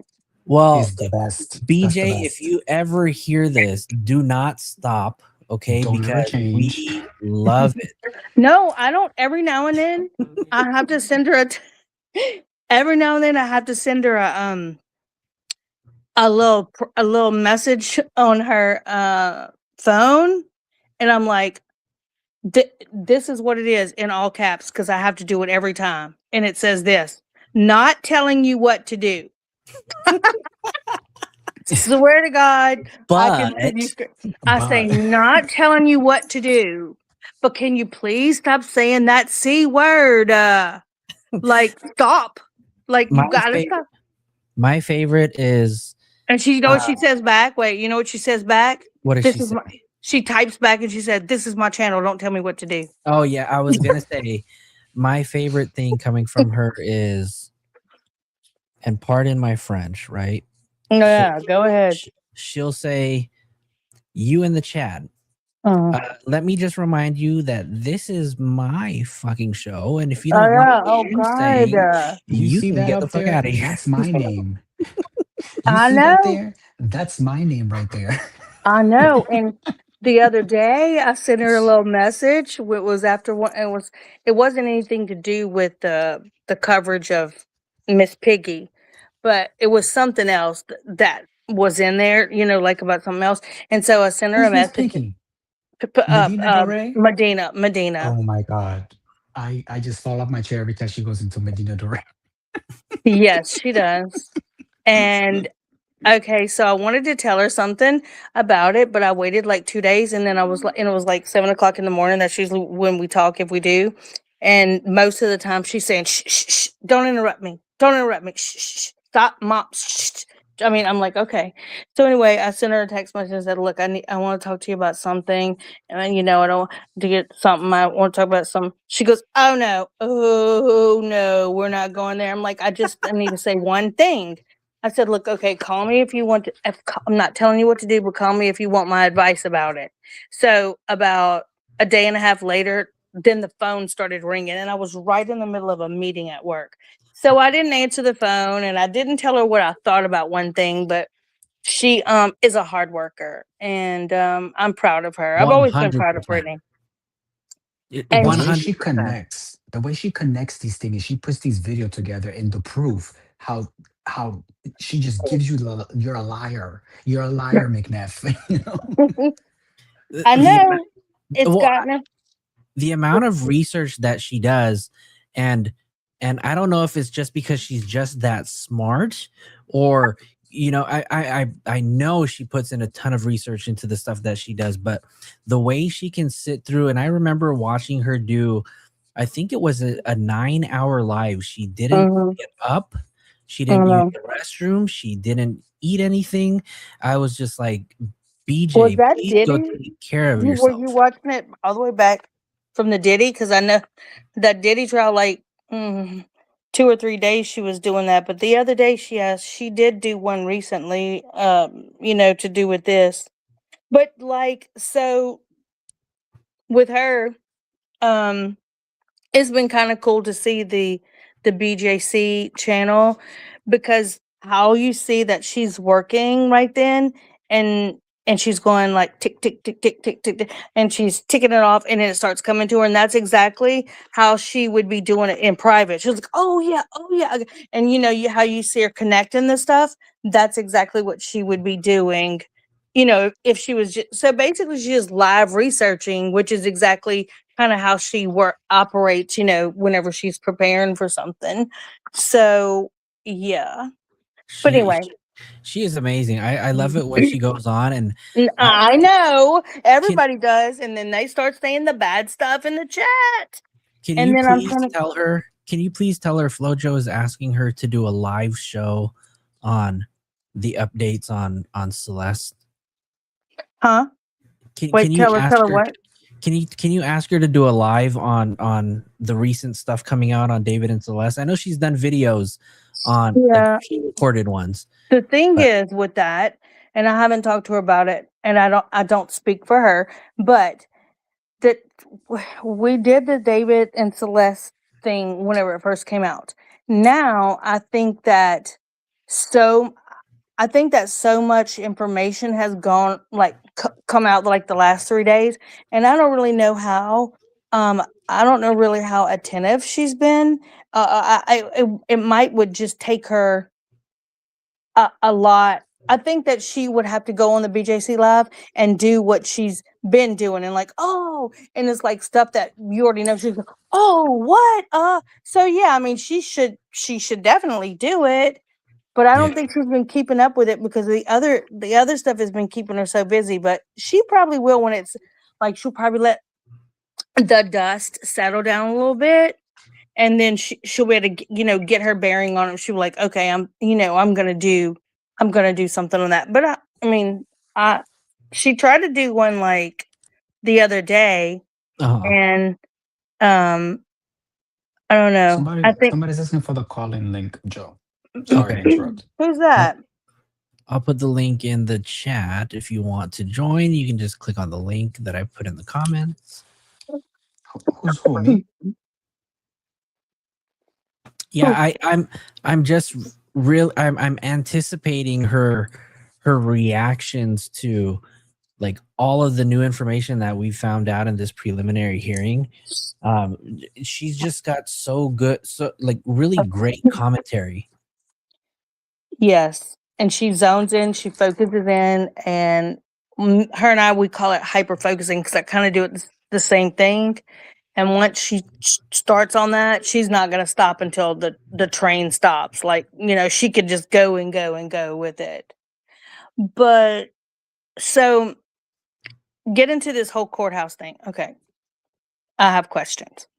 Yeah. So on the first day, so everybody was just kind of like showing up and stuff, and you got there. Were you by yourself? You went for the first day, yes, right? Yeah, I was there on the first day, on day one only. And you went, and did you go by yourself? Yeah, I was there by myself. I was like, you know what? I've never done this before. I don't know what I'm doing, but I think I'm just gonna figure it out as I get there.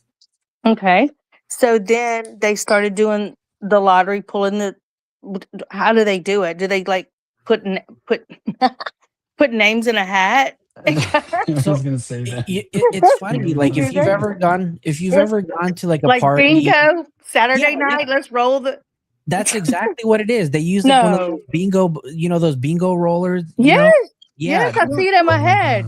It was like in the thing. They put your ticket in there. They roll it around. No, they don't. They roll it in a cage. Yep, they roll it in a cage and they give you a ticket.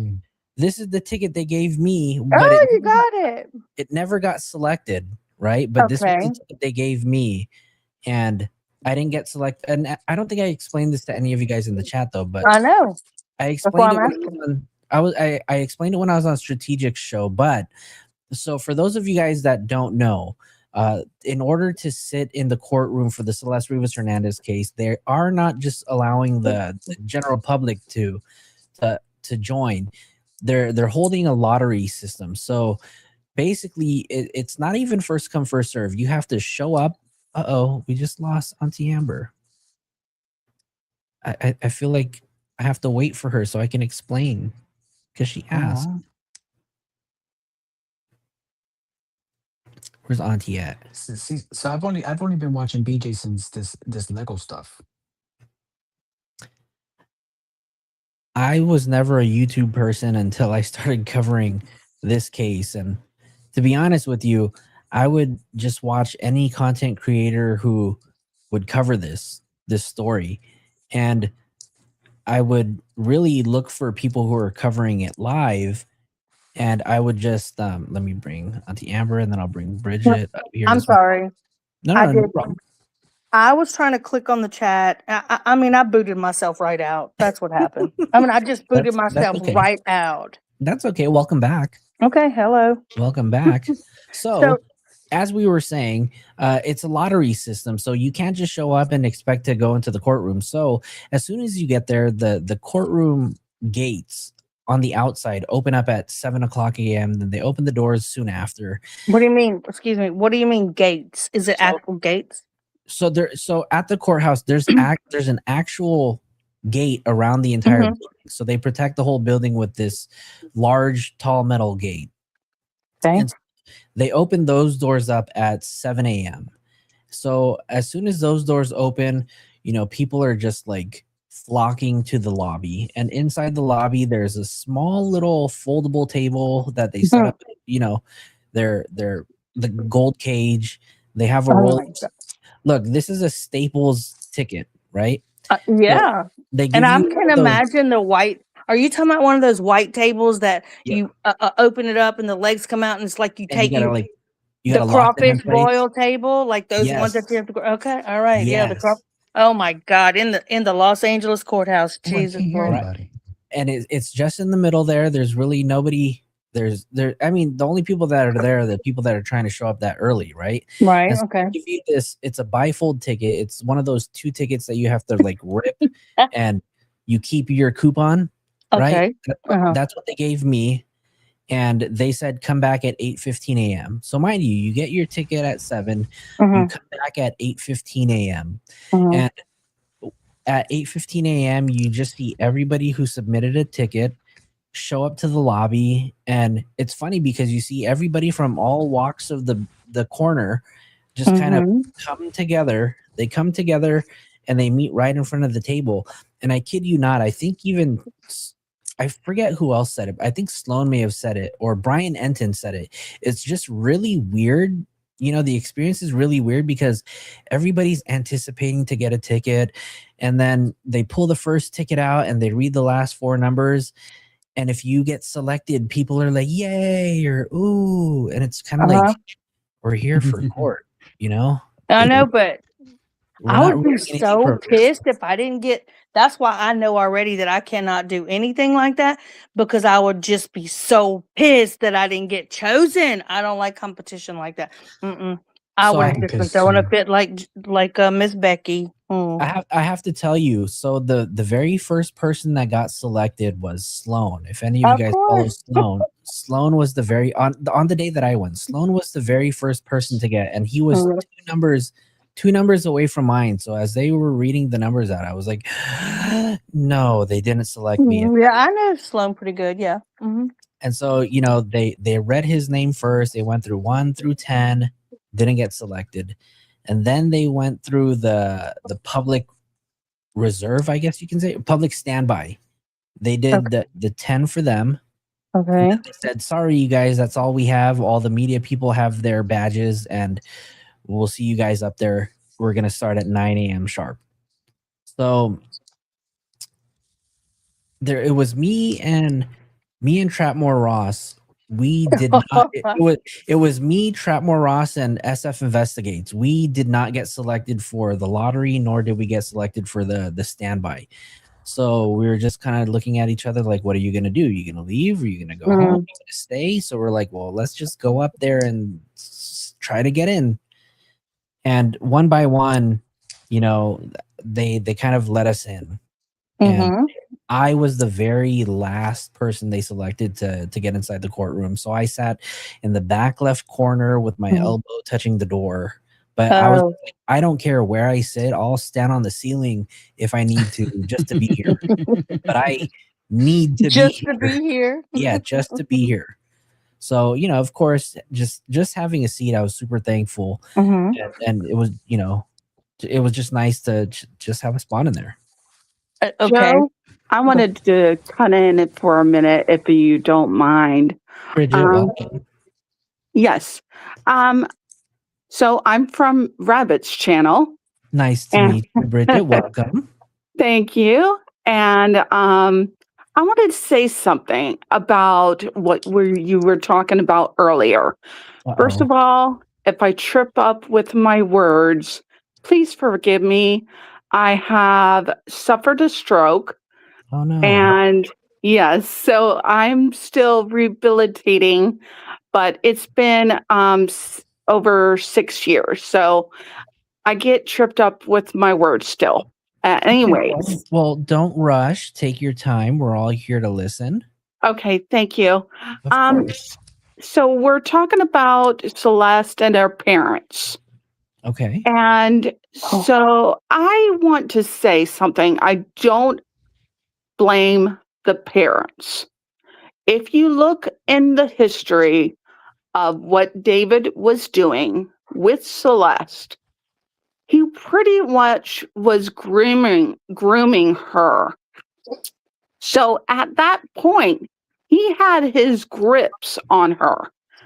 There was probably, I'll just say probably, nothing that the parents could do at that point that was going to not, I want to say the curb. It's like curb your appetite, like stop what's happening. There's not going to be a way they can control her. She had a secret cell phone that no one knew about. He was also, giving her a cell phone from when she was at school, and he, got someone to give the phone to her. So at this point, so far in, and he's been talking to her, not, sexual relations at that point, but just talking to her when she was like 10. So, he pretty much knew her. And I'm just saying, basically, I don't blame the parents. I don't think now you can say that they could have had more control, but I've heard, I can't remember if it's actually true or not, if it came out in the hearing, but they did try to take away her phone. They did. They tried to. They did. Yeah. So, I mean, they're trying, but if she was talking to David since she was 10, what? Kids are gonna find a way. Yes, that's what I'm They're getting gonna at. find a way. Thank you. Yeah, Thank I you. agree. We all remember, when our parents told us, not to do something, and we all know the more they told us no, the more we wanted to do it anyways, right? So yeah, I could imagine, she's a teenager, she's expected to be somewhat rebellious against what her parents say, that's just a part of growing up and being a teen, and right. I don't blame the parents, No, I don't either. we could only wish tried. They tried. Yeah, they absolutely tried. And at the end of the day, they lost their daughter, right? Yes. I don't know how it feels to lose, a close family member, let alone a child. I don't have kids, right? I can only sympathize with them. And it must be just so heartbreaking to be in that position. And then, to make things even worse, in the conditions that she lost her life, right? Oh God. And correct. Well, let me take it one step further too. In the eyes of the entire world, because he's a celebrity, right? It makes things just 10 times worse. And so no, let me stop you right there. 10 times worse is dismembering her body. That's and having 10 times worse. That's what I'm and having saying. to Having her see lose her life the way she did, right? Mhm. And then the fact that he's a celebrity too just brings so much more attention to it. Yes, And the yes. reason why we say 10 times worse is because the attention that it's attracting will automatically amplified. yeah, it'll be amplified because he's a celebrity. But not only that, it will attract the good attention, it will attract the bad attention, and that bad Yes. attention will fall on everybody in the circle, whether they want the attention or not. You know, they're gonna get the blame, they're gonna get the hate, and they're never gonna be able to live a regular life, you know, a day after. No, and I'm gonna say, I know what it's like. Part of it, I'll say part, because my husband, his aunt was a murder victim. Oh. And it's a national case. It was on Law and Crime and Court TV. If you look it up, it's Vicky Procurates, and she went missing. And it was her common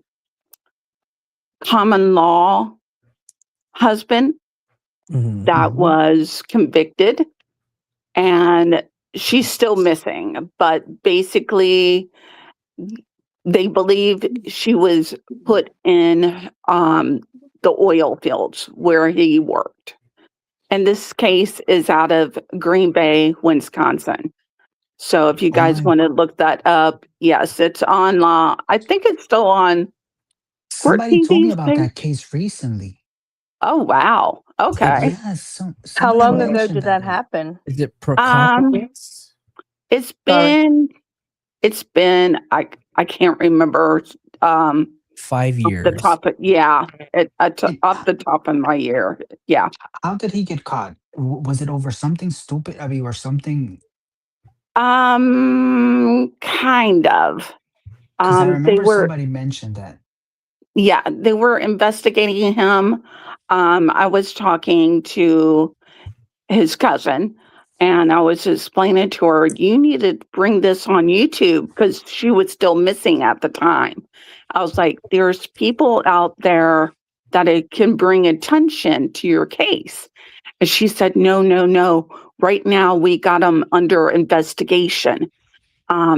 Like they're tracking him, they're following him.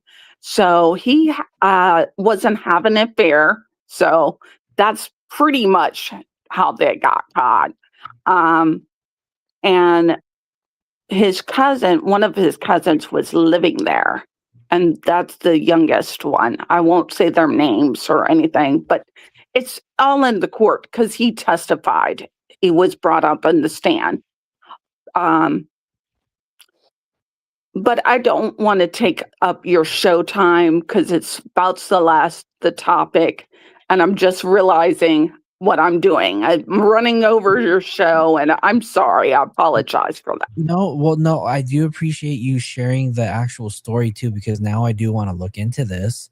I see that it happened in 2013 and he was charged in 2019. So that's 6 years of wait. So, you know, it was awful. It was awful. But Marcia, her daughter, Vicky's daughter, started the Missing Foundation, Missing Persons Foundation in Wisconsin. So I don't remember the actual name. Because of the stroke, I have memory problems. I'm sure you understand that, Joe. Probably deal with stroke victims. So, but I don't remember the name, but she started a foundation, and she's so an advocacy. Yes, that's what it is. And she's so passionate and so like loving. You would not believe how much work she has done to bring attention to missing persons cases.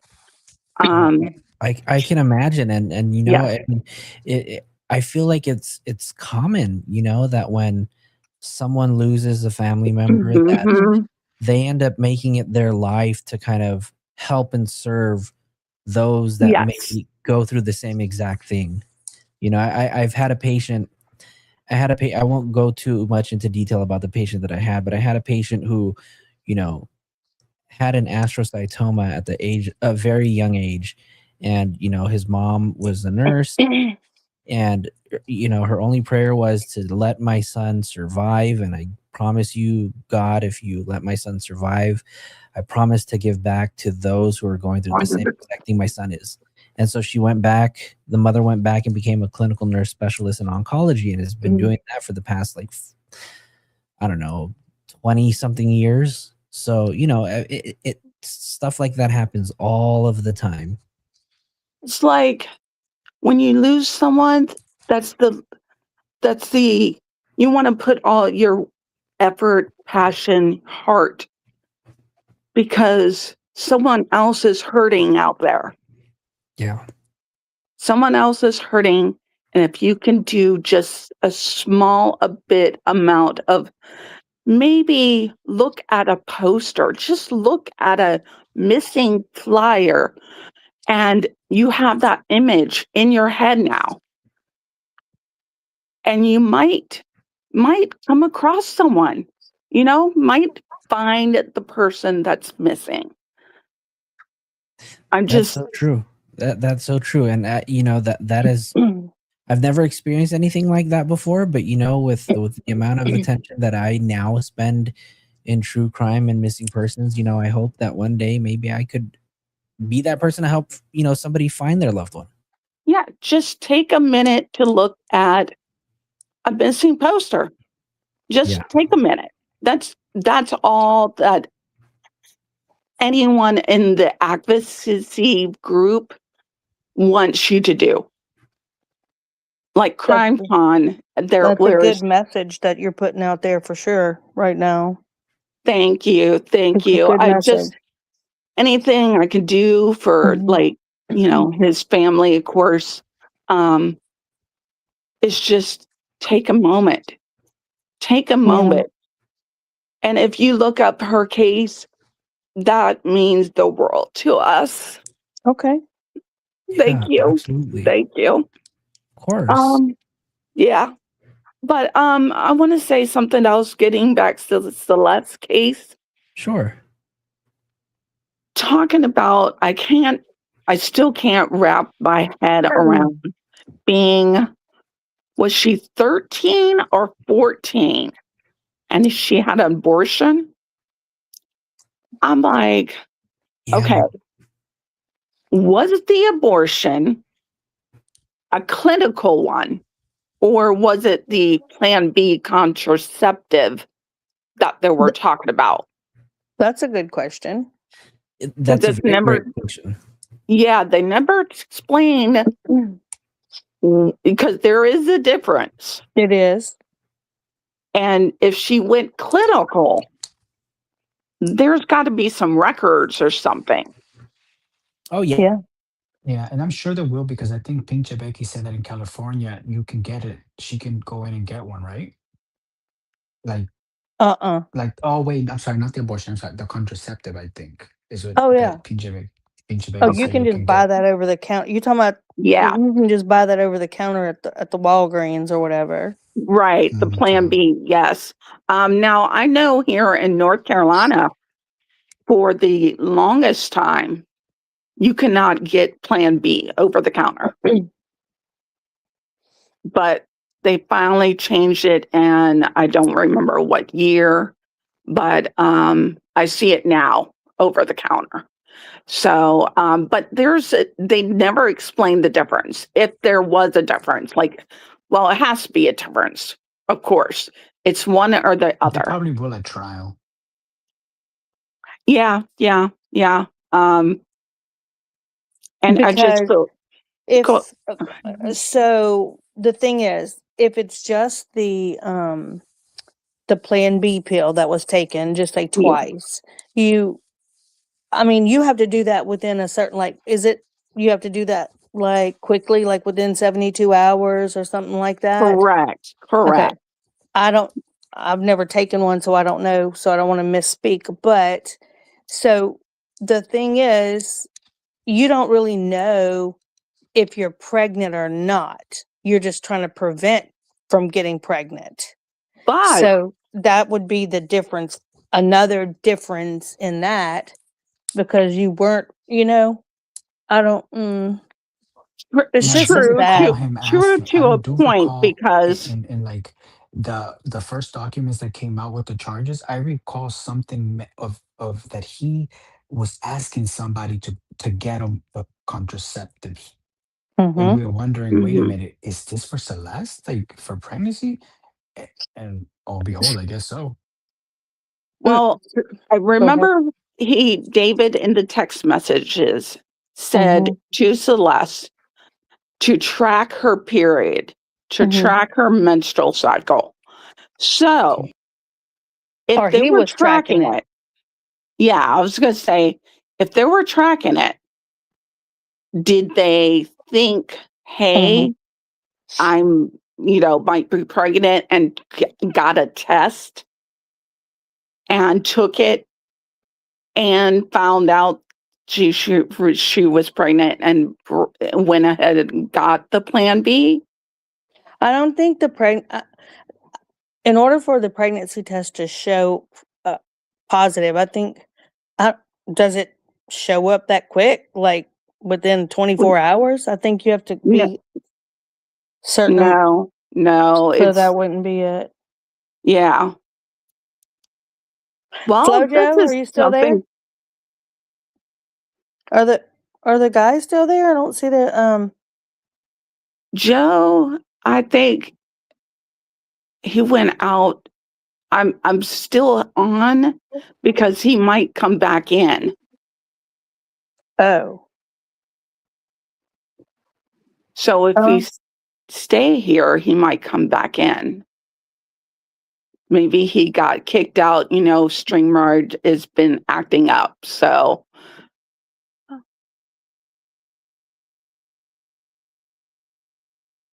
okay, now it's just me.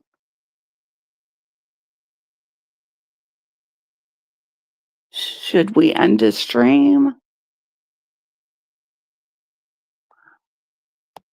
I'm going to go out as well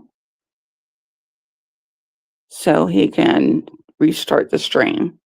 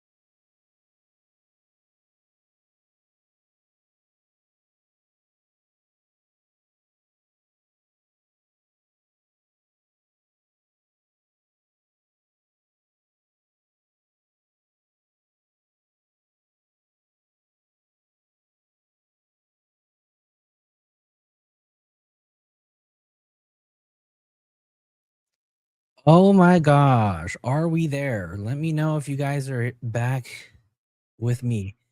Abraham, are you there? Mic check 1 2 1 2. Put a 1 in the chat if you guys can hear me. Can you guys still hear me? Yes, Abraham, can you hear me?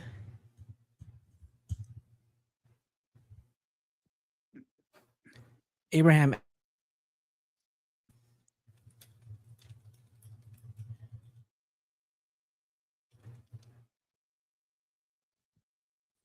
There hasn't been nothing has come out that he has paid for an abortion, but there was mention of one. If he did pay for one, I appreciate you guys for standing in, and you guys, that has never happened. You guys, I was freaking out like crazy. Hold on, let me.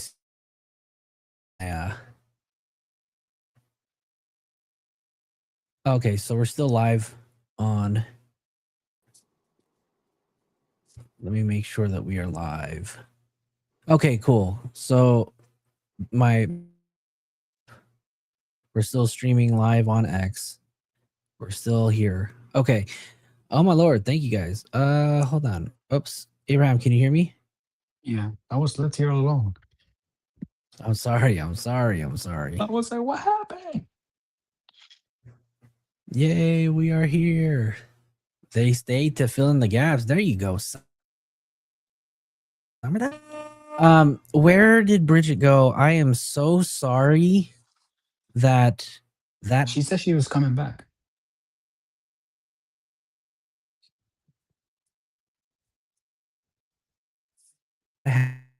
and I just feel bad. I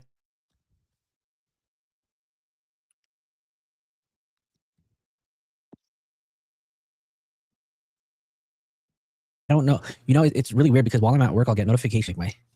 Looks like my video is just in and out. So hopefully the other live was still up with only her. Joe, did you post the link yet? Oh, here, let me post the link again. I'll post that right now. I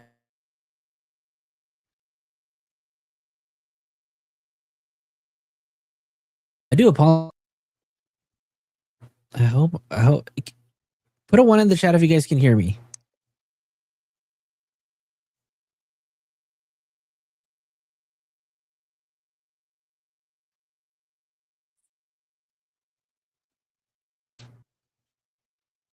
Abraham. I put the link in the chat for anybody that wants to join.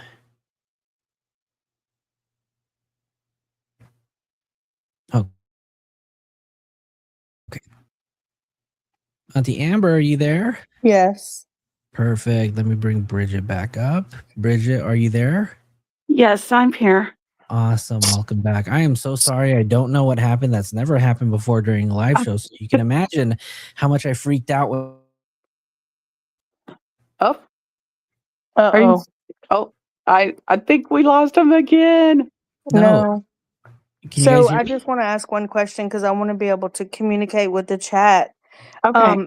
Every time, can you walk me through that again?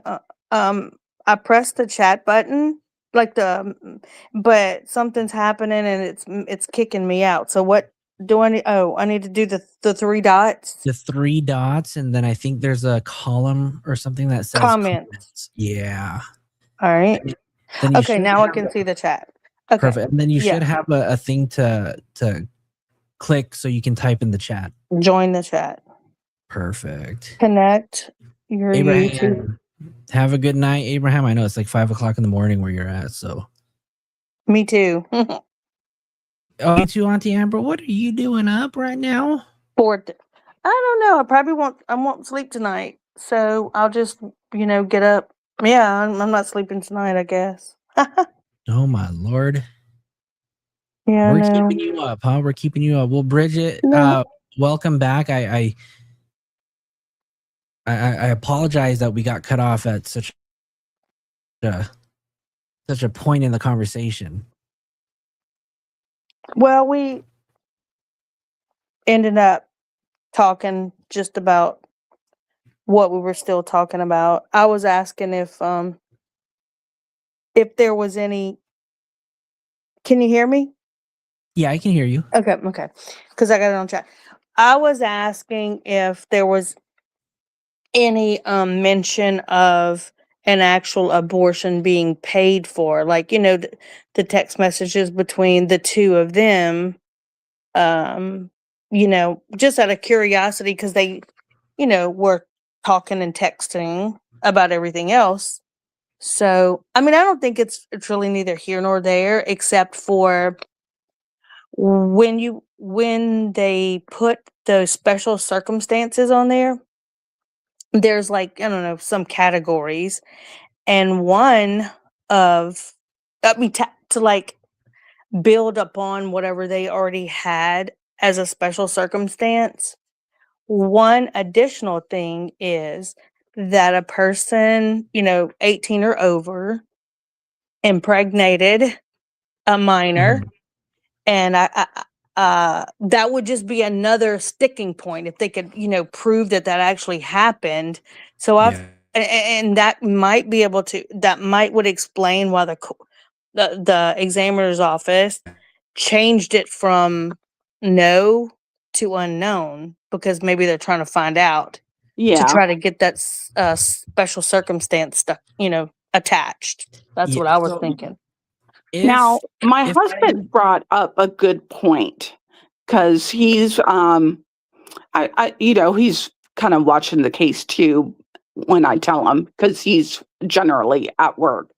But he brought up we're talking tonight, and he brought up something that I didn't think of before. Okay, we're talking about the special circumstances that they were talking about. What if it is he brought her to, we know, 3 different places, okay? California, from her home to his home, then crossing state lines to Texas, then crossing country to London. Now, at this point, they were having sexual relations. And that's a federal crime. That's CSM, child abuse. I'll say that. Because YouTube won't, I think you could say child abuse. If not, I'm sorry. I forget the terms, that you gotta, go around.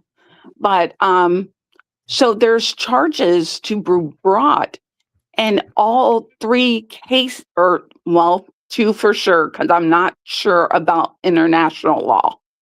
That would be for the other Joe, if he knows about international law. Yeah. All right, welcome. Go ahead, continue. Oh, can you hear me? Sorry, I was just saying hello to somebody in the chat. Okay.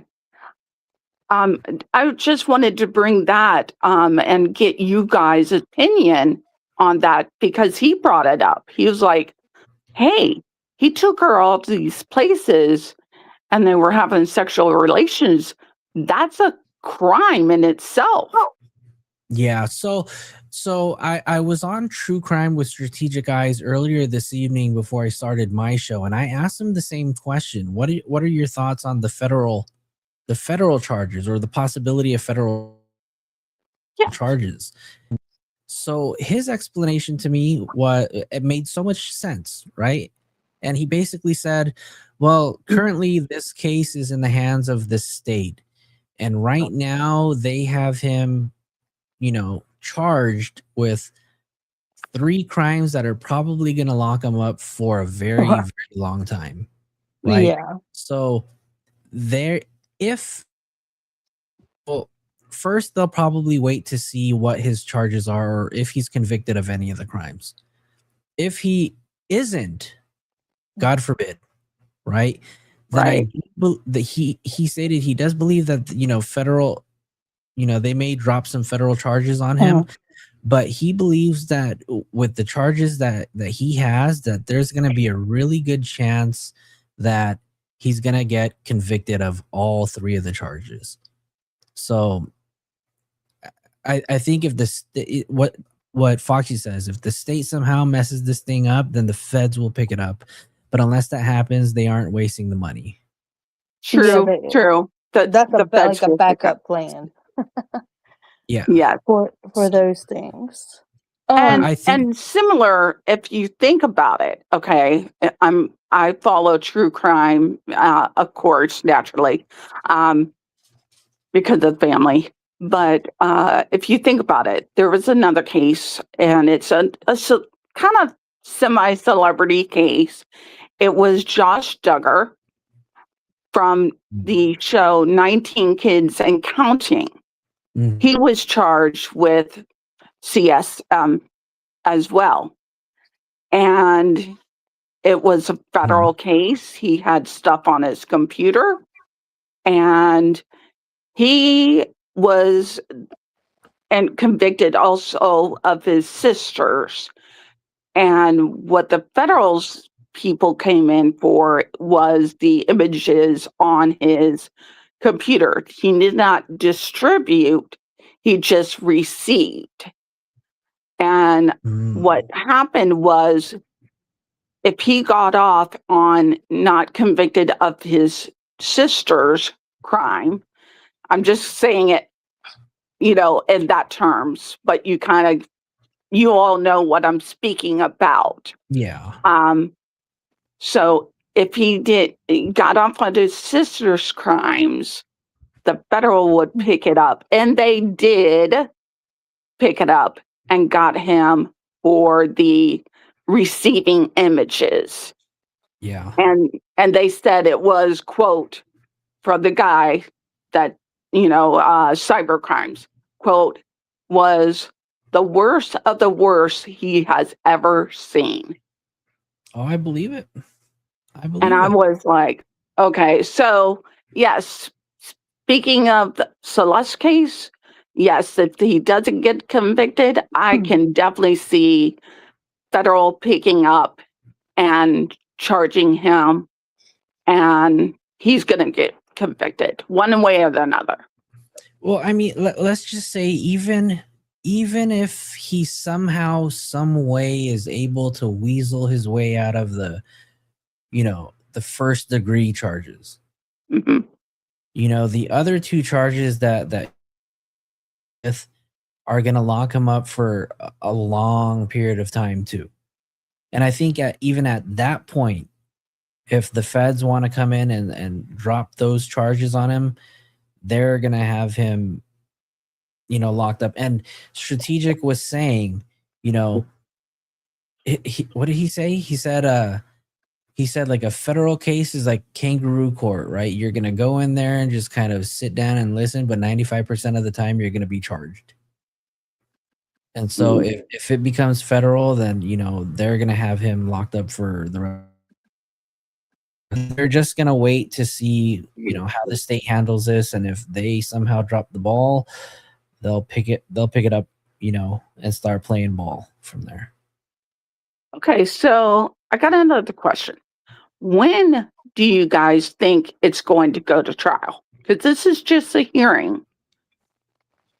I think first of the year, January. I don't think they would need more than 6 or 7 months. I don't think it would be in the fall of next year. I don't know. Maybe I'm wrong, but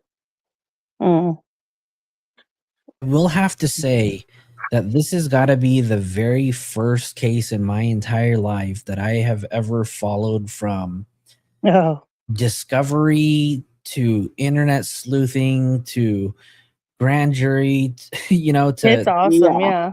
to preliminary. So I don't know green in this, but a lot of people that have spoken about this have said that it probably won't happen until mid to fall, fall 2027.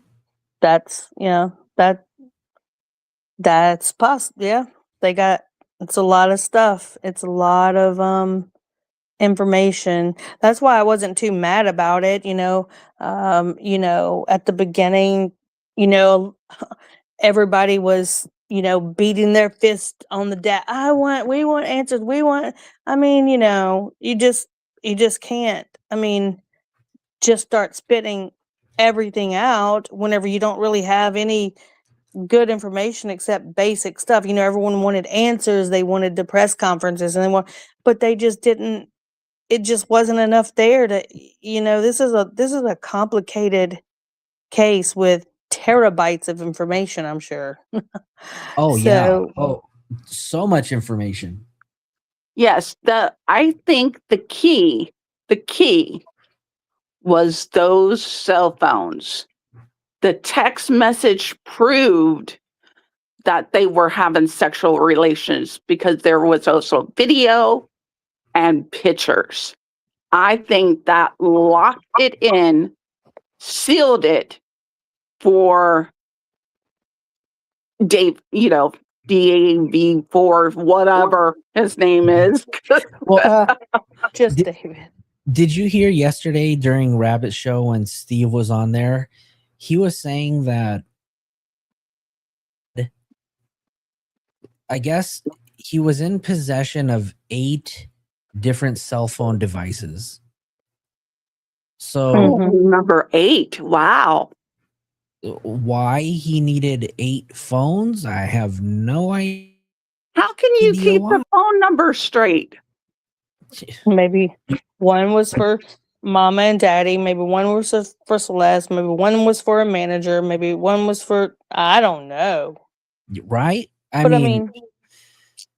were they all active? Okay, so I was going to say, how do you carry all those phones? Do you need all those phones at once? No, I don't think at once, just at different times you would need to use one. And you'd probably have like one specific phone that you just use for everything. And then you just have that one cell phone, that he. There's no telling this. I was going to say, I can't wrap my head around what. Say for me, I'm using me as an example. I go out and I have one cell phone, and that's for everyone to get a hold of me. Now, I can understand separate myself. If I was a celebrity, I would have a business type phone. And people can, and business, and I can understand carrying 2 phones, but what's the purpose of 8? And you did brought up a good point. Was it all of them active? Yeah. Because I have old cell phones still sitting here and they're not they have active. information on them. And so maybe some of them wasn't, some of them wasn't active, but, like you said, you have cell phones laying all around they can take those phones and get information off of those. So, True. That's very true. But I have 3 phones. You do? I do. Yeah. I have one phone and then the other phone is disconnected. So that's all I can handle. Yeah, I know. I have, like 2 work phones and then a personal phone, and I don't carry them around all at the same time or anything like that, but for different emails or different branches of my company will call on one number and to keep them, separate. So it's business, but I don't think 8 phones. I don't know. He didn't need 8 phones. I don't know. I was going to say, I would like to ask the chat. That's a good question. Ask the chat how many phones they have. Yeah. And what do they do throughout the day with those phones? Do they carry them all with them or just carry some? And what phones are you carrying? Like right now I have the 3 phones because I take those 2 phones home with me on the weekend, but I absolutely do not carry them. If I'm going to the Walmart, I am not carrying all 3 phones. Just right. And when you wouldn't, because no, the 2 are business. So let's see what the chat is saying about Okay. Yeah. So Yeah. Ellery says she has 2 phones. Okay. Ellery says, I have 2 phones, work And personal, yeah. Hello? I'm still here. I don't know where Joe is. I'm here. Joe? Can you- Oh, yeah. Okay. Yeah, it's weird that it is like in and out. So I don't know the internet, and sometimes my internet does kind of fall a little weak, like the early things. Okay. We're having construction outside of my house Oh. out here on the street, so I think they've been messing with the wires a lot. So if I do happen to fall off again, I think we'll be calling it a night. Yeah. But hopefully, Yeah. it Oh, yeah. So let's That see. makes sense. Unity said she had 1 phone. Okay. And some 1 old phone, yeah. phones. Yeah. That might be the case with him too. Yeah. I would love to have 2 phones. So I'll be honest, Joe. I just thought about it. I do have 2 phones. And one's a backup and it is active, but I do not use it. It's just a backup active phone. Right. And That's all then I have to have. because I have I have a stroke, I could drop mine and I always have to have a phone on me. Yeah. That's Because of medical reasons.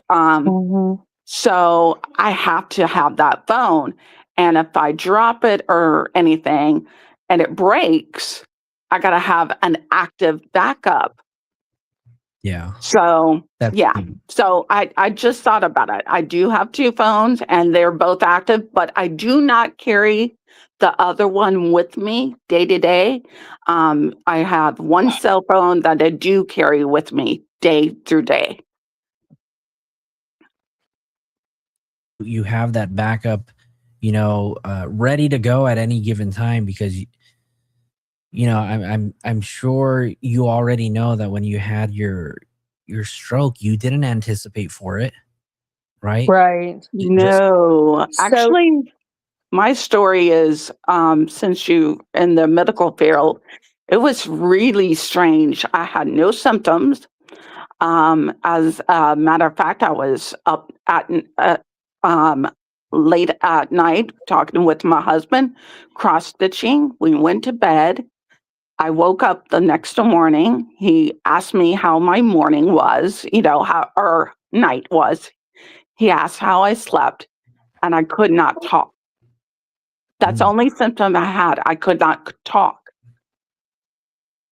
And we didn't think anything of it. I was like trying to brush it off. I'll be fine. I'm just, waving at him, like waving him off.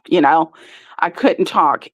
He said I tried to talk, but it was jumbled up. It was just not making any sense. And that's the only symptom I had.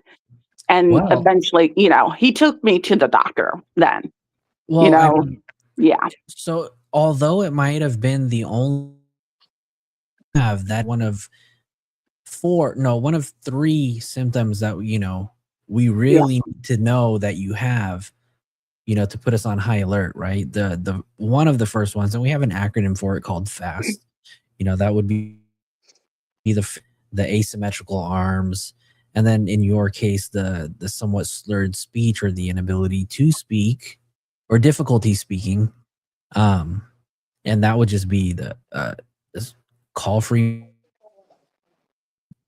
But it was good that you had some sort of sign to see and be able to determine or make the determination that you needed. Excuse me.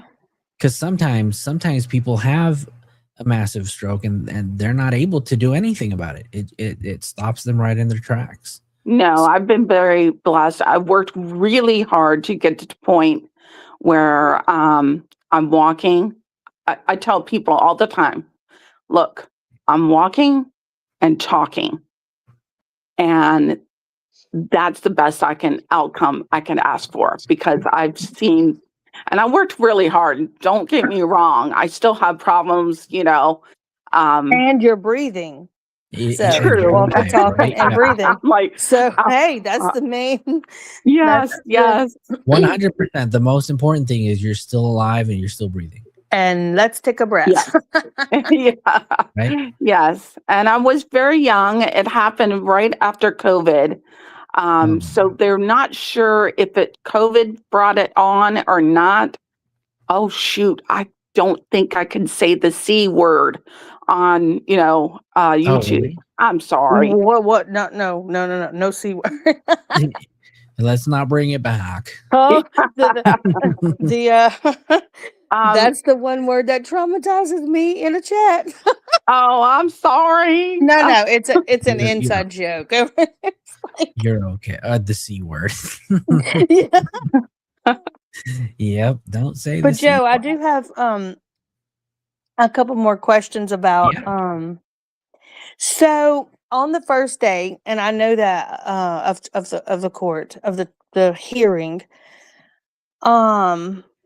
I know that the first day was bad, but then they had, more days that were even worse. But on that first day, when the creators that I watch, were coming out, I was kind of catching them all on my own or through Rabbit. I mean, I don't know if y'all were expecting to see on that first day the things that y'all did. Cause I mean, it was like, Oh, no. everyone was white in the face, like, Yes. oh God, like on that first day. Knock the air out of you. Did you think that they were going to be going into those pictures with the bag and all that, like right off the No. bat? Well, I don't want this to be misinterpreted as being weird, but because of my medical background, I get it. Yeah. right? That is probably one of the things that I was hoping to see, right? Yeah. Just so that I could have a better understanding as to, because we watch Joseph Scott Morgan, we hear the teams. Yes, body bags. We've read the autopsy, the medical examiner's report, right? And I wanted to see if it was just as bad as what we've read. Okay. And I on Rabbit's channel, they're talking about, the smell and everything, because that was a point of conversation in the court today. I will say my husband went to Iraq, served in tours in Iraq, so not just one, but others, and he had morgue duty. And still to this day, he says you cannot describe the smell. It is something that stays with you. It's like he has PTSD on, obviously, but he. Wait, it's just. Go ahead. Did you mention this in Rabbit's chat earlier? Yes, I did. Yes, I did. Okay, because weird thing. I was at the gym earlier today during my lunch break, and I had the AirPod in.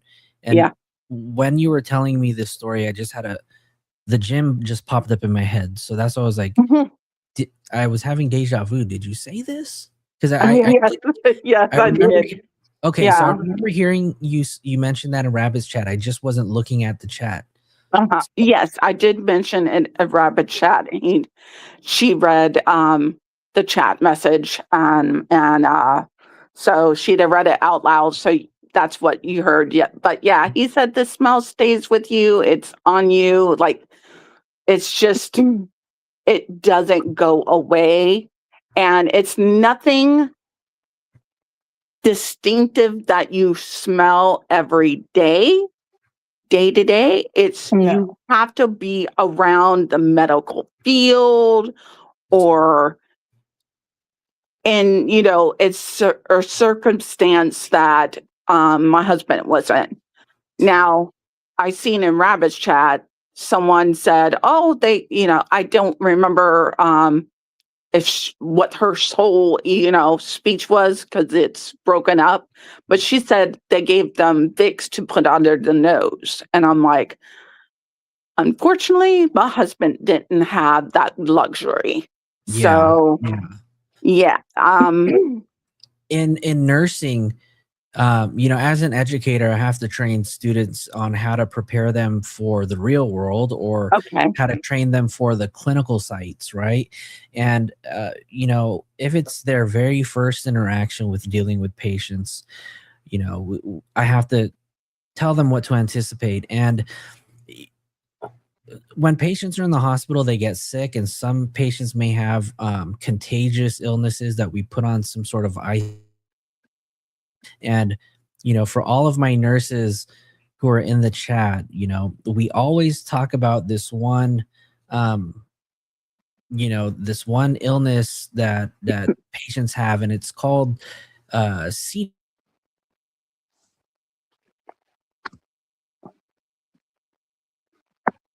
And smells like you can smell it from a mile away, and every patient who has had C. diff smells exactly the same. I was just telling my student this today as I was training them.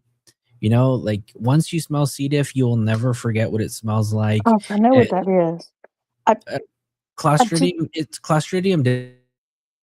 I just learned about watched something about that. I can't.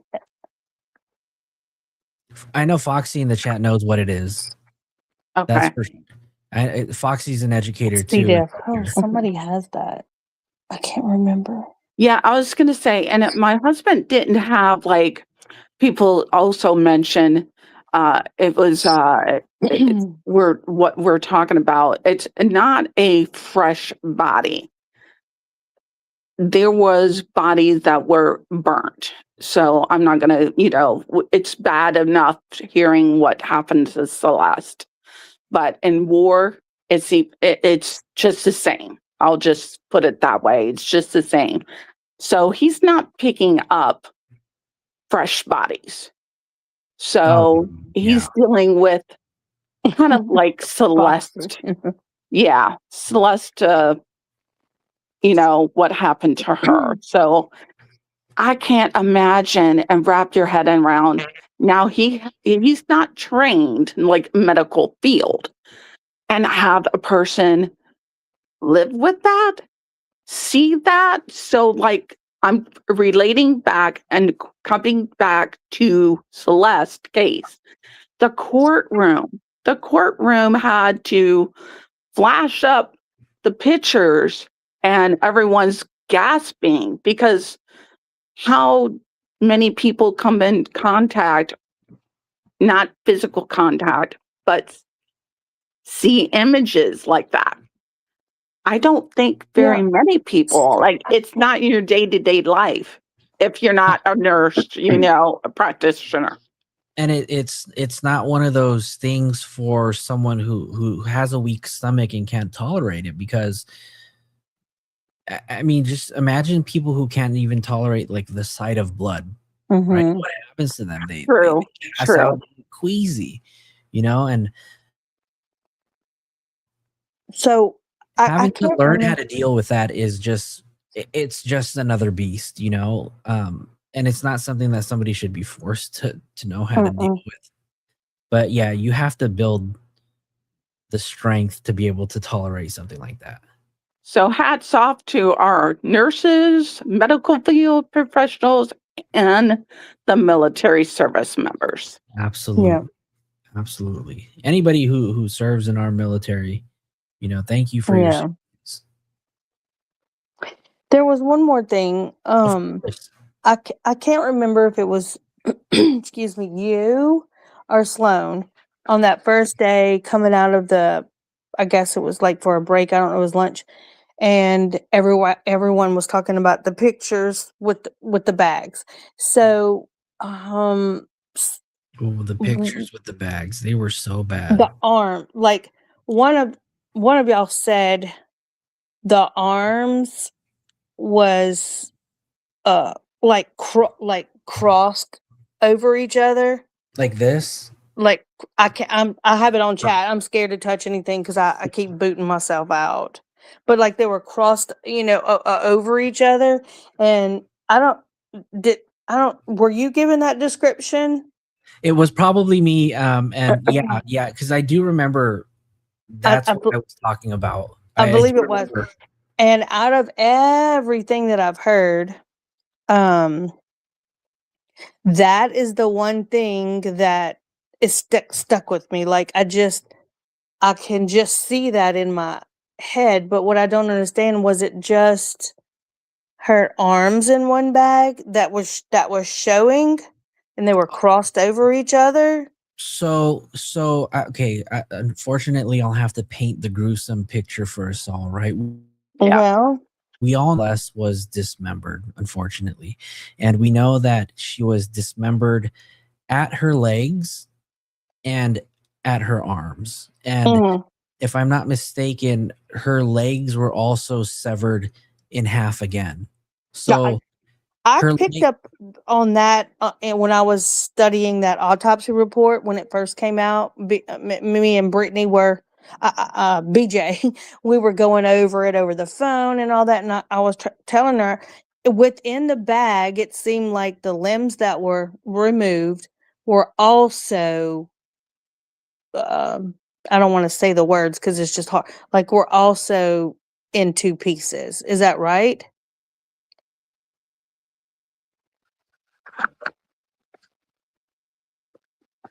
Yeah. You know those black trash bags, right? Those Right. that we have in our trash bag. They're very flimsy. They can. It's not every day that we just load pounds and pounds of like raw meat in them. No. So you can just imagine like soft meat just kind of stretching out the bag. I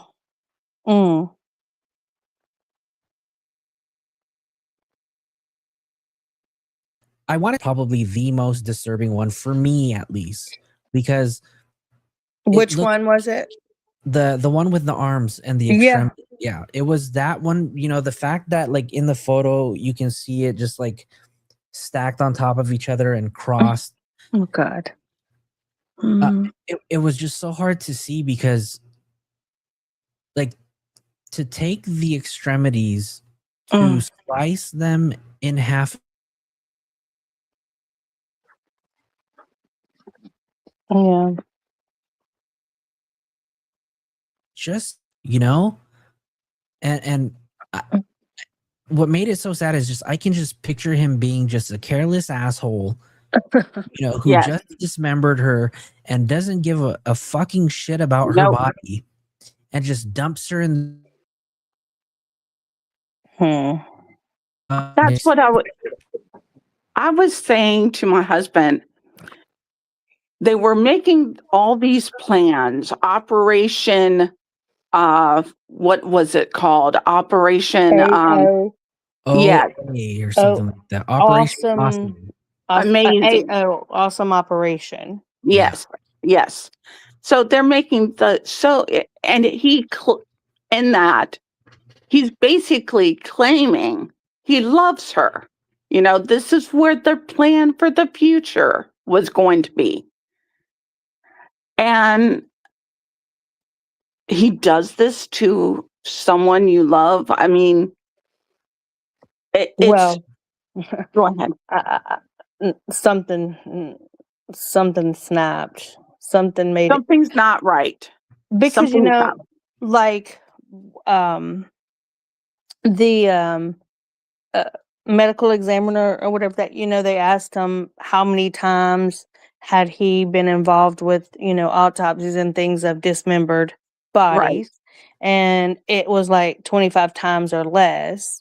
So I think that if even in the medical field, if you're just not used to doing that, I think that it's just overwhelming in general.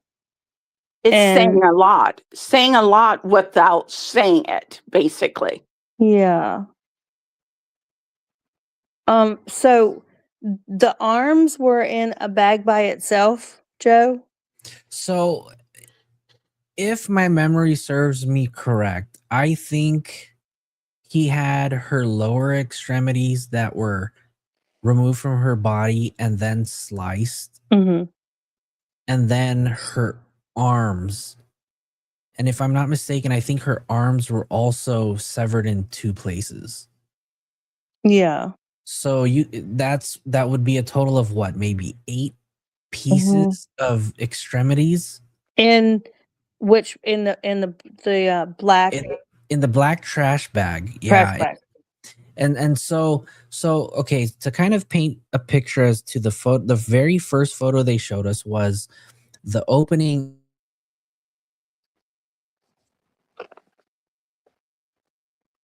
Mm-hmm. trunk.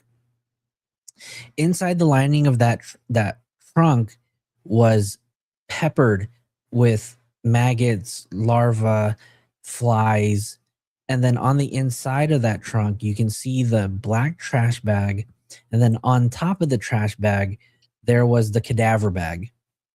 That was in one photo. And then Okay. on the right of that photo, because they showed like 2 exhibits at a time, on the photo on the right you can see it was a photo of the cadaver bag that was on the floor. Mm-hmm. And I believe the detective said they had taken the cadaver bag out, which was on top of the bag, and moved it to the floor. And they showed a photo of the cadaver bag that was open. And so it was like the photo was taken from like the head. So as if I'm like standing over the body. Mm-hmm. I was standing where the head was at, and so the legs were that way. Okay. And so when they took the photo, they took it with the cadaver bag open. And if you guys remember, the brief said when the cadaver bag was open, she was found lying in prone position. Mm-hmm. Right. And prone position, for anybody who doesn't know, is lying on your face or stomach. Right. Mm-hmm. So Face she was, down. yeah, she was in the body bag face down. And so when I saw that photo, it was But what was face down? her body. Her body was face down. Like, okay, but I'm trying to imagine it because I know Like she you're had sleeping in the bed. no. What I mean Okay. is what was connected that was face Oh, down. okay. You're correct. Thank you for asking. So to I'm trying clarify, to, I'm detailed. I'm trying to imagine it, even though I don't want to be so gory. But since we're having it seems like everyone in the Discussion. chat Yeah. is okay with the conversation. I'm trying to just ask questions while it's safe. I you're feel. absolutely fair for asking that question, because I didn't clarify. In the cadaver bag was only her head and her torso. Okay, all right. And it was connected? And it was connected. So I did hear later on that day they mentioned something about the head being severed, but I need to go back to clarify and read a little bit more. I actually have, let me see if anything. Oh, there's a sketch. There's a sketch of it, I think I remember Yes, seeing. And they were mentioning that in a chat. There's a sketch. There's a head, there's the back of the head. You can tell it's the hair and the torso. I think it was. So let me go through the kneecap. I'm going through the transcripts right now, and I'm going to see if it mentions anything about the head being severed. Because right now, everything that I'm seeing right now just says the limbs, various severed limbs.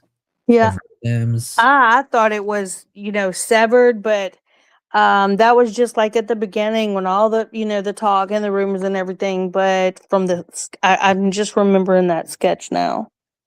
So, okay, I just typed in the words severed in the transcripts, and the only thing that severed is connected to are the limbs and then the fingers on her left hand. So I don't think her head was severed. It maybe sustained cuts from the chainsaw, maybe when he was dismembering her arms, right? But I I don't recall, and the brief that we read a couple months ago never mentioned anything about her head being No. covered. Okay. So in the bag we have the upper body with just like a head and torso face down. So and that was and what else was in that bag? Just that? Kind of paint the picture of what it looked like we were looking at. Let's just say you take a piece of like silly putty, right? It's like flesh colored silly putty. Uh-huh. And you take one piece and you roll it into a ball, and then you take another piece of silly putty and you roll it into like a little worm. And then you attach those two together. Okay. Oh. And then you roll it in sand. Okay. Right? Okay. That's what it looked like inside of that cadaver bag, because it was like skinny. It was kind of soupy. It was kind of decomposed. Yeah. So almost liquefied. Almost liquefied. Earlier when I had first seen it, it kind of looked like it had been burned, like charred a little bit. But I think it was just the angle in which the photo was showing through the projector. Or maybe the liquid was brown, like. Or maybe the liquid was just brown, and that's what it looked like when it was on the body. But those two images for sure. And sorry for those of you guys who are, so Flojo, you were saying when I saw the image of her prone. Oh yes, okay. So when they showed the image of the cadaver bag was just kind of like open, unzipped and opened, and you can see her head and her torso lying in prone position, meaning she was on her down. So for somebody who doesn't remember that minute detail where she was lying in prone position, you would think that she's lying face up. And the part that really bothered me at first, before I remember she was found in prone position, was I can't make out her face. But I had to remember later on that she wasn't face up. She was actually face down. So the back of her head that I was looking at wasn't actually her face. But then they also said that, her face was not recognizable because her face had, slips, had experienced so much skin slippage. And insects too, maybe. Yeah.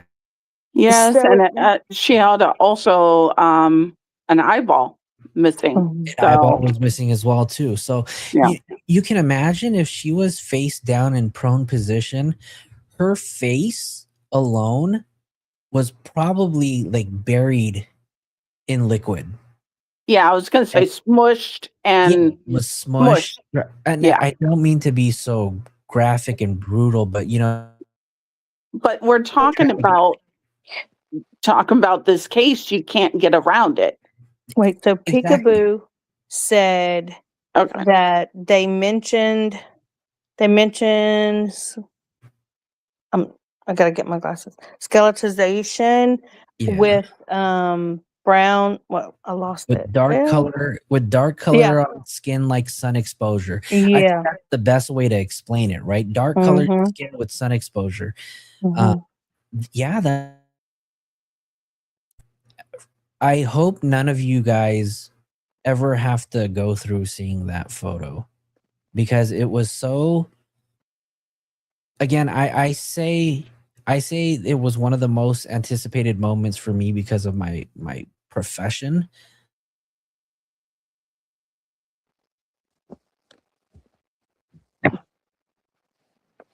And for shown,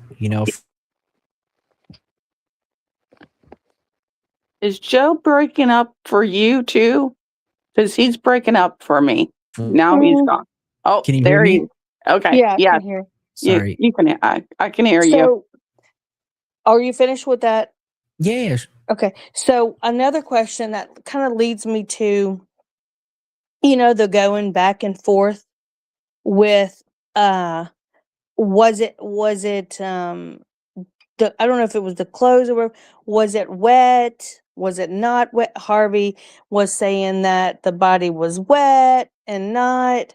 So do you think that the possibly the like the difference is where it wasn't wet from like like natural water or whatever, but it was wet from the body fluids and stuff. I wonder Correct. if that is what the disagreement was between the two, because I know that was just a big deal. And, I was thinking about it the other day, and maybe that's what they were talking about, wet, because it was in liquid. Well, I think also, TMZ's reporting to the public was that her body was frozen. Frozen. But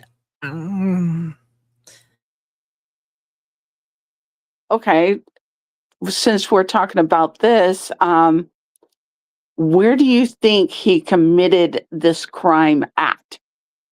Was it at his house? Was it in the car? I also heard people mention Santa Barbara. I mean, I think that we would be, I can speculate on it, but Right. I mean, I have different. I think probably everyone has like 4 different scenarios in their head. I don't know. Yeah, because my head is like, okay, if it was at the house, there's got to be some blood evidence. It And was. There was underneath Okay. that mat. There was a good bit. They said it was a lot, and also footsteps going into the house, but mainly in the garage. There was a mat. What kind of mat was big foam mat that pool was on, and then once they lifted that rubber mat up and did the luminol there, it Okay. just it was just yes, it was a lot of blood that had been cleaned up, probably with that mop that he bought from the Amazon. And yes, it And was did they a lot. find the mop? Did Yeah, they it was find? there. Okay. Or was it the mop or just the box? I don't know. Maybe Joe knows, or the chat. I don't know if they had the mop or just the box. Maybe at the chat. Or you can look at the chat and Yeah, I'm see if they looking. mention it. Because I'm Oh, trying to under the vision gym it. equipment. Okay. Blood in the Okay, the garage gym pooled equipment. underneath the mats on the gym equipment, and also they had blood on the rowing machine. Like that was a piece of the equipment. Okay, that's right. It wasn't under the pool. It was in the gym part. And Mm. I'm also, okay, we can't escape the goriness of this because it's so brutal. But I'm thinking, okay, he's using a chainsaw. That's what's speculated. A chainsaw, because to cut through the limbs of the bone, especially the bone. Why isn't blood splatter? Yeah, I was thinking Splatter that too, everywhere. because it should be overhead. It should be everywhere. But Mhm. I feel like the Specks way. everywhere, Well, okay, let me ask Joe this. Was the cut, where the cuts were? Joe is gone. Joe, it's just me and you running the show right now. Oh, he's saying don't leave. So we can ask the chat too. Maybe they know. Yeah. Okay, and what I'm thinking is, since they didn't find any of the blood splatter like on the walls and the ceiling, then or the ceiling, it I mean, he might have had that pool or something like on the top of the body, and then when you cut through it, then that kind of contained the blood from splattering or getting airborne. I was How thinking. is he working underneath that pool then to not splatter? That doesn't. Well, I mean, that doesn't something make kept it from going everywhere. That's for sure, because they certainly didn't that's mention what that I'm it was thinking. all Yeah. over. Does anybody know in the chat or have any opinion on that? Yeah, or have an opinion. Yeah. Okay, I'd like to hear everyone's. Alexa says, What confuses me about the cuts is the medical examiner said the cuts were smooth. Would a chainsaw? Would a chainsaw, etc., leave smooth? And the answer is yes. And I only know that because whenever me and Brittany were talking about BJ, we're talking about looking at the autopsy and all that. I was googling all kind of stuff, and a chainsaw and a circular saw can leave a smooth cut. It doesn't have to be jagged. It doesn't. I guess maybe the way that you do it, but it can leave smooth. I mean, if you think about it, if you're like using a circular saw or something, I don't know, chainsaws are, but when you're cutting through with a circular saw or a chainsaw, like wood or whatever, it just goes straight through. It's not leaving a jagged. I think it would be more logical for the body to have been frozen to cut it. Hey, But welcome back, Joe. Well, thank you for having me back, ladies. We hold down the fort. Actually, I was listening to you guys on my phone while I was waiting for my internet to load up. how did we sound? This is my first panel. This is my first YouTube appearance. Oh, welcome. We broke you in. Oh, girl, I am way broke in, but I just I'm your first. Aw, that's so nice. It is. You're my first. Yeah. That is so nice. I'm gonna tell BJ. I'm afraid. Look, I'm afraid to go to do anything on BJ because I feel like if I go on BJ, I'm gonna make myself a public figure, and I am not trying to become a public figure. Oh no, no, I am gonna probably doing something with her alive or something like that, so I can meet people that I feel like I know. Cause see, I see like cat steer in here. Yeah, I've been seeing that name forever. Peekaboo. People might remember me from Zav Girl. If you know, Penny seems familiar. I'm scrolling down. Everybody, other people have left, but like there's like so many of her viewers that I just see the names and all. So we have fun. Well, I don't know. Yeah, I will turn on my camera in the daytime. Nighttime, I'm not turning on my camera. So, okay. Oh yeah. I've been, but that person should know Amber TSW. I know. Cat Seer. Oh, it's Cat Seer. Yeah. Oh, I don't see their names. Aw, fun. Yeah, so they have. And the Fiji News. Oh, that's the. Oh yeah, that's the Is that the one that comes on Rabbit Fiji News? No.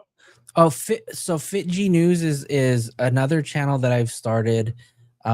It's because I've named my show Filling in the Gaps.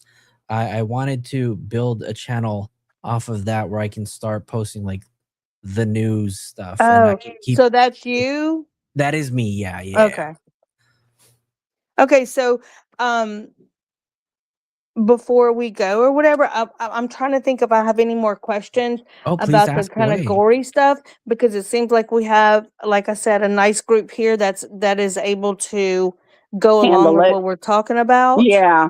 So I appreciated that because I checked the chat and I see no one's, saying any disparaging things or anything.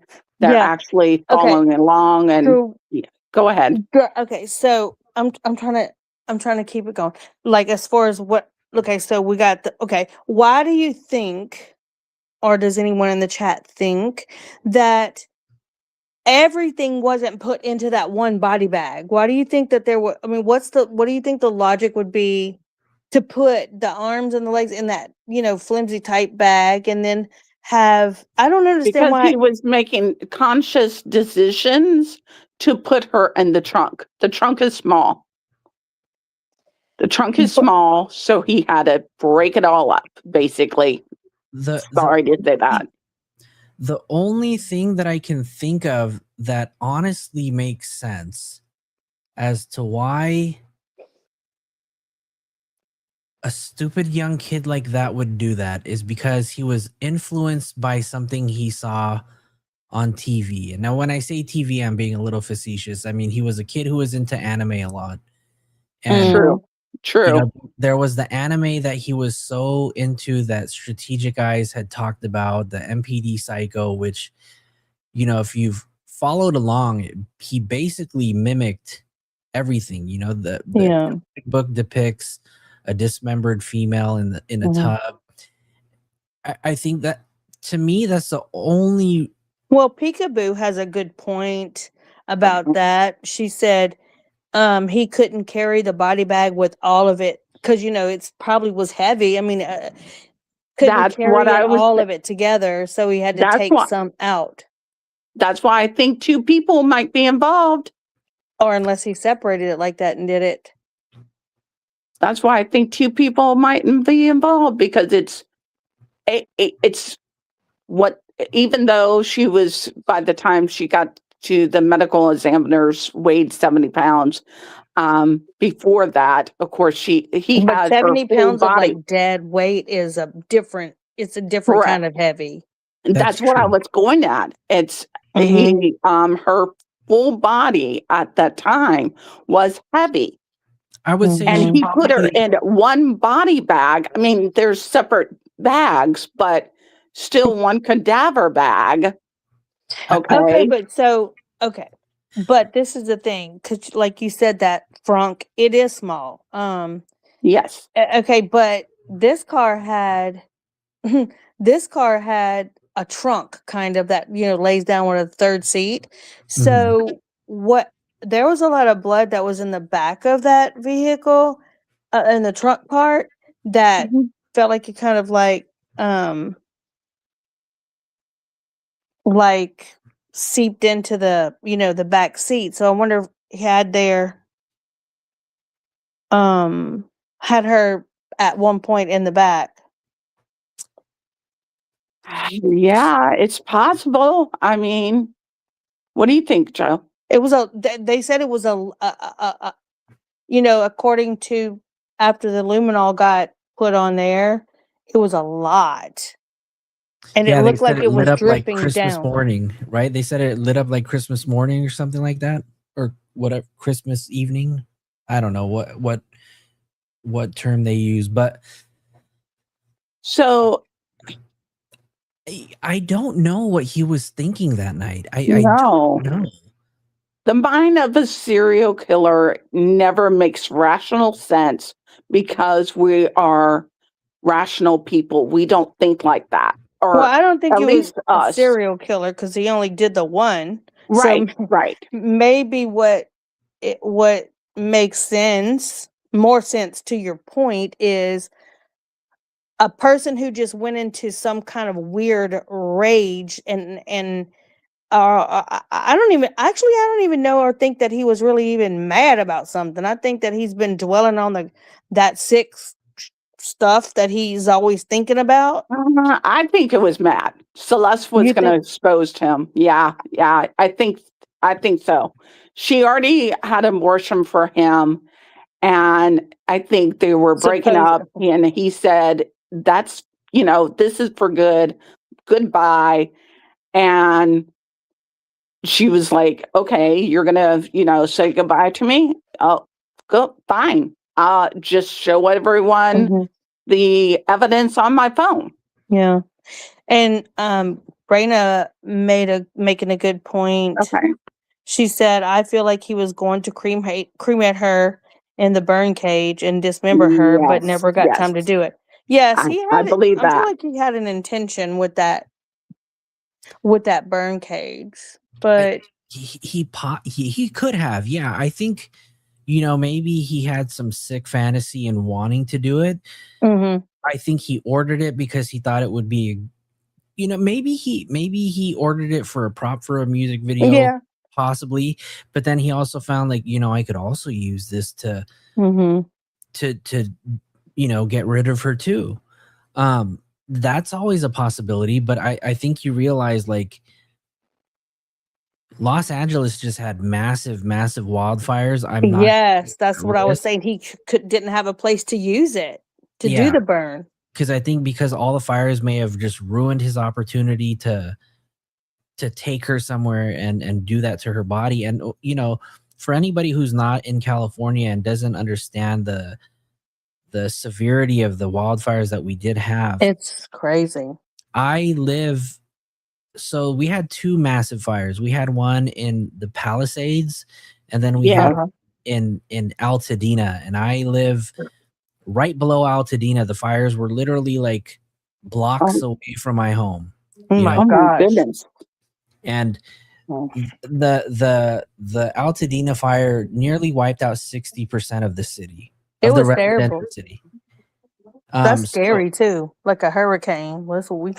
yeah. I was And- going to say, over here we get hurricanes. It's Bad ones. Yes. Well, I'm not in Florida. I'm in North Carolina, but I'm on the coast of North Carolina. So it comes, yeah. One more thing is boo boo. One more thing that I was thinking is okay. Well, what I kind of wonder is like I don't know if most people, I wish we could do like this big percentage like across the whole United States to see if people mostly think that he got mad and hurt her, started with the little stabs or whatever. He got mad because he was afraid that she was gonna tell. So who thinks that? In the chat, Put a what one. do you think, Joe? Put a one. Like, if you think that. Because I have an opinion and I believe that it's opposite of what most people think happened. So that's why I'm trying to put it out there to see who thinks that he did that because he was afraid that she was going to tell about their relationship. Joe, do you think that? Well, the dismemberment or the No, unalive? the killing, just the murder, killing. the murder, The act. the act. It's a great question. Like there's like many scenarios, just like it is like where did she let's see. What do you think? What Ellery saying, okay, so you think that he, terminated her because he thought she was going to tell. Oh, Yes, Alexa thinks it. I think it's Robin out of thinks it. range. He stabbed And her because she was no longer inspiring. Callista. Okay. So everybody thinks everybody thinks something different to what I think possibly could have happened. And yes, he had to stop her from okay, so Yeah, I'm curious what your thoughts she are. said, I think he was role playing his that's a good possibility. I think he was role playing his music and her about to expose him and pushed him. Okay. Yeah. What do you think happened, Amber? She said she was. So what I think is, okay. So look,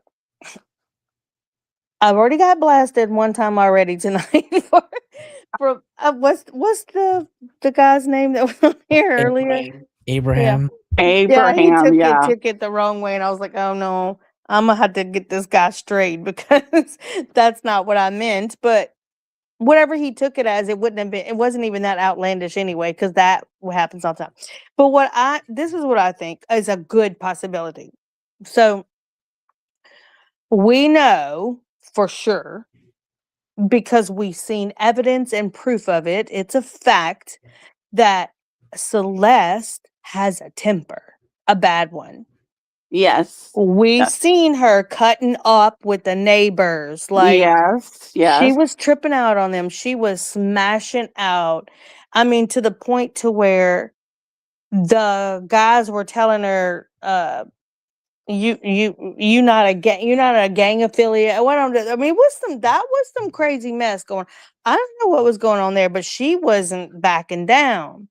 No. So that just kind of sticks with me. And then what I can picture is her getting mad at him and aggressing toward him. Possibly could have picked up something. I mean, they say it's a knife, but possibly could have picked something up, a knife or just whatever, kitchen, and started to go toward him with it. Because because I know she has a temper, and I think she got mad easy. I think she was becoming insecure. I think that there was a lot of things, and plus she's a young girl. And he was leading her on and in he this was but he fantasy. was leaving too to go on the tour without her. There was a Yeah. lot of things going on, and she could have been very, very, very just, you know how you get that pent up women. We get this pent up thing and we're just going to come out with it. And then by the way that, and I'm thinking about where the like the puncture wounds were, it's almost like people have said that they feel like he came up behind her, put the hand around the neck, and just did 2 small stabs, which is kind of weird to me. What makes more sense to me is if she was coming toward him with a weapon or not, he was trying to he could have been trying to just subdue her or maintain, or keep her in a spot to where she wouldn't hurt, get him. So he grabs her from behind. Then a right-handed person would take that thing from her and do a jab, like in the abdomen, and then a jab there. I mean, I know that's way out there, but Yeah. she could have been coming toward. I mean, maybe he was defending himself, but why didn't he just call the? I was gonna say, I just don't see it. I'm sorry. I Yeah, no. respect your Most people opinion. don't. Yeah, Most I was people gonna don't. say I respect your opinion because you have a certain view, and everyone has a certain viewpoint because we're not there. But I don't see her coming at him. I can I see her do. yelling She at was. him. I think that girl will come for anybody. She wasn't scared. No, she wasn't scared. So she was ready to she's jump on the verbal. neighbors. She So, was. She Amber, was verbal. Go ahead. So I'm not going to say it's funny you say that, but so today in the preliminary hearing, the defense had asked, well, I don't know if they asked, but they had alluded to maybe she did this to herself. And I don't know if that I mean, I think that there's a possibility of that too, for like, I'm hurt, don't leave me. I don't know. Look, I have 3 daughters, but they never did anything like that. But they can get very dramatic, especially like with boyfriends and stuff. Like Yes. maybe she was trying to hurt herself because, it's almost kind of like, I'm not downplaying the wounds, that the injuries that she had, but the way that the 2 main ones, the one that went into the liver and the one that went into the other place, it's not like it was like was it like a puncture in and like a cut down or up, or was it mostly just like a puncture straight in and out? They could not tell because she was liquefied, So, they could not tell. I don't take it as like a total, like what we, I guess, would consider like a stabbing. It was just more like a fast act of something, like. So the if I'm not mistaken, the depth of the wounds, Inch for and a both half, I wounds- think, on one of for them. both wounds were no greater than 2 inches. I want to say maybe like 1.5, the 1.25 to 1.5 inches deep. And I'm looking for the medical examiner's report so we can Yes, view yes, it. because I want to see the depth because they Right could between the tell ribs. there is a depth of it. I mean, But the angle in which the wound was noticed on the body, right? It says no. Somebody in the chat said they couldn't tell. The medical examiner said he couldn't verify an angle. So, let me find the medical examiner's report. I know I have it here somewhere. I just need to find where the actual document is. But one thing that I do remember is that they mentioned that the position of the injury was from a 3 o'clock to 9 o'clock position. So that would basically be like a flat line.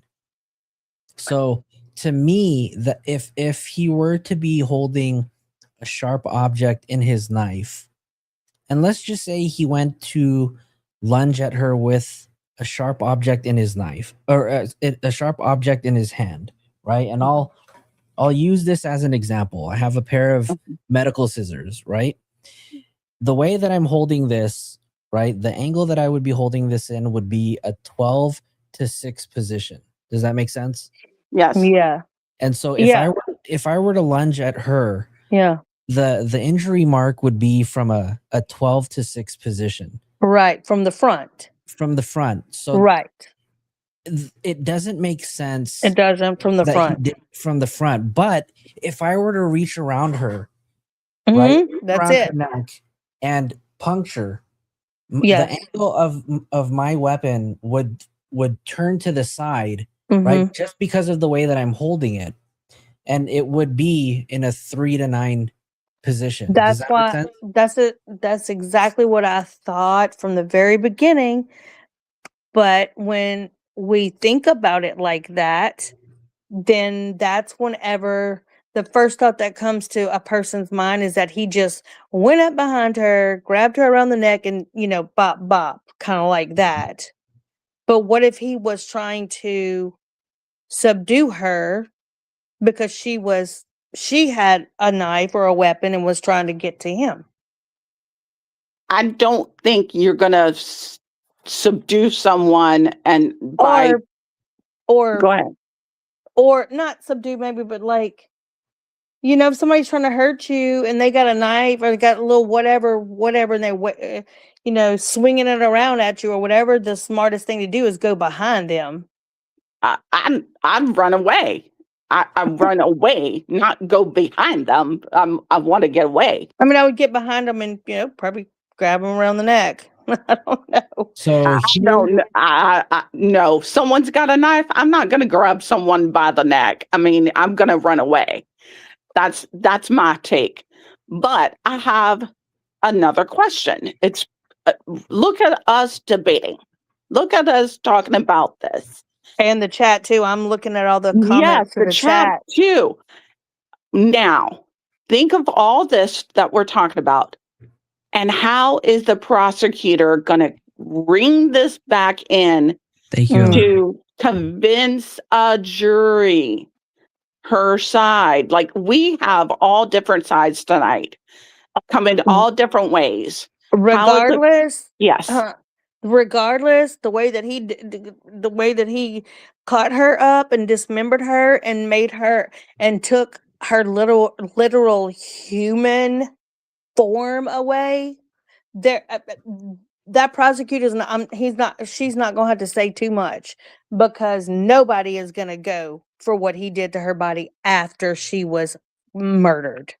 You know what I'm very curious to know is, they read the text messages that were on the phone, about the relationship that they had, but they didn't discuss the text messages in the conversation on her way to the house, because the state brief mentions that an argument ensued on her way to the house. Yes. Involved in an argument. So I'm curious to know if that argument, included any kind of language that stated, watch what happens, I'm gonna F you up, or Yeah. Right. I'm KY, I'm gonna KY. Then why did she go through the gate then? If he's talking like that to her, why Or- did she walk into that? Or maybe, halfway through the ride there, the Uber ride there, he may have apologized to her. Yeah, that's true. And told her, you know what, I'm sorry. Just come in. The gate's unlocked. The door's open. Just come upstairs. And there's the line. Well, the other show explained the lying in wait. It doesn't. The lying in wait started when he said, "Come to my house." Yeah. Weren't they in an argument and she was kind of fussing about something in the text messages, and that's whenever he said, "Just come to my house and we'll talk or do something, make it right." I don't know. Were they arguing? Like that. Something like but that. I have a question about a comment in the chat from Witchy Warrior. And the comment is, "Lady, just because your daughter is psychotic doesn't mean Celeste was." I don't know who this woman is talking about, but she's talking about my comment about my daughters having arguments with their boyfriends. That doesn't mean psychotic. So if you're addressing me, if I was a mod on this channel, you would be gone. Keep it classy in the chat, you guys. We're not here to keep it classy, not sassy. We're not here to debate the person speaking. We can debate the topics that are being discussed. Yeah. Yeah. Ooh. Okay. We normally keep it classy in here. So I would just ask that we are talking about very sensitive things that already everybody's trying to be respectful in the chat and whenever we're talking. And my daughters aren't psychotic. I mean, I'm just going to go ahead and state that. Well, I mean, I do have one that could get crazy, but Oh no, Amber, don't unleash. Don't unleash. No, don't. You gotta protect BJ at all costs. No, BJ would have already done. Witchy Woman would have been. Okay, let's continue, please. I just got distracted by that. Yeah, she says girls are dramatic. That was my point when I was talking about Celeste could have possibly gone at him. I mean, and I said I have 3 daughters. The boys always get the bad rap. It's called female rage. The boys always get the bad rap for things, but it's really the girls who get them going. I mean, not just my daughters. The boys get bad raps for it, but it's because them girls been nagging or doing something. And that's just what I'm thinking. A 13-year-old girl. I mean, it probably didn't happen that way, but I mean, was David really a violent person? Who thinks he wrote the crazy songs, but there's a lot. I looked at the producers, the co-writers of his songs. I even did a little deep dive on those guys, and the guys who are co-writers, he didn't write those songs by himself. He has co-writers and co-producers and all that. And I listened to some of those co-writers' songs, and they're along the same lines, just as sick. Let me read you some of the text messages that were found, because this really kind of put things into perspective for a lot of us today, right? So trigger warning, because these text messages are going to be very heavy to kind of listen to, but I do think it's important to kind of understand where we're at with this whole situation and how things could have turned out between the two of them, right? So it says, when the hearing resumed after an afternoon break, texts were read between David and Celeste that detailed a relationship between the two. Here's an overview of the text read by the detective in court. Burke and Celeste discuss future plans, including marriage, wanting 2 kids, possibly adopting more in the future. Celeste's period is brought up many times. Celeste frequently worried about another pregnancy. So not just one, but another pregnancy, while Burke would tell her not to worry, according to the text messages. Burke stated in the messages that he tracked Celeste's period and intentionally had sex with her when she was not ovulating. And throughout reading of the test, Silverman repeatedly asks the detective to clarify Celeste's age, specifically when messages became graphic. Throughout most of the explicit messages, Celeste was 13 years old and Burke was 19. Their relationship continued through her 14th birthday. Burke wrote in the messages that he did not want anyone knowing that he was having relationships with Celeste until they were married. On June 19th, 2024, Celeste asked if Burke's mom knows that the two of them had sex. Burke responds, she thinks that's the first thing that we're going to do when we see each other.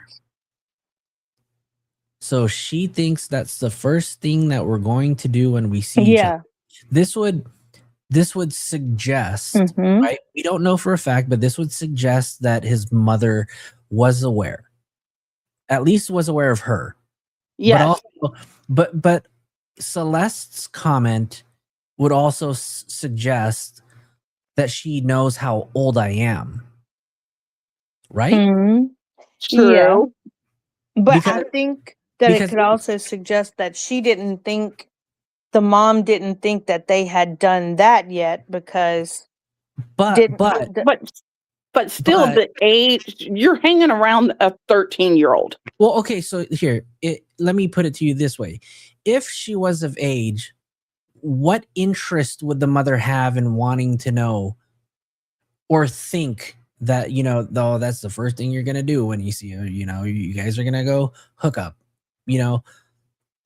I would think that a mother would have want to think about the image of her son in bed with someone. Well, do you think she was encouraging him or discouraging him? I don't think she was discouraging him, but also, like we were talking about Celeste's parents, right? Like maybe they tried so much that they may have given up, is what the conversation kind of was earlier, right? Maybe the mother knew and had suggested, maybe you shouldn't do it, but you're not going to listen to me anyways. The same way.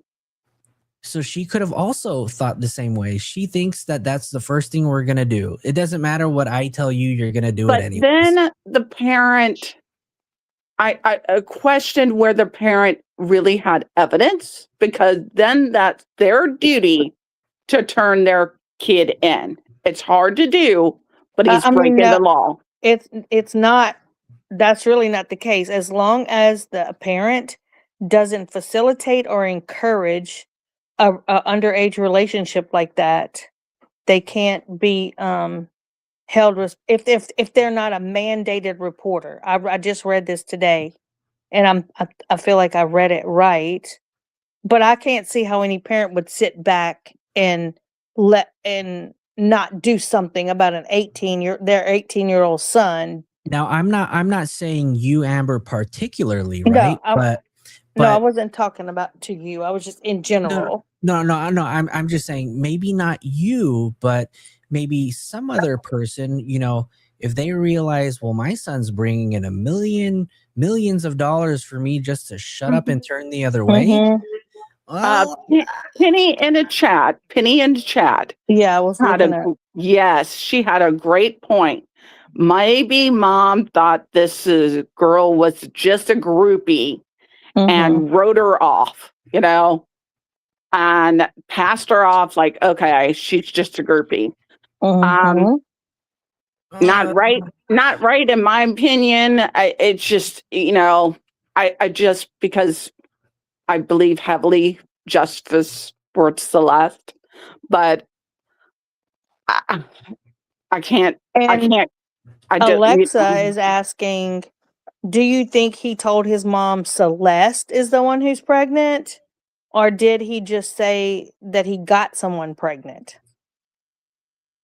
Yeah, because we don't know the conversations between him and his mom. And I don't think they'll come into court because it's not involving Celeste and the case is about Celeste. And also, kind of in a way to that point, another thing that I thought about was maybe David just wanted to ask that question on his own. Oh, I already said this earlier. And he just put it to her like, my mom wanted me to ask this, but really he might not even talk to his mama about it. And he might have just put her name on it so he could just ask that question. The mom might have been totally not even in the conversation at all. He just might have said my mom wanted me to do this, but it was really him just wanting to know. So for Penny said, not what I was hearing. Mom thought the girl was wild, like a groupie, and she just wrote her off. This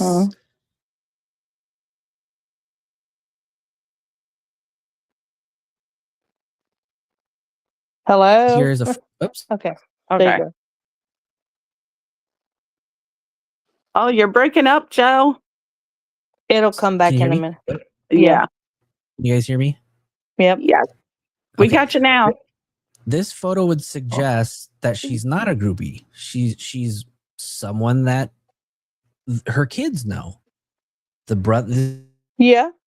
This is Celeste. This is the youngest sister. Mhm. This is his mom. So a groupie wouldn't be sitting with my children, Holding the little girl's hand. holding the little girl's hand on the stage. Yeah. Right? So I'm not saying that Penny, your comment was a wild one. Oh, we lost Joe again? No, it's just going in and out. Okay, well, I'm going to see what the chat is saying. Yeah. Oh, We'll talk to the he chat. got some jewel. Mine's kind of going in and out too. Hello? Uh-oh.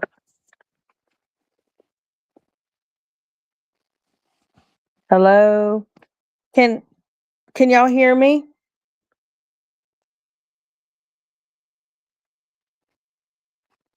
Did you hear me? I can. Okay. So, yeah. Katsier says he had her name tattooed on him. Yes. So it's what the other Joe says it so brilliantly. He's the dumbest criminal ever. Like, okay, so you're gonna kill a girl that happen to be named Celeste, and you got Celeste tattooed on your ring finger. Yep. And you chopped off her ring finger with your name on it. You're dumb. I'm always the devil's advocate, and it pisses people off. And it yes, because someone said something else in the chat, and I'm always going to be the devil's advocate. And I mean, I know that what happened wasn't right, and I definitely don't think that Celeste enticed him. She's a baby. She's a child. I don't think that I don't think that she's at fault for anything. Honestly, really, I don't think the parents. No, this is about David. Okay, this is not about David's mama. This is not about his brother. This is not about his daddy. It's not about nobody's family. This freak decided that whether if it was in self-defense, if it wasn't in self-defense, who gives a shit? He cut her up. So I'm going to just say it right here and now. I'm not blaming anybody except David. And we're having a conversation about it.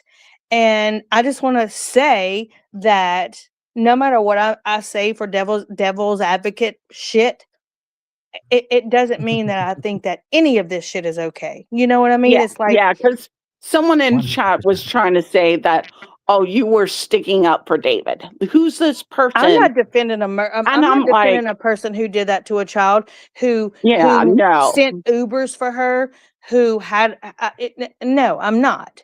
No. But there always can be something else that's there that we don't think about, or that we don't, Right. we're You're just just doing bringing up discussion.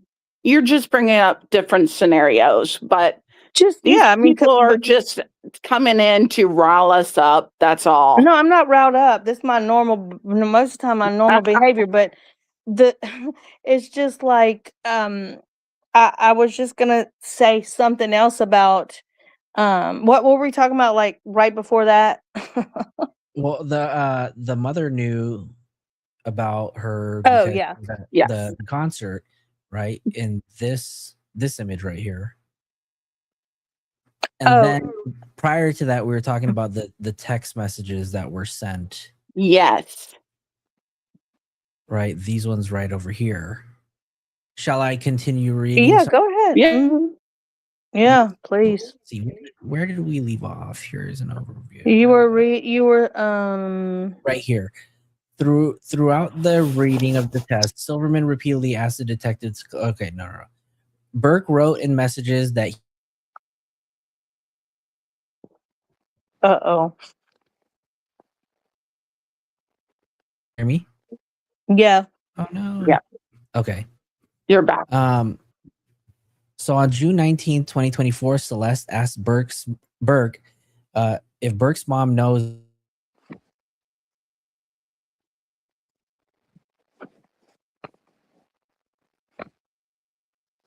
that on August 30th, 2024, Celeste expresses regret about her abortion, saying she killed her baby for Burke. Mm-hmm. On June 27, 2024, Celeste describes painful sex, saying it hurt. Burke argued that he did not hurt Celeste because he didn't hear her say ow. That he shouldn't have been doing what he was doing in the me first place. so much that just it gets me That's riled up. disgusting. Like, it literally is fucking disgusting. I mean, she was 13, 12. Yes.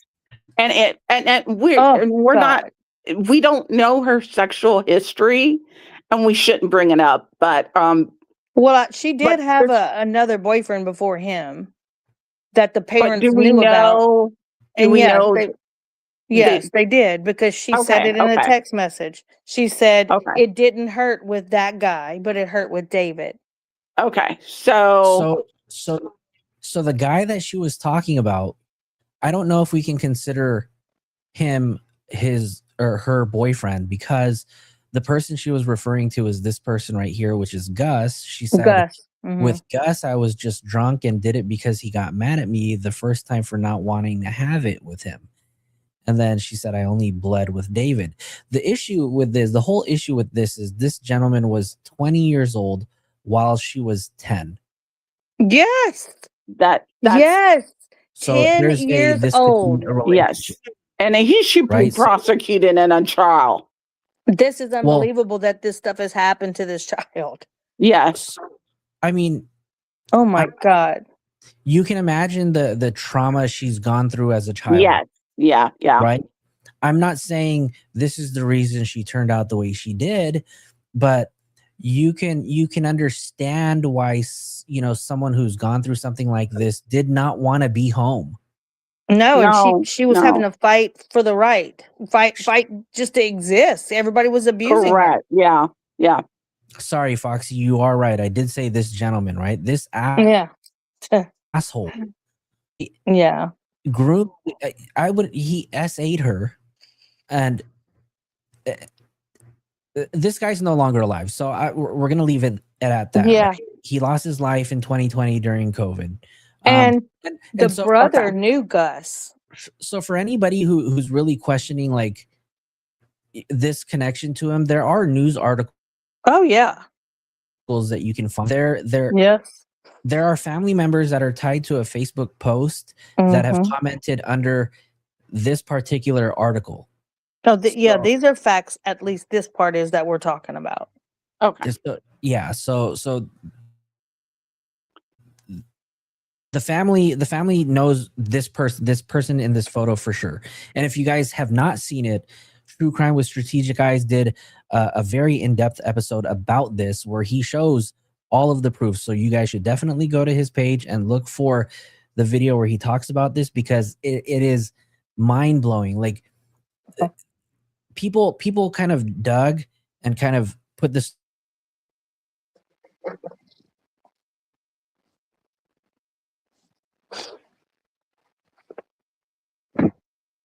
whole entire thing.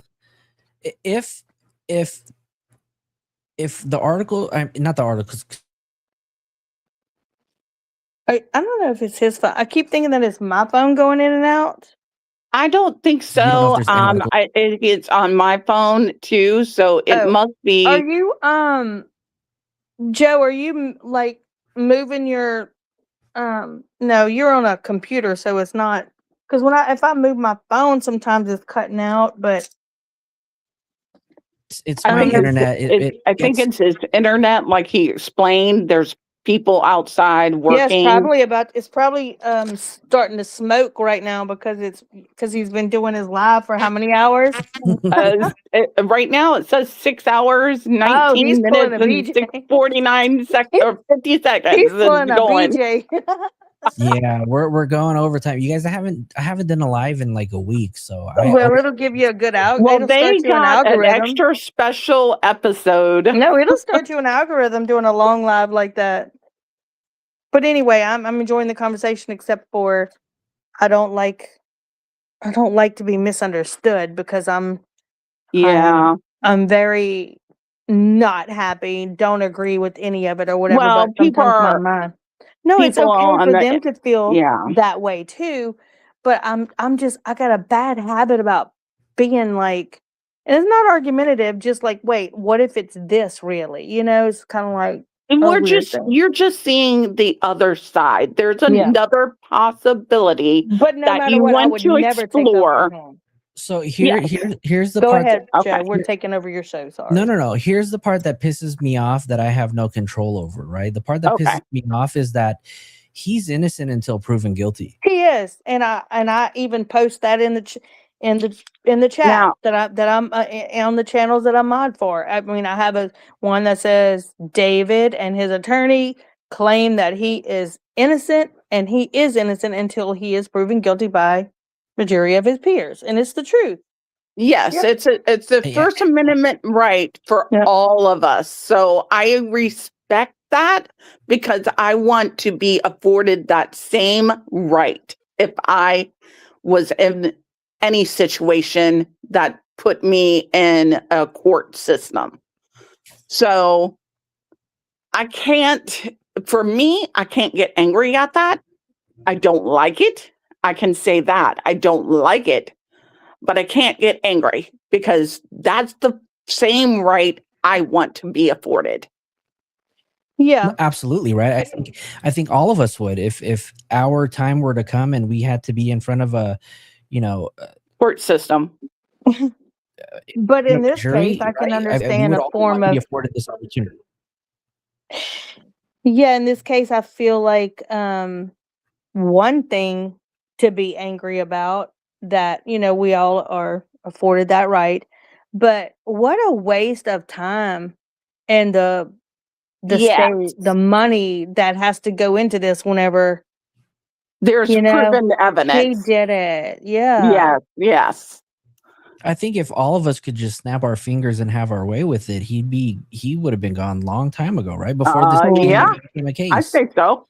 I mean, but unfortunately, the way the world works, it's how do they do slow death penalty process. in California? Well, I'm wait. I want them to bring back the firing squad, actually. So I don't know. Like Utah, they do firing squad. Yep, Utah brought back the firing squad. It was on the Dayfile trial. Yep.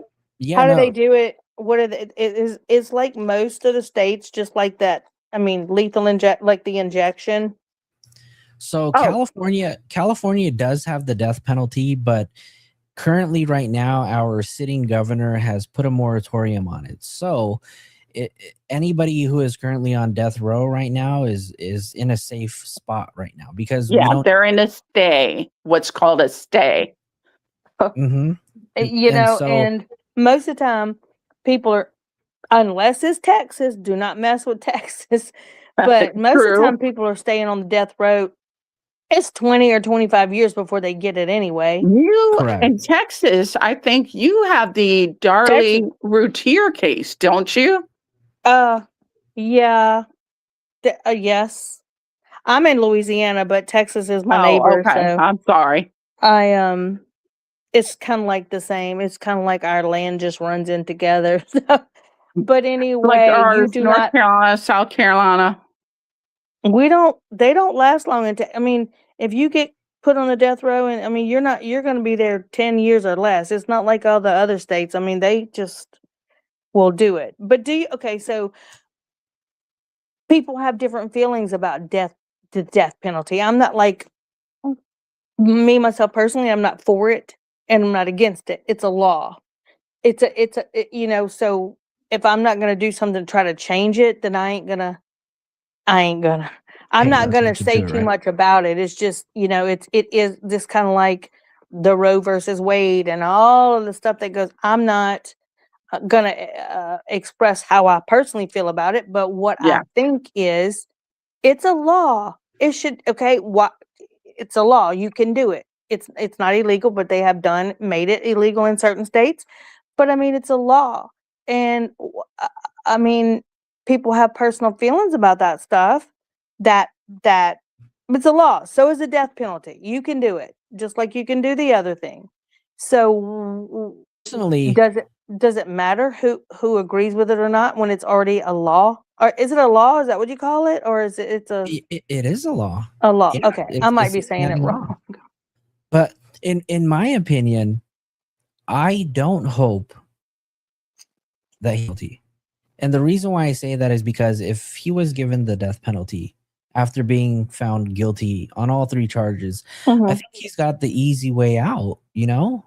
I Yeah, think right. Oh, I agree with that totally. Even though I'm not like for or against the death penalty, I agree that it has got to be way freaking worse to spend the rest of he your should just life pent up in that cell. Yeah. I like the mean, wild animal you are. yeah.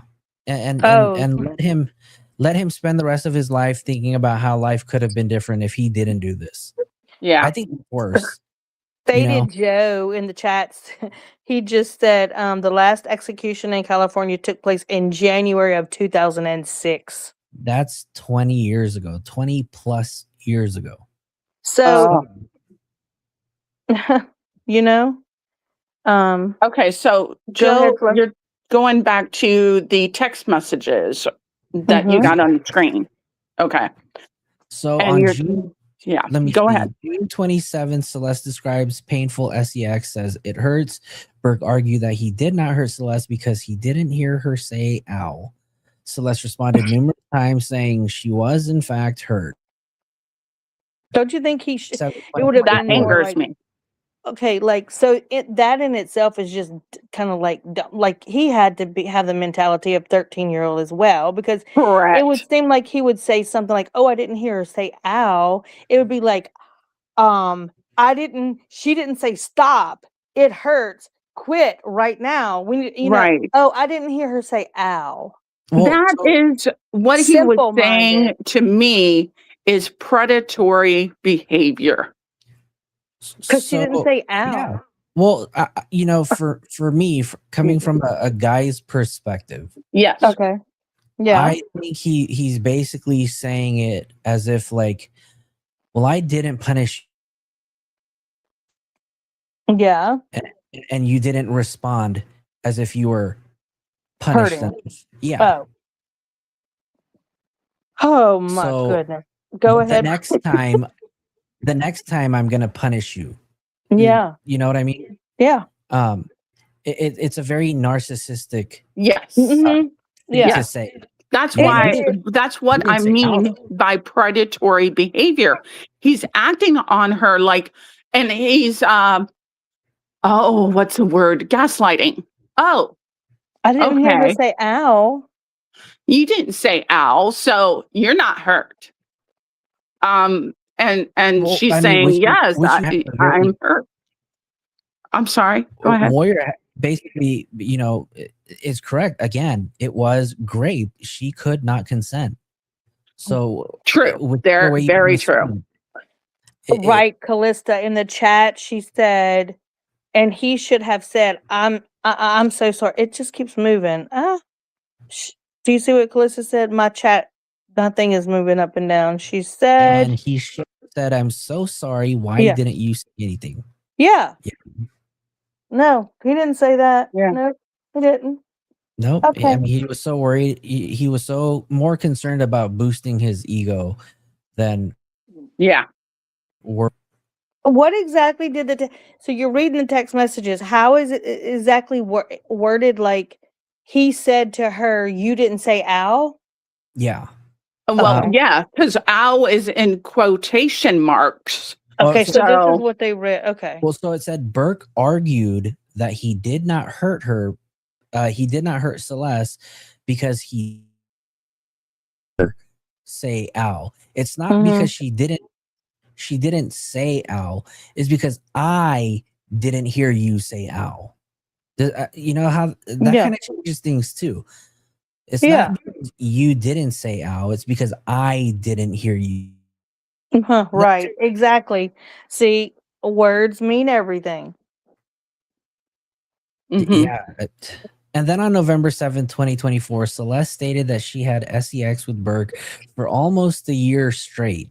Yeah. There was seemingly a conflict between the two, with Burke saying, "You're treating it like it's the first breakup." And he responded once more saying, "Well, this is like the 8th time." Burke later accuses Celeste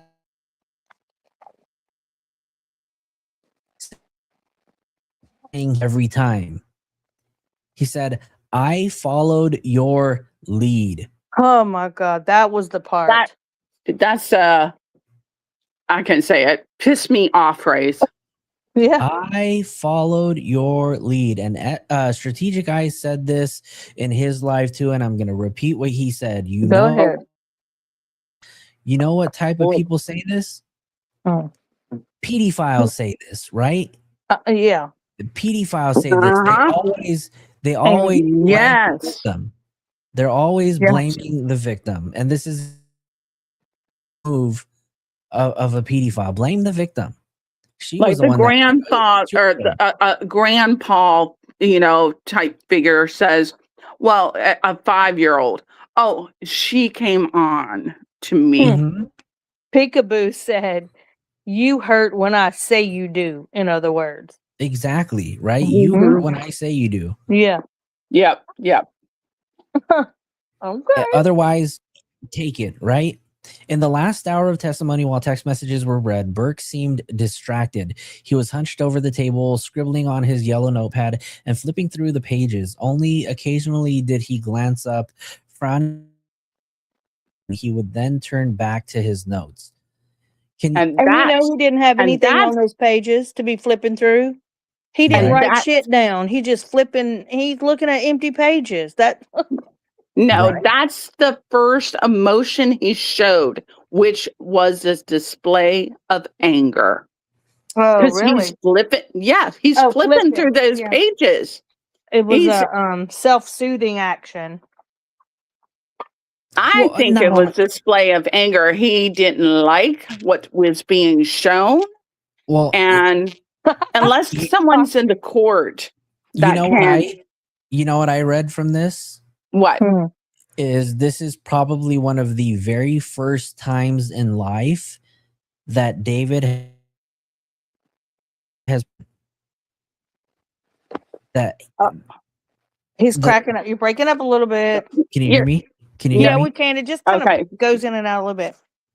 I think this is one of the first times David may have experienced what true embarrassment feels like. True. To have this. Or here's my devil's advocate. Or sure. Do you think that? Okay. Or do you think that he really did in his younger years experience? We know he experienced bullying. That's why he went into homeschool. So do you think that he was bullied and embarrassed so much that he kind of got out of it? whenever he went into homeschool and when he became famous singer. And then whenever this is happening now, it's almost like an internal torment because he's having those same feelings of whenever he probably is self victimizing his own self, saying, like what you just said, like embarrassed. He's probably getting he might be getting those internal feelings of how it used to feel when he was getting bullied and embarrassed. So Yeah. he might be sitting there thinking that he is a victim the whole time because these people are just attacking him. To me, it was a display of anger because he was being shown that he's getting blasted and he deserves it. Correct. And he can't say anything. That's the main thing. This guy has control over influence. I'll say influence over the younger people. So he's used to influencing others. And now he cannot do that. No. He has to sit quietly. Because he had that burst of popularity and everybody, he just went from, but Witchy Warrior just said, oh, I didn't know that that's why he was homeschooled. Was that in the court documents? I don't know if it's in the court documents, but his mom and David has said in quite a few interviews that he became homeschooled because he was being bullied. And I don't know for what reasons, but one reason probably, and because it most of the time happens when guys are like really short. I think he's just like barely 5 foot tall, and I think he got picked on. The short guy always gets picked on, and he's real small built. He's small, and so they probably were stepping on the back of his feet and all that kind of stuff. But that is why supposedly we don't really know. People, I mean, he could have just been not smart enough to be in school. You just never know. But that's what he said. Go ahead, Joe. I'm sorry. Okay, are you there? You broke up, Joe. Oh, maybe we lost him. We have to wait. He's there. Oh, there. Okay. I was going to show you guys. Hold on. My web browser froze. So I can't even see you because I got it on chat and I'm scared to touch something. Oh, okay. I can't really go to chat because I'm on my phone. I'm on my phone too. You just got to press those 3 buttons. Those little 3 dots. Yeah. At the bottom, press that 3 dots, and then the little drop down list is going to come up. And then you see where it says comments? Yes. Okay, hit comments. Okay. And then there's one other thing you got to do. Join the chat. Yeah, that's it. Now you can communicate with people and see what they're saying. Look at that. I learned something positive out of this. Yeah, there you go. I'm a talker, and I don't like to talk over people, but I have a bad habit of it. So that's why I just kind of try to keep my head down to the chat, and I like to involve the chat because it's so aggravating sometimes whenever you're just trying to get something across and you want the person who's not I'm not in charge of anything. I'm just running my mouth, but I like to interact with the chat.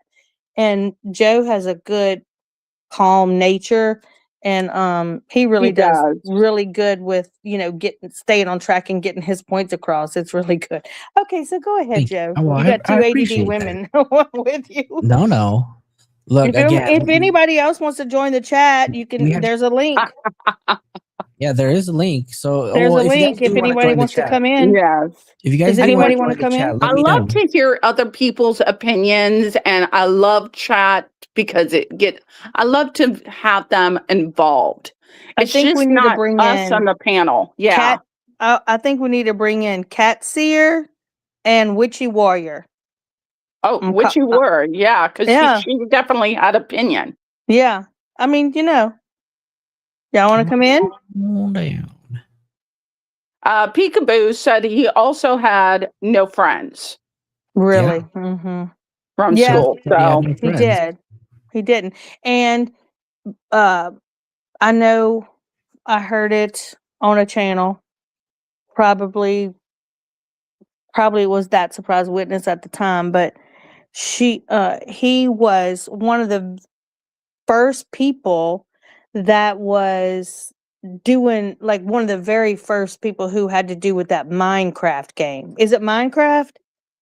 I think that was Yes, his first it's Minecraft. introduction to the Yes, yes. games and stuff.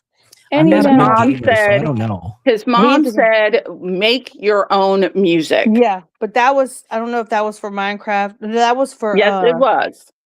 it was. Oh, yes, it was. Which you just said, you don't want me to come up. It would be ugly. Oh, Well, you come have an on. opinion. Come You have an on. opinion. It wouldn't We're be all, ugly.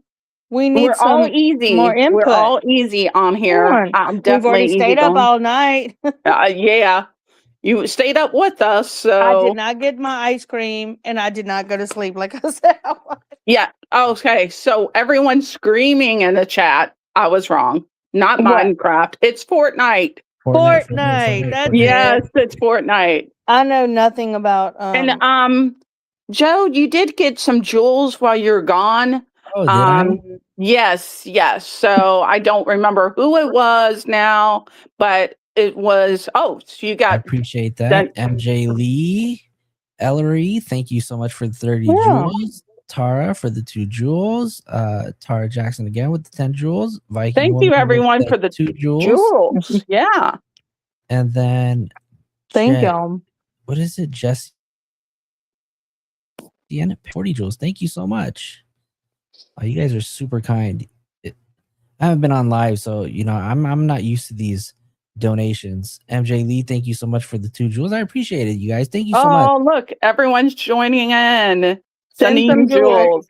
If you guys haven't already, do me a favor and hit the like button, you guys. Yes, please. Please. Yes. All we're Send some asking- makeup brushes. Makeup brushes. Yeah, let's do that. Makeup brushes. Or like me, I'm sorry, I'm a big Swiftie. So Oh yeah, me too. I was gonna say, so send them jewels on in so Joe can be bejeweled.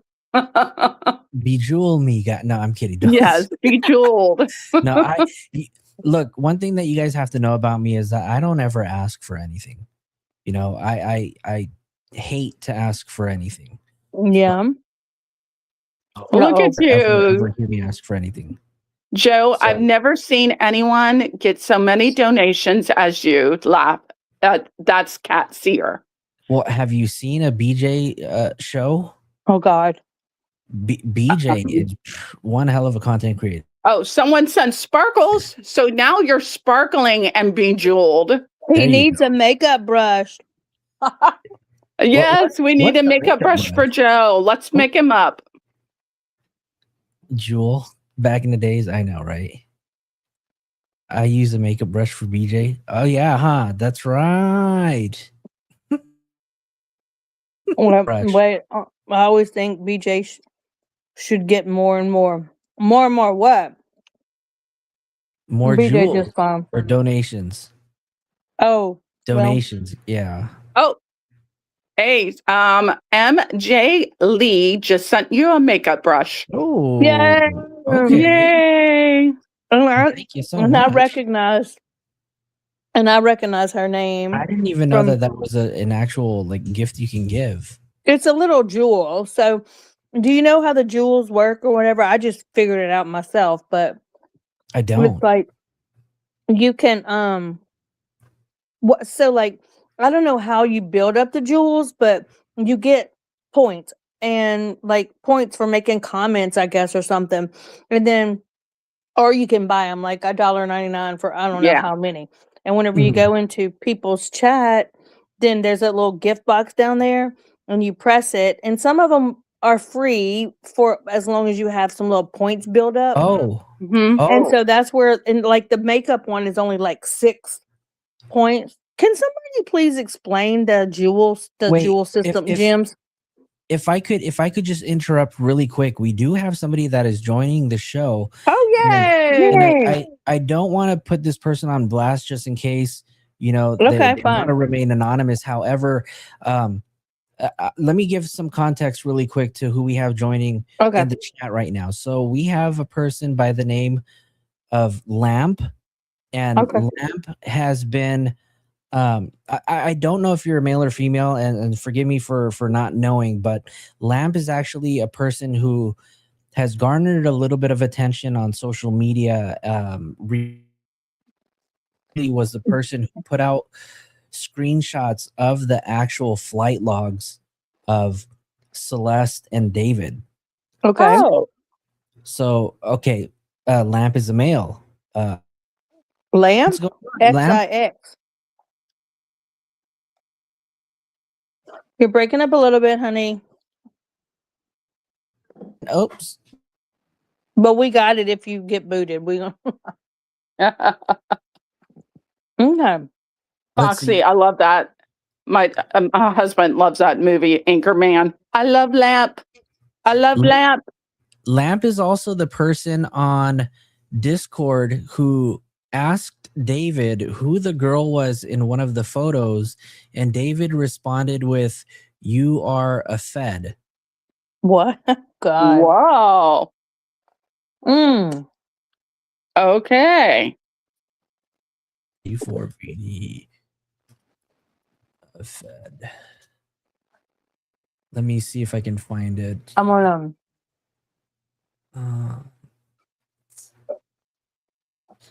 Dang, I don't know if I can find it, but just know that Lamp is somebody who is, you know, the name's been around in this case.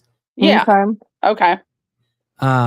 So Lamp, well, thanks for joining us in the chat. I know we recently kind of followed each other on X, and you know, if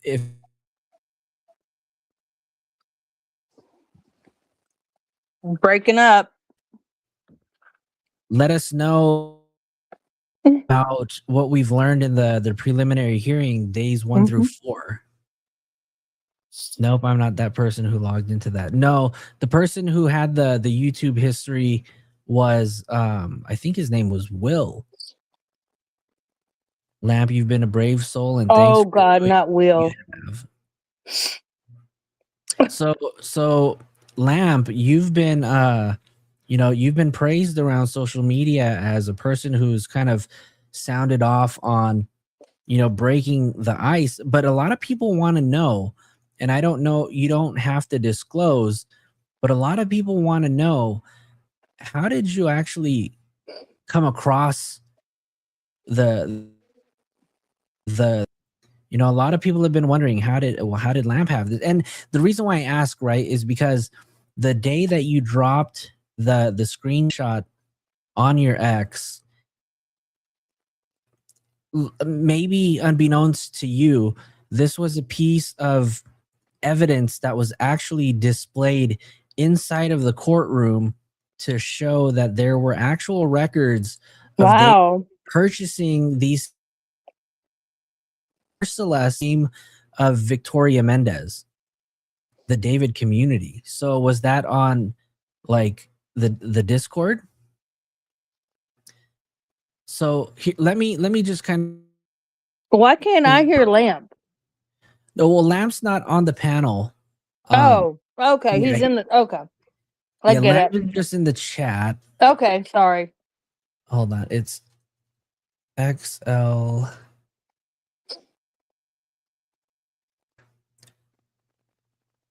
So let me just kind of take you guys back to what it is that we're talking about. So today's the 25th. 4 days ago, that Lamp put out this post, and this post right here was to show that there was a United Airlines ticket that was purchased.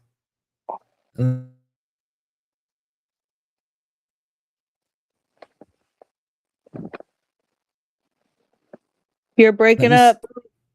Oops. Okay. We got you now. Yeah. So this is a photo for those of you guys who have never seen this before. Lamp is the one who brought us the United Airlines receipts. Yes. So Lamp.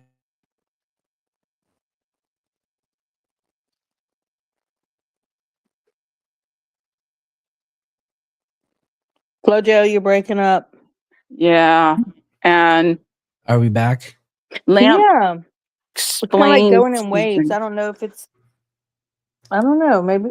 I don't Can you know. hear me? Can you hear me? Yeah. Yeah. Okay. Yeah, So it said Lamp said he started talking to the D4VD early 2023. I used to leak unreleased and music, and so we went back and forth. Hey, a Bob. bit. Yeah. And then he's sued me $30,000. Then we December 2023 was the "You are a Fed." Then he never really spoke afterwards. Yeah. Wow. Have you ever met David in person, or were you just someone who was in his Discord community? Yeah, and then this question right here that Cassier asked, how did you feel when that was his response, that you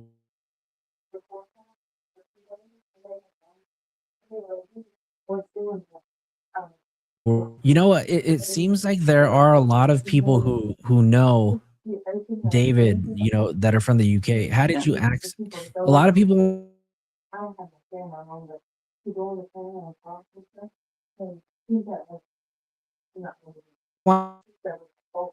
So let me just kind of review this with you guys.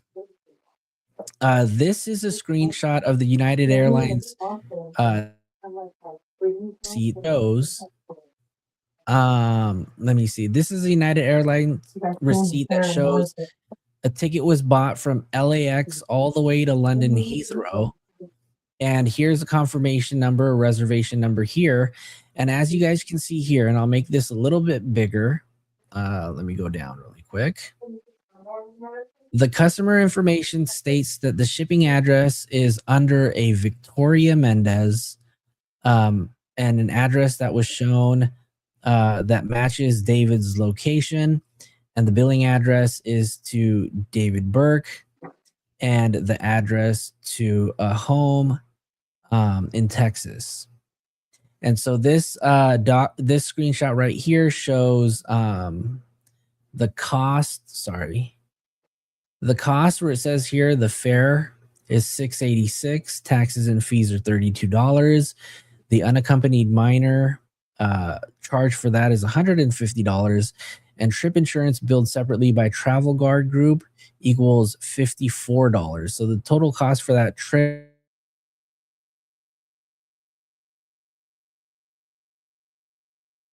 who had put this information out for the world to see, and unbeknownst to him, this was evidence that was used inside of the courtroom.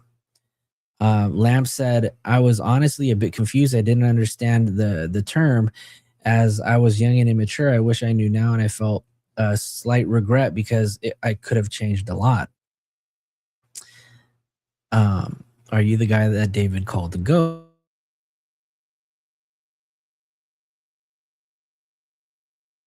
Mama, David had a property in England or no?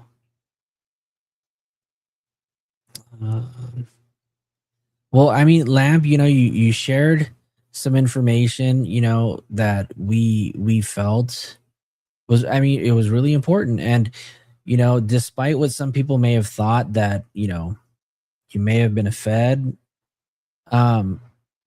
you kind of put things into perspective. And let me see, he says, I understand, but thinking about it, it was 2 years before she got murdered, so it could have prevented a lot of things, abortions, et cetera, et cetera.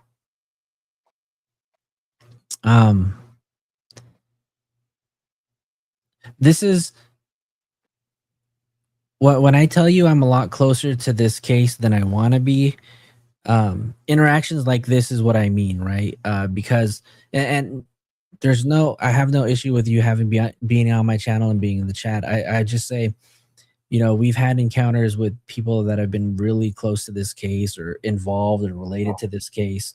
And I never thought just coming onto YouTube and talking about this case, would I be this close to it? So it is a little different.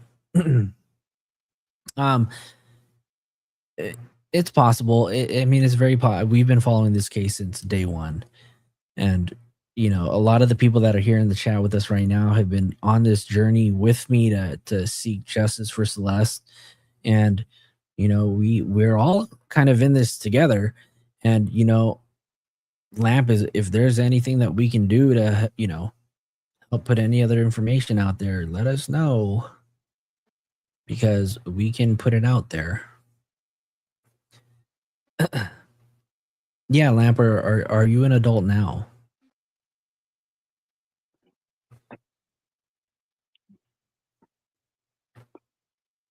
And someone said he did more than 99% of all the people would have done, or at least in David's friends group, I would say.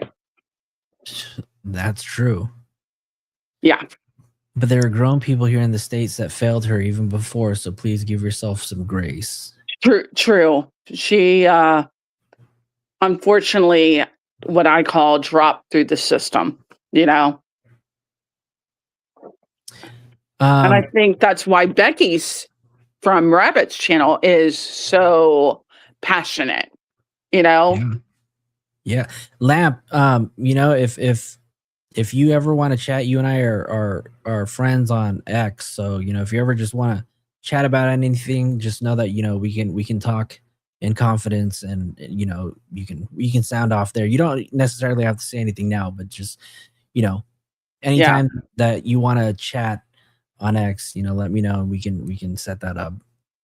So I want to thank you for joining the live stream. I'm sure you probably saw that I was on X and just decided to join me over here on YouTube. So that's pretty cool. Yeah, we'd love to kind of see what you know. And well, someone said, and Foxy's saying that Neo's house is down the street from my ex-husband's house. Oh, I don't.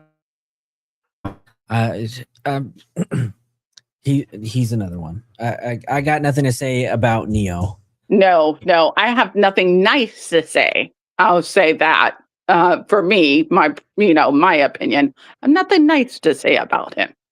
Yeah, I don't know. I don't know Neo's level of involvement. I've heard from people who may be close to his circle, who have defended him, and so far, nothing in this case, as far as evidentiary value, has pointed in the direction of Neo being responsible for anything. So no. What I'm saying when I say I don't have nothing nice to say, it's because his friend circle, David's friend circle, never spoke up. That's what angers me. I'm sorry. I mean, people may disagree, but they should have spoke up. I know they were lied to. They said they were lied to by David, but her age, I mean, did you really think she was 18, right? As they were saying? I mean, because still 17, if she was 17, she's still under the age. So that's what angers me. No one stood up for Celeste. She's been dropped, and she's been dropped through the system, dropped through the friend system. David surely strung her along. And this poor girl, like at 13 and younger, but 13 was the actual information coming out. She was dealing with adult things, very adult things. I mean, having, abortion, worried about a second pregnancy. At 13, she should not be worried about these things, in my opinion. Yeah. 14 years old, I mean, she didn't have a life. This girl should have been protected. Yes, she didn't have a life. I've been thinking, sweet, I was thinking, I have trouble speaking foreign language because of my stroke, but her quinceanera, I think I'm saying it right. I'm trying. She didn't get to even enjoy that. Well, she didn't have one. She No. She didn't get a chance to turn 15. No, and that's so sad. I mean, the things that, you read the text messages, and the things that he was saying to her was just, okay, what really breaks my heart, because me and my husband were never blessed with children. Her having to say to David that she had abortion for David. Mm-hmm. And that's a very adult thing. And having to deal with that loss for the rest of her life. If she, she was, had a life to, she did have a life to live, but David took it away. Yeah. But even if she, even if she had that life to live, she would have had to deal with that loss. And that was nothing for her to do at the age of 13 or 14. Yeah. I think after, today was just really, really heavy to just to learn any of this stuff was going on. I mean, we all thought about it. We all thought it was true. We all sat through day 4 of this preliminary hearing, and we learned that everything that we thought was true was actually true. And I'm not gonna lie, this I haven't streamed in over a week, but honestly, we've been through only 4 days of a preliminary hearing, and I am just exhausted. And I know. I can't imagine how the trial is going to be. We're going to all need a train of coffee to get through this. I mean, that's my poison of choice is coffee. I think we're all going to need therapists after. True. We're all going to need. I'm sorry. I think the worst thing of the trial is going to be that it's not televised, right? It's not, no cameras. I don't think they're made a judgment on that yet. At least not for the actual trial. I know the preliminary hearing they decided no cameras, but there might be some people who put in requests. So yeah, there might be a chance. Because it is so difficult for creators to read the transcripts, and you're getting them from people that are at the courthouse, and you're waiting for updates. I mean, it is what it is, but it makes for a long day. Not only yes, and think about it. 10 tickets. My that blows my mind. It's supposed to be a public court. I know, but there's only so much room, I think, in those. Like he said, he was crunched up against the back wall. That courtroom was not big at all. It's not never big. Those courtrooms that you see in like New York City where they've got 18 rows and 2 sides for people to sit on. This courtroom literally only had 4 rows for the public and about 2 to 3 rows for media. And overflow rooms. Witchy. Yeah. Okay. I my want to friend say Witchy Watcher is saying that the trial will not be televised. Is that a fact? No, that is not a fact. Oh, I'm asking Witchy Warrior. I don't want her to get upset with me again. Okay. Well, I had someone I wanted to address. Not a bad thing. Not a bad thing. They said, I think he will, Shannon Phillips, I kind of think he will plead out before taking it to trial. Is that an option? No. The prosecutor said there's no plea on the table. She wants to take it to trial. Oh, did she say that? Yes, she did say it. Yeah, but what can he plead to? What can he? He's going to be in jail for the rest of his life. So what can he plead to? I mean, if he plead, They offer plea bargains to get more information, basically. but he's If he's on. you tell me exactly where something is, I'll just say that. I'm not referring to the case, I'm referring it as a scenario. If you tell me where so and so is, I'll knock 10 years off your sentence. But in You this know, case, if he's going to be in there for life, what is 10 years going to do? well, they can also bargain for better food. Oh, really? Oh, Yes, they can. And the good place to learn about this, do you mind, Joe, if I, tell people about another channel? Sure. Yeah. I Okay, don't it's mind. Chris McDonough. He's a retired police officer and worked in homicide. So he's talked to these criminals. He's the founder of the Cold Case Foundation, and he gives out so much information. But that's where I learned it from. That's where I learned, what the plea deal and how they offer and what they can offer. Okay. Joe, I don't know how to say this name, but Rabbit was saying it the right way. It's XIXMPX. So this person goes by the name of Lamp.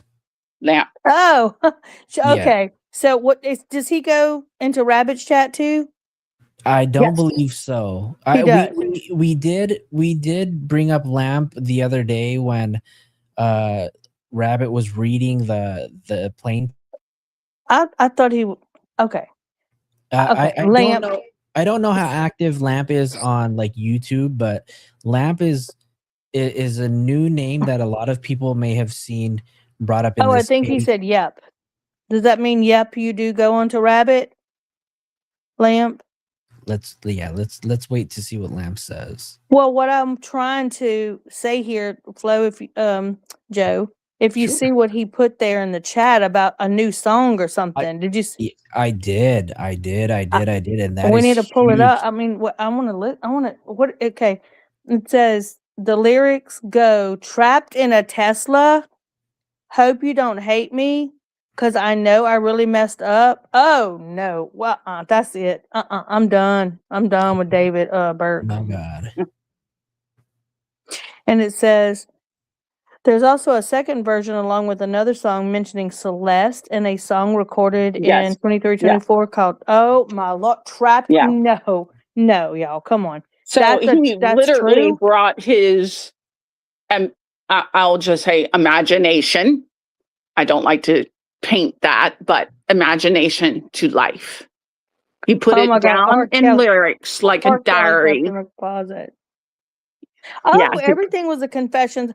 And before Celeste passed away, everything was like a prelude up to what he wanted to do, and he did it. And now he's writing songs that say new seats, trapped in the Tesla. Oh my God. Yeah, I Y'all. think he was angry with her for a while. Okay, you and guys. we don't know what about. I'm go going ahead. to really quick. I'm gonna let you guys chat for just a little bit. Okay.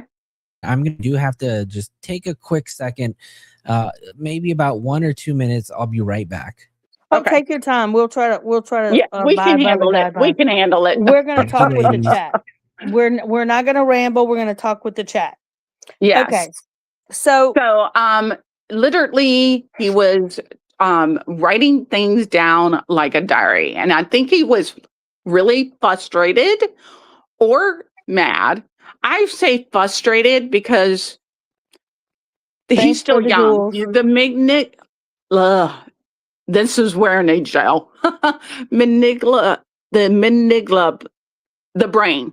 That's what I'm trying to say, but I'm trying to say the actual name is not fully formed until you're about, is it 21 or 25? For 25. The 25. frontal Yeah. lobe of the brain Correct. doesn't Yes. form. You're Yes. not. Okay. You're really considered an adolescent until 25 Yes. medically. Mm-hmm.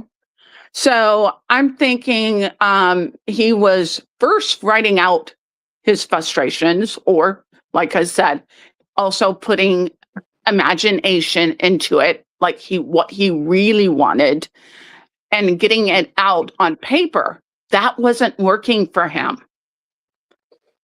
And it built up and built up and built up, and this fight just did it in. Whatever the fight was over.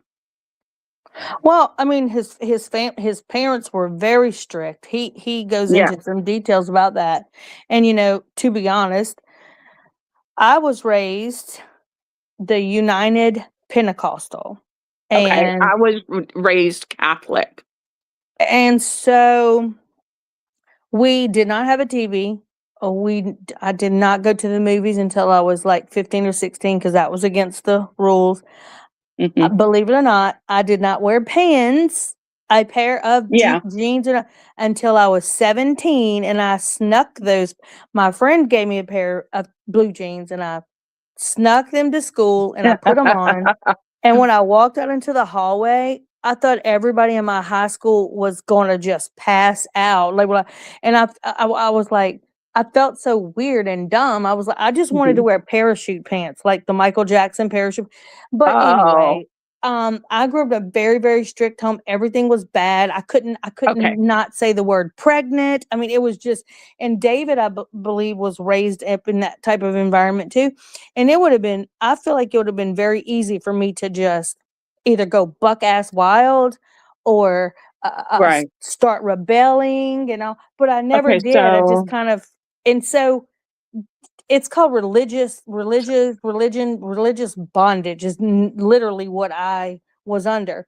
And if David was raised in a strict home like that, I can see where you get to a certain point to where you just start resenting everything, your parents, your yeah, life, yeah, and yeah. so I'm not witchy warrior. I'm not defending him or taking up for him. I'm just saying this this might be Yeah. beside being bullying and all, he might have just, you start cracking, it starts, you're Well, brainwashed, it's yeah, terrible. yeah, Foxy did, point out, like you explained too, the I can't say that word because the Miglia, stroke. Yeah, is the animal amiga. part. Yeah, the animal part of the brain. So Mhm. that's frustration comes out. Frontal cortex is the thing that takes forever to develop. Now, I will say with my stroke, it happened on my left side of the brain and was told to me that where your moods are controlled, because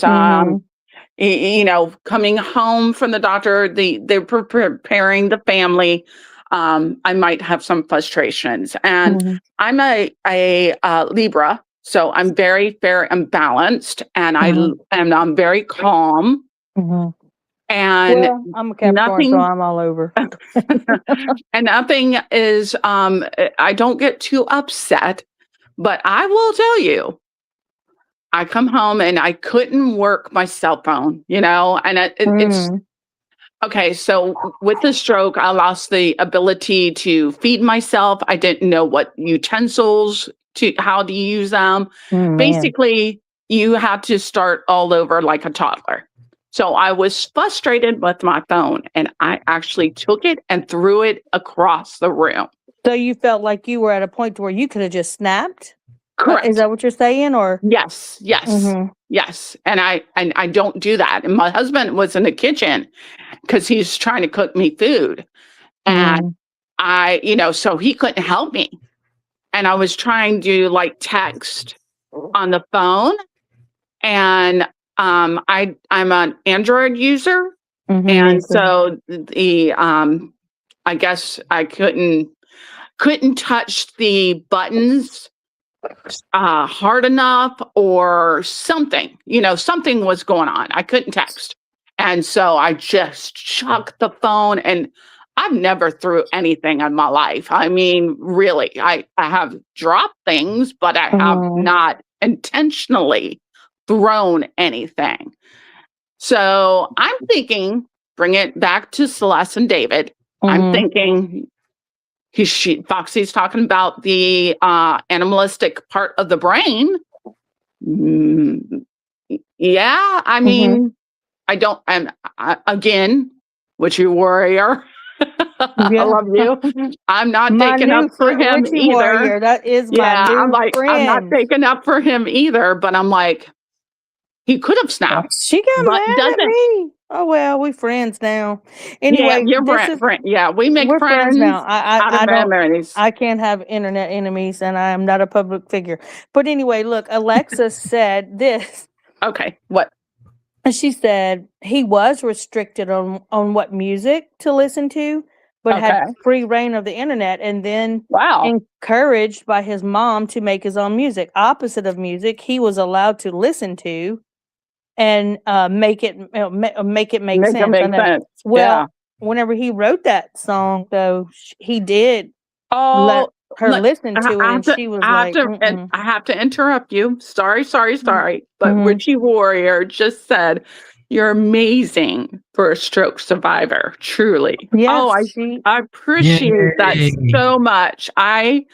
I worked so hard. You don't know. I didn't even know how to work scissors. But did you lose some mobility in your arms or legs? I did, and Joe, are you back? I'm here. I'm here. Okay, we're holding it down for you. Thank we you. might Thank we you, might be thank on you. here all day. We might fill up this room in a little while. Right. I did lose mobility. I gained it back. I do have some weakness in my left, affected my left side. So I got that back, and walking great. Not the best. I meant walking, but good. like, yeah, the steps. And look at you at the beginning, wherever you came in, you were like, okay, I want everybody to know that I had a stroke and my speech is slurred or whatever. And look, you have just been on here for about 2 or 3 hours, and you're right out of your shell. So there you go. Yes. I'm fine with speaking, but I know what I can do and what I'm capable of. And I had an English major degree.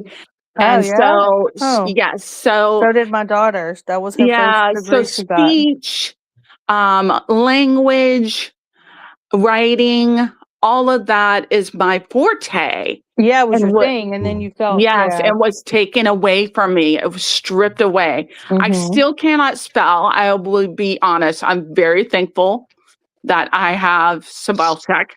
But I came out, I couldn't even spell chair. And that's like second grade, That's hard. you can spell. Yeah. Praise be that you made it through. I'm proud of you. I don't mean to go, Joe, you have something? No. I'm just agreeing with. I wanted to not to snuff out my friend, but I wanted to I wanted to ask a question to the chat and to Joe or whoever. Have any of you ever been curious about who the co-writers were for David's songs? And if so, have you ever looked up those artists? Because like I said a while ago, it's something that I did. And I honestly was completely shocked that whenever I looked up music that those guys have written for, those guys have helped co-write songs for other, famous artists too. But as far as their own personal genre, it's that dark stuff that David does. So what, I'm confused. Okay, so coming from an English major side, you can write dark poetry and not be involved. Not be crazy. Yeah. Yes. Yeah. But these songs are pretty.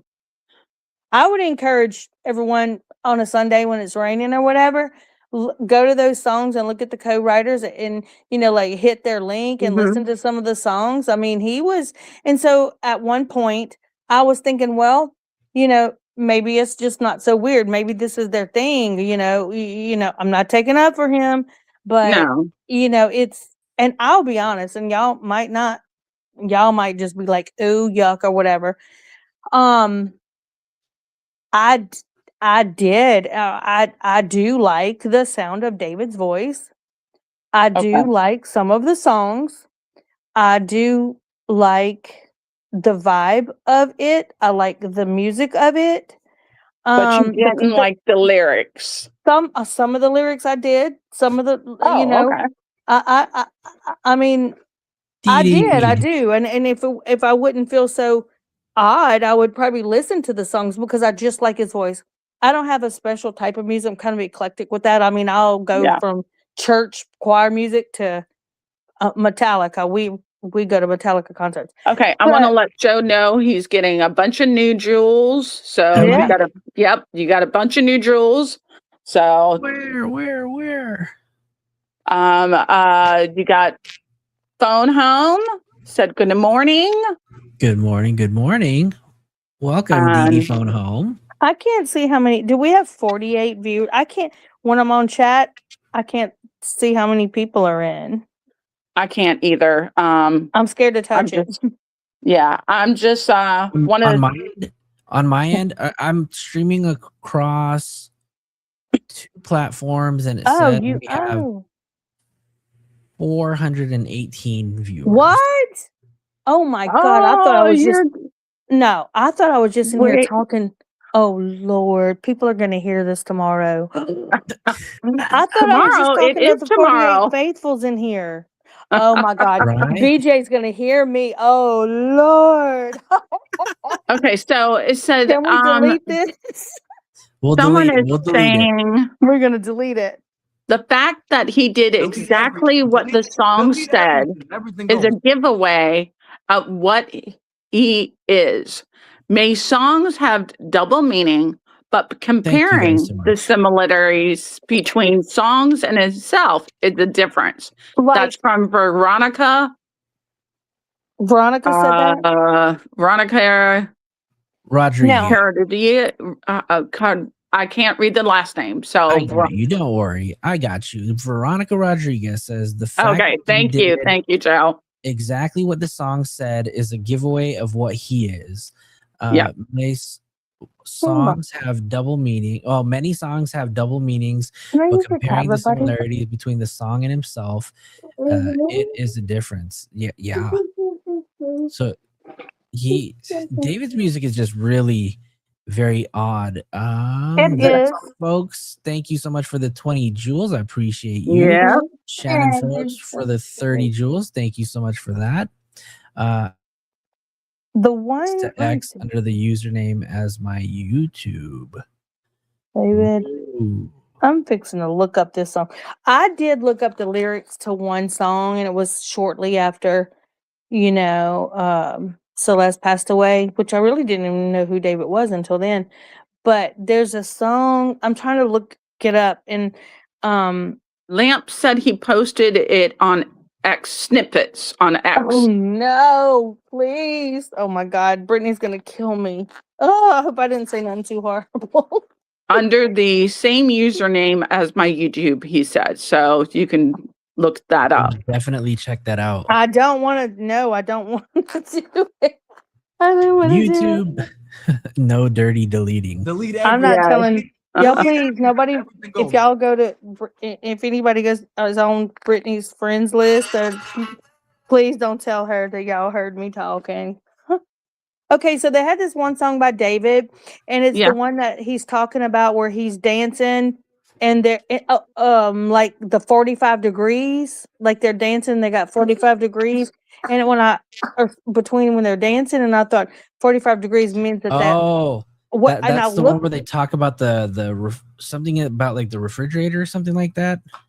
I don't know, but I looked up the lyrics, and when I looked up, I was reading into it something different.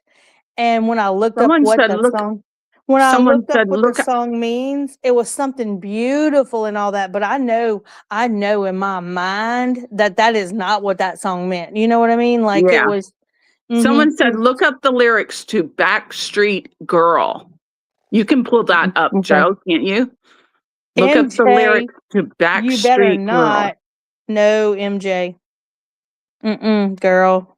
We together a lot on days. You can't tell that to BJ. I love my girl, y'all. Y'all gotta give her a break. Yo, she's That got he some is good singing people. about Celeste. It's Yeah, I'm not dark like the others. I'm like, yeah, okay. Let's see. D4. Okay, so look, let's ask the chat, Joe. Okay. Who likes any of David's music? Song? Do you like, does anybody like his voice? If like, does anybody Has like anyone heard it? just any in general? Okay, that's it. One last dance. One last dance. Mm-hmm. That's and it could be in I mean like coming across as a good song. But okay, so Dee Dee says nope, she don't like Yeah. anything about David's music. Phone. So Yeah. Phone home. No. Cat Seer. Oh. Someone So said it wasn't Veronica written. said, "Hell no." Joe. Oh, is he here? I think he left it for us. Jojo. Okay, so let's see. Nope. Heard his voice, Yeah. and it's mostly auto tune. Yeah, he's kind of like he's like an auto tune, but he's kind of like a monotone, simple singer. Like, I mean, I'm a Swiftie, but she's got her own style of just like she's got 4 chords that she plays on the. I mean, and he's kind of simple like that too. And so Veronica said, simple music started way back when, so I won't get into cannot that listen because to I'm him. also a music major. So Great. yes, cannot I listen play to him. piano. I play piano Do and I you? sing. Yes, And I still do. support the wicked. I still do. I'm trying to relearn it again, but so yeah, I love his style of voice. You do? However, I don't love his music anymore. He's unique. Well, Okay, so one uniqueness last goes a dance, long y'all. way. So nobody No, I so heard far. his voice, and mostly it's auto tune, in my opinion. Not even That's one what person. Faded y'all? Joe said. Not even one person in here. Yeah, see, sounds different Come every on. song. Lamp Not said. even one person. See, I'm always on the opposite side.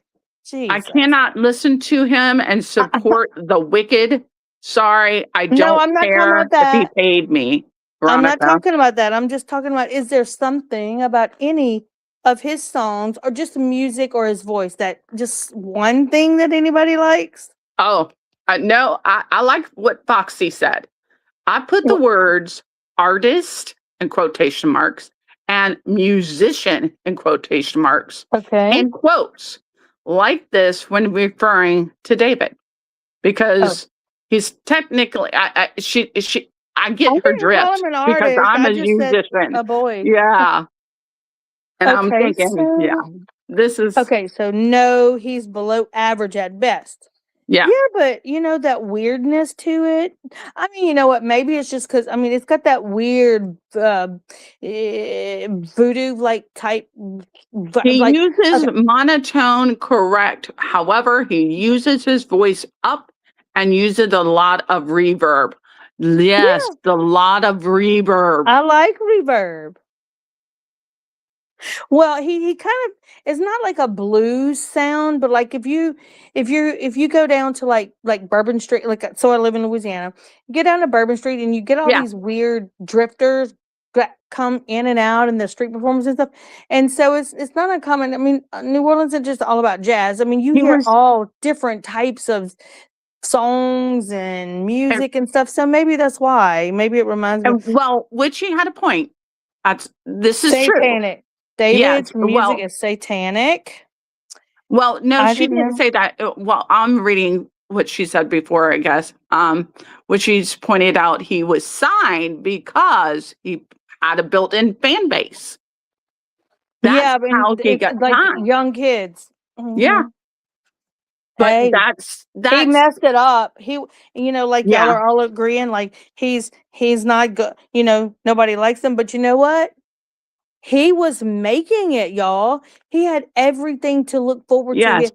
I mean, and even if he would have gotten in trouble for the SA with Celeste, I mean, that's nothing that like maybe 10 years wouldn't have taken care of. I mean, you know what I mean? Like, I'm not going to touch that because I Josh don't, Duggar's in jail for a lot longer. But but he was, Lance just said he he got out. does have some unreleased with some insane vocals. I'm scared to know. I would love to hear it. I would love to hear it. You know, Oh, you want to hear it? So the industry is corrupt. I don't know if it making is. it means anything. But I respect true talent. There's some true talent in no, the he can't sing industry. good. I know. But there is a lot of just people behind the mic. There's people, you can put anyone up on the stage if they have charisma. Oh, no, yeah. These days, people that are singing, it's all like auto tune in their microphone, like some of the chatters some of the people were saying. Mhm. And it's not like real music where people are getting up and like really playing their Well, freaking soul out. Like, and we another used thing, if to. you look for singers, okay, when you're singing and when you're almost out of breath and you have a click track What did Flojo just say? behind. Somebody said they got, they got you, Flojo. Is something wrong with Flojo? Well, I just got on here to say hi and stuff a while ago. I want to talk with the And chat. 10 hours later. I know, but I want to. Okay, I want so to be involved with the chat. I feel like I'm just being too chatty. yes, I'm reading. What I want to point out is when they're singing, okay, Yeah. and if a true artist, Yeah, okay, buddy. singing and they need a break, okay, because the voice, Yeah. you some of them have a track behind them, okay. So they will turn their back towards the band. If you watch performers, turn around and watch their drummer or they're looking at their guitarist, they're turned around. Their backs is towards the audience. Right. That's them taking a break for breath control or just relaxing your vocal cords for a little bit. And the track is playing, so the audience is not going to know that you just took a break. Right. So pay attention to that. A lot of artists do it. I can point out one, and she's actually one that I do like. It's Chapel Roan. Yeah. I've seen her. I just recently I saw a clip of her on her actual YouTube, and she needed to take a break. She was running out of breath control, and she turned around facing her band, but the singing was still going on. And I'm like, I can tell because I sing. She was running out of breath. So I was like, to me, I'm like laughing because I'm like, girl, you told on yourself. But I still like her. It's just when you're performing live. Summer said, okay, if I had found his music and liked it before this crime and was a fan before it, it may be hard for me to not listen. But I don't like his sound, and AI would not even have been a fan of his music. I guess I'm alone on this one too. Okay, so Raina said, I've heard a few romantic. What is that? Hum? Yeah. And and some from Anachronic. Yeah. Yeah. I like summer of 88, which brings it back to me, summer of 69. That was the summer the of industry. 69. Yeah. Yep. The industry has always been corrupt into their work with the 80s artists who got robbed from their work and now make money on live shows because they're signed bad contracts when they were younger. So how do you think, or how do y'all think that David found these like-minded, weird co-writers to work with him? I mean, like, I wonder if the manager called out to these people, or I don't know how it works, but he certainly found some people that are in The Freaky Wheelhouse. the manager, his manager, will set him up with writers. Oh, this So said just finished watching Trap's last video on D4VD. He cried at the end. I mean, yeah, there's a lot of people that are just freaking tearing up, like the creators that that I'm a fan of, like That Surprise Witness and BJC Live. I mean, those, I'm always kind of like involved with that, but that's not the only, I mean, I have my, my own personal, channels that I like. I still watch yeah. Tostino. Yeah. Let's see. What's the chat? The chat has any questions? They of having us, question? of us? Like maybe they have questions for us, like our Well, opinions. yeah, I don't know. We don't, I mean, we don't know what we're doing. Okay, so this says, Lamp says, Yeah, this is why I don't like Will. Okay, who's Will? Because I don't know. It was trap. Yeah, he was making trap resin. Trapmore? Yeah. And then literally I in the know. courtroom, of course, he's going to cry after seeing all of the past He 4 was days. making fun. Wait. Who's Will? Will is not Trapmore Ross. He was making fun of Trapmore. He Yeah. was literally in the courtroom. Of course, he's gonna say, "Who's Will?" Who's Will? Y'all got my little grandsons, like being a like a grandma, Poor Joe. I think they call Joe me, just Joe just up left now. the show to us.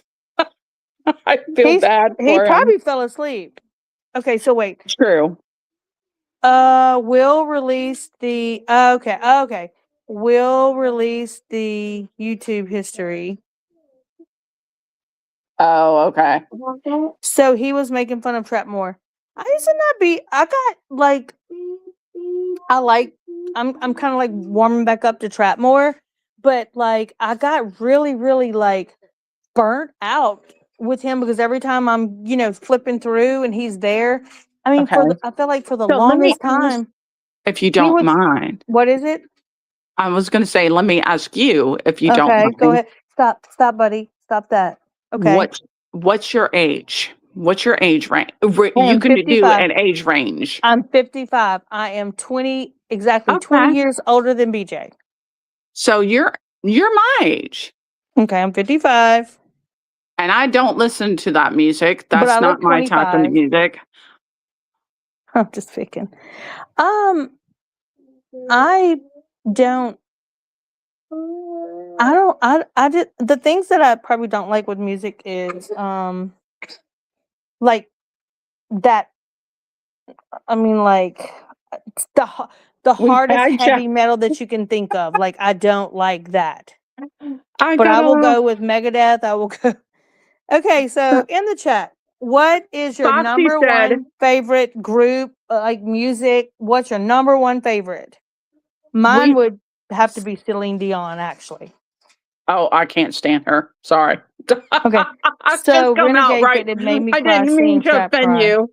I don't take offense to anyone that's not a Swiftie. But Foxy just said, we've hijacked Joe's stream. No, Joe is here. He's in the chat. He said he's here.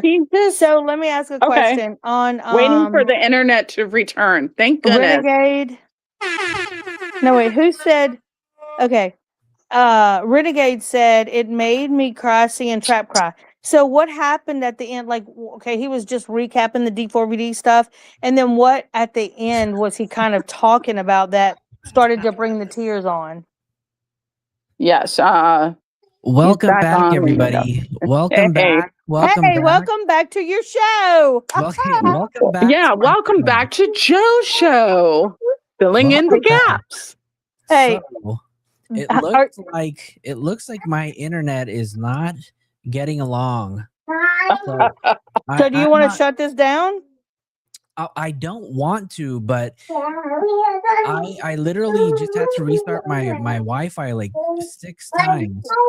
So I don't know how long it's going to remain stable. This is the first time my internet's tried to tell me to take a nap. So it's I don't know, but we'll see. We'll see how much longer it goes on for. But Okay. I do want to let you guys know. Lamp, are you okay with me sharing what you told me on X? Sorry, no. Go downstairs. Let me wait for Lamp to let me know. Yeah. Because So look, Joe, I don't know if you see what's going on in the chat about Trapmore. I saw Renegade leave Mhm. a message saying that Trapmore Ross was crying. He said he said, you know, he started crying, and then he said Yeah, he's yeah. traumatized. Lamp just said yes. Show. He said he is traumatized. So here we'll play. Hold on. Okay. So we'll play the last of a few of the words, and I don't want to just come out here and just play all of Trapmore Ross's videos, because I do believe that, you know, you guys should go support your content creator. I want to go off the chat, and so I can see what you're gonna show or whatever. So Okay. how do I do? I don't want to get disconnected. Do I press the X at the top? Oh, I was yeah. gonna say I don't know because I got don't a press the red tablet. button. Don't press the red button. So if there's an X, then you can press X, but don't press the red button, because the red button will kick you out. I think if I press it. Okay, look. Okay. Here we Are you go. back? All right. Yep, got it. I'm ready. So we'll hear the closing remarks. And so Trapmore Ross has been at the courthouse since day one.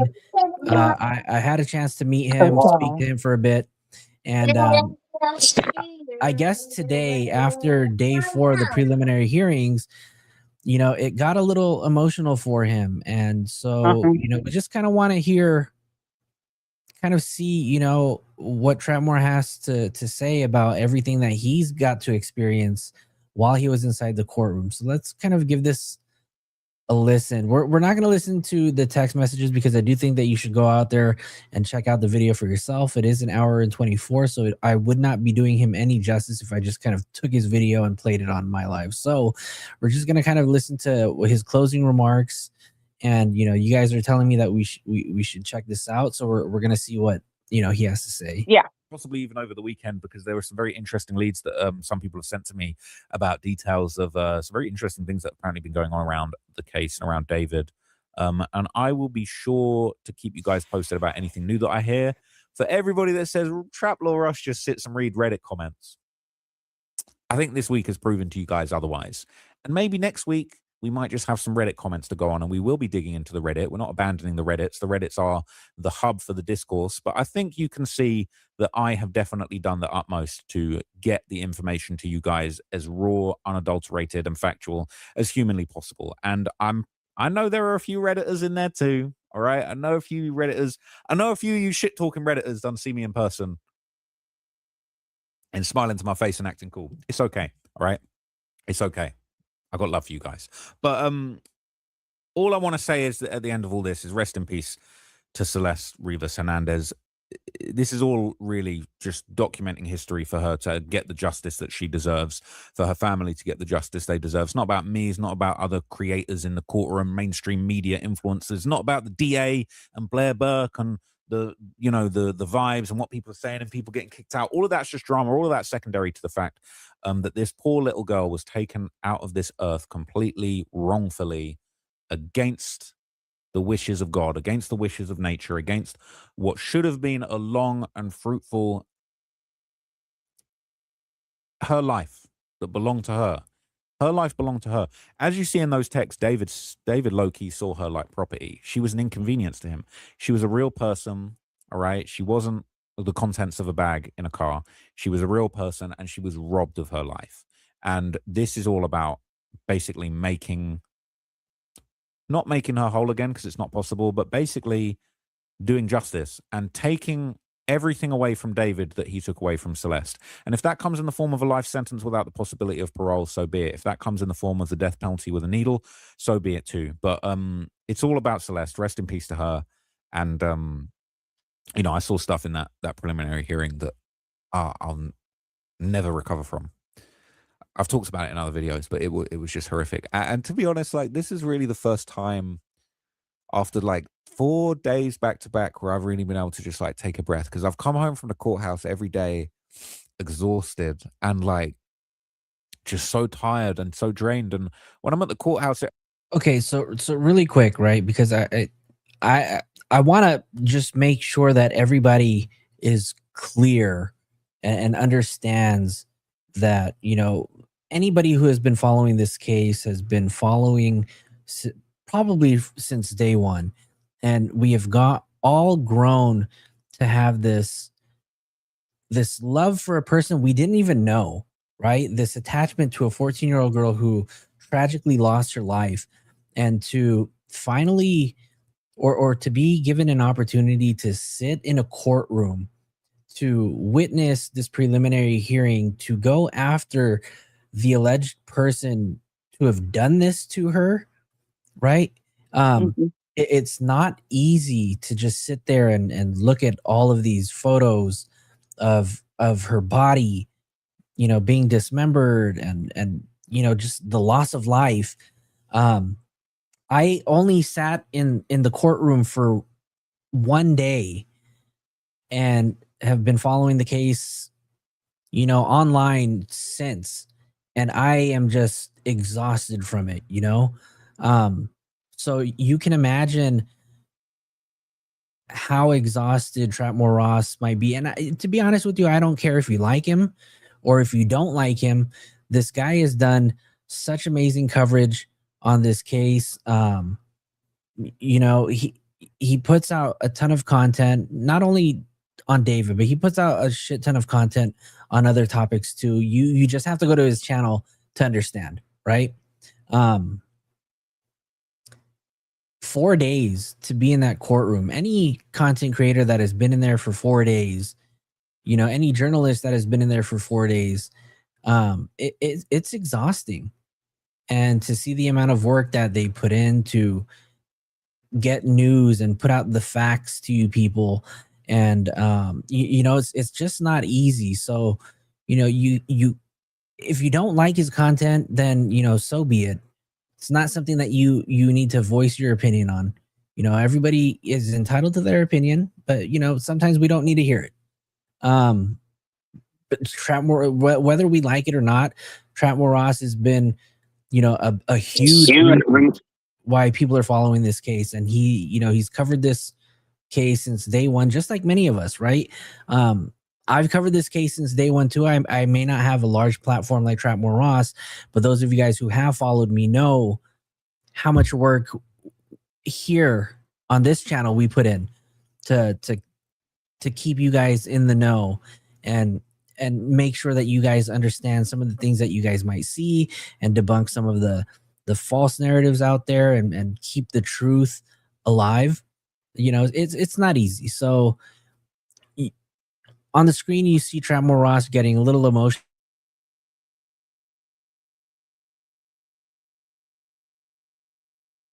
I think there, yeah, he's coming back. If you're not used to seeing stuff like we've witnessed in that courtroom, it doesn't get any easier the next day that goes along. In fact, we've learned from day one all the way up to day 4, it just kind of got worse as the news kind of came out.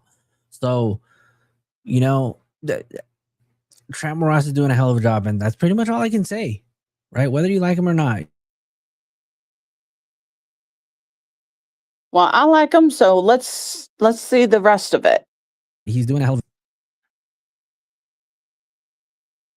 again, I don't want to make this about me because it's a courthouse, hearing about these things, seeing these images, seeing the images like of her body and the bags and everything. It's just horrific. But there's so much going on. I'm trying so hard to like write notes every day, and it's really tiring. But there's so much going on, and there's so many great people in the courthouse, like other great journalists to talk to, that like I've made really good friends that I hope I can stay friends with for a long time at the courthouse. But like, there's so much going on. There's so many people you don't get to think, and it's only in them moments like afterwards when like you get home and all of that, the courthouse is over, there's no cameras, is silence, and you're not surrounded by all this stuff going on to distract you. And I just got home and thought about that horrible picture of the body and the limbs all put back together, and just how bad of a state she was in. And I just feel so awful for her family. And like everything that I've witnessed in this trial is the worst stuff I've ever seen. I've seen so many like gang murders and crimes and stuff, but like I've never seen anything so bad. But it's not really like on me to say, oh, I wish I'd never seen that, because like David, like Celeste's family, they've lost their daughter, and that's really what matters. And like, fortunately, they didn't have to look at that shit, but it's like that happened. I had to look at what actually happened, and unfortunately, I think it's good, and I respect Beth Silverman for sparing them the trauma of seeing that, because that was horrible. And when I got home today, and I could actually just decompress, because all these other days I've got home, I've had so much to do. I've had to film until nighttime, go to bed, wake up. I've barely had a minute to think. But when I got home today and I sat down and I thought about it, and the images of those autopsy pictures and the contents of that bag just flashed, like scarred on my brain, like scarred into my mind, real trauma. And I just so just like, there's just like, I didn't know the world was really that evil, like in real deal life. This isn't a video, this isn't a story, this isn't something that I'm like researching for a story. This is real deal, real life. Someone really did this, and allegedly David's the person that did it. And if he deserves what whoever did it, like, look, justice is going to take place, but like, there is no place for anybody. The state that she was left in those pictures, whoever did that should be dead, basically. Death penalty, needle, lethal injection, I don't care what it is, that's what it should be. Because if that was my daughter, if that was my sister, if that was my niece, my nephew, I would do it. So fortunately that's not the case. So rest in peace to Celeste. Massive condolences to her family. Really admire the strength that faced this fucking dirtbag every day. Utmost respect to them for that. I'm gonna leave it there. Sorry if I got emotional at the end, but like, it's been a really hard few days. But it's really not about me. I don't matter in this whole grand scheme of things at all. I'm gonna wrap up there. Thank you so much for watching this, guy. You guys, do me a favor. Take a few minutes out of your time. Go to Trevor Ross's video. Go to his page. Leave a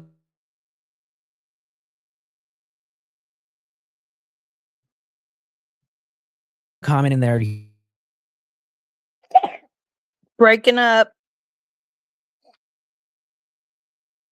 Here with flojoetv and all of you guys.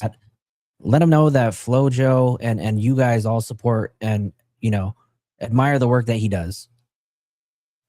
Let him know that you guys support him. If you guys appreciate the work that he does, let him know. Let him know that Flojo TV, the Inner Circle,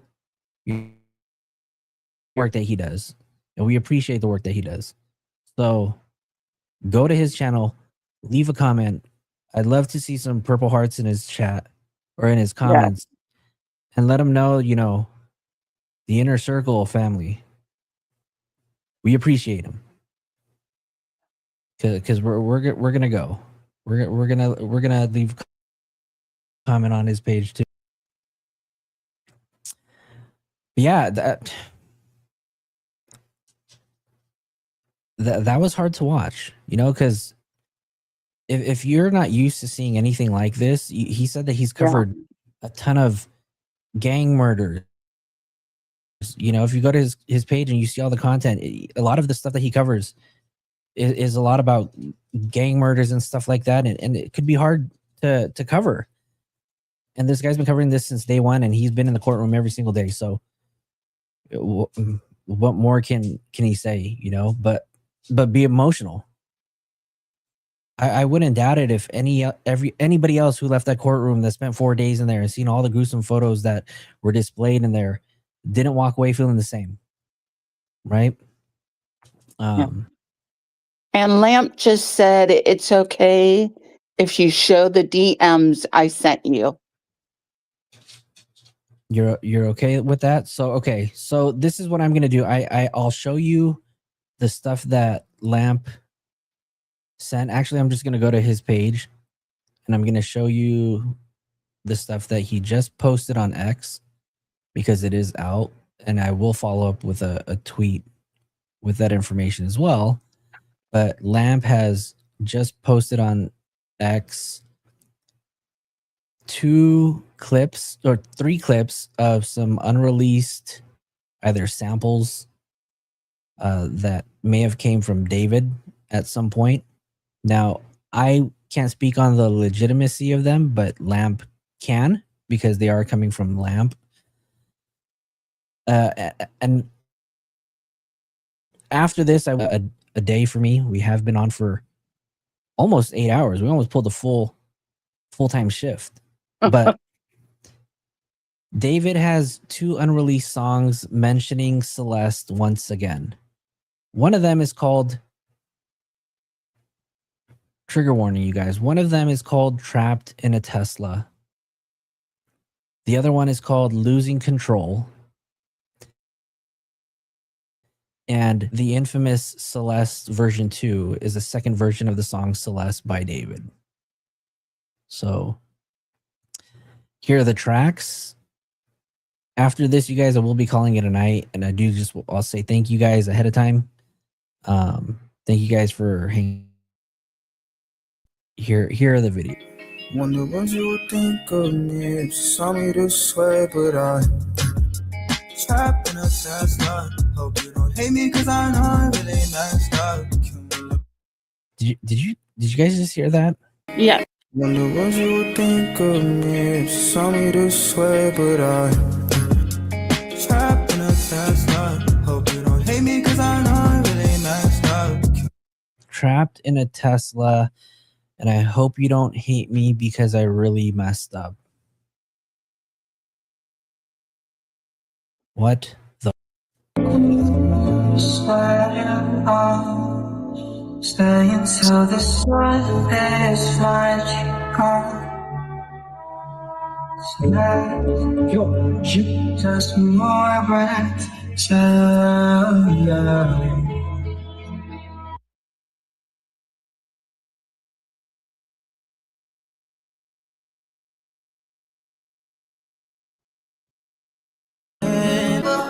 And I'm next to 5 months then. No, I'm still wishing less. No, it's love.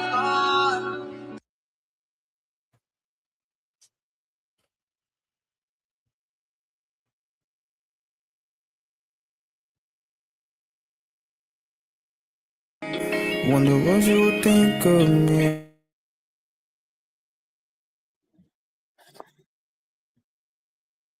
Maybe cause I know I really messed up. Fuck.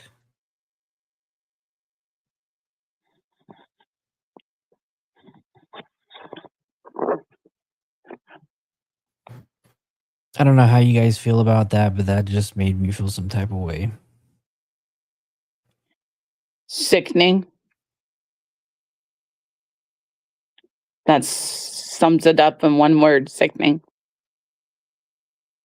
Many ways.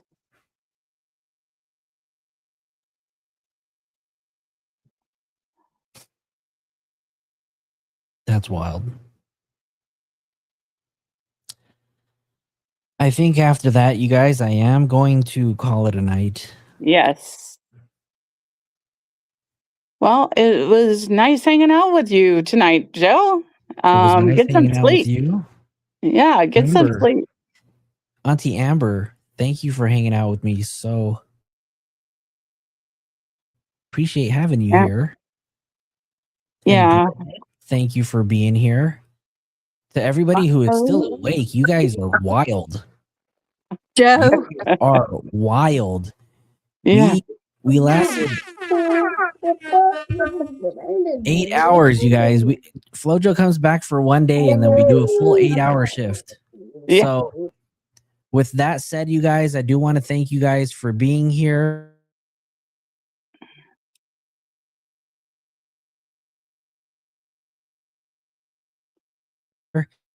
right now.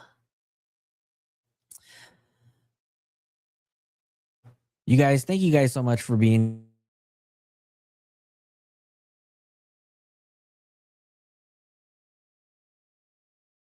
We had Lamb in the chat. We were on Strategic's show earlier tonight. We all got emotional with Trapmore Ross. Don't forget to go to Trapmore Ross's page, drop some purple hearts in the chat, and let them know that the Inner Circle and flojoetv, you know, support them. For me tonight, you guys, or this morning, my name's Flojo. This was Filling in the Gaps.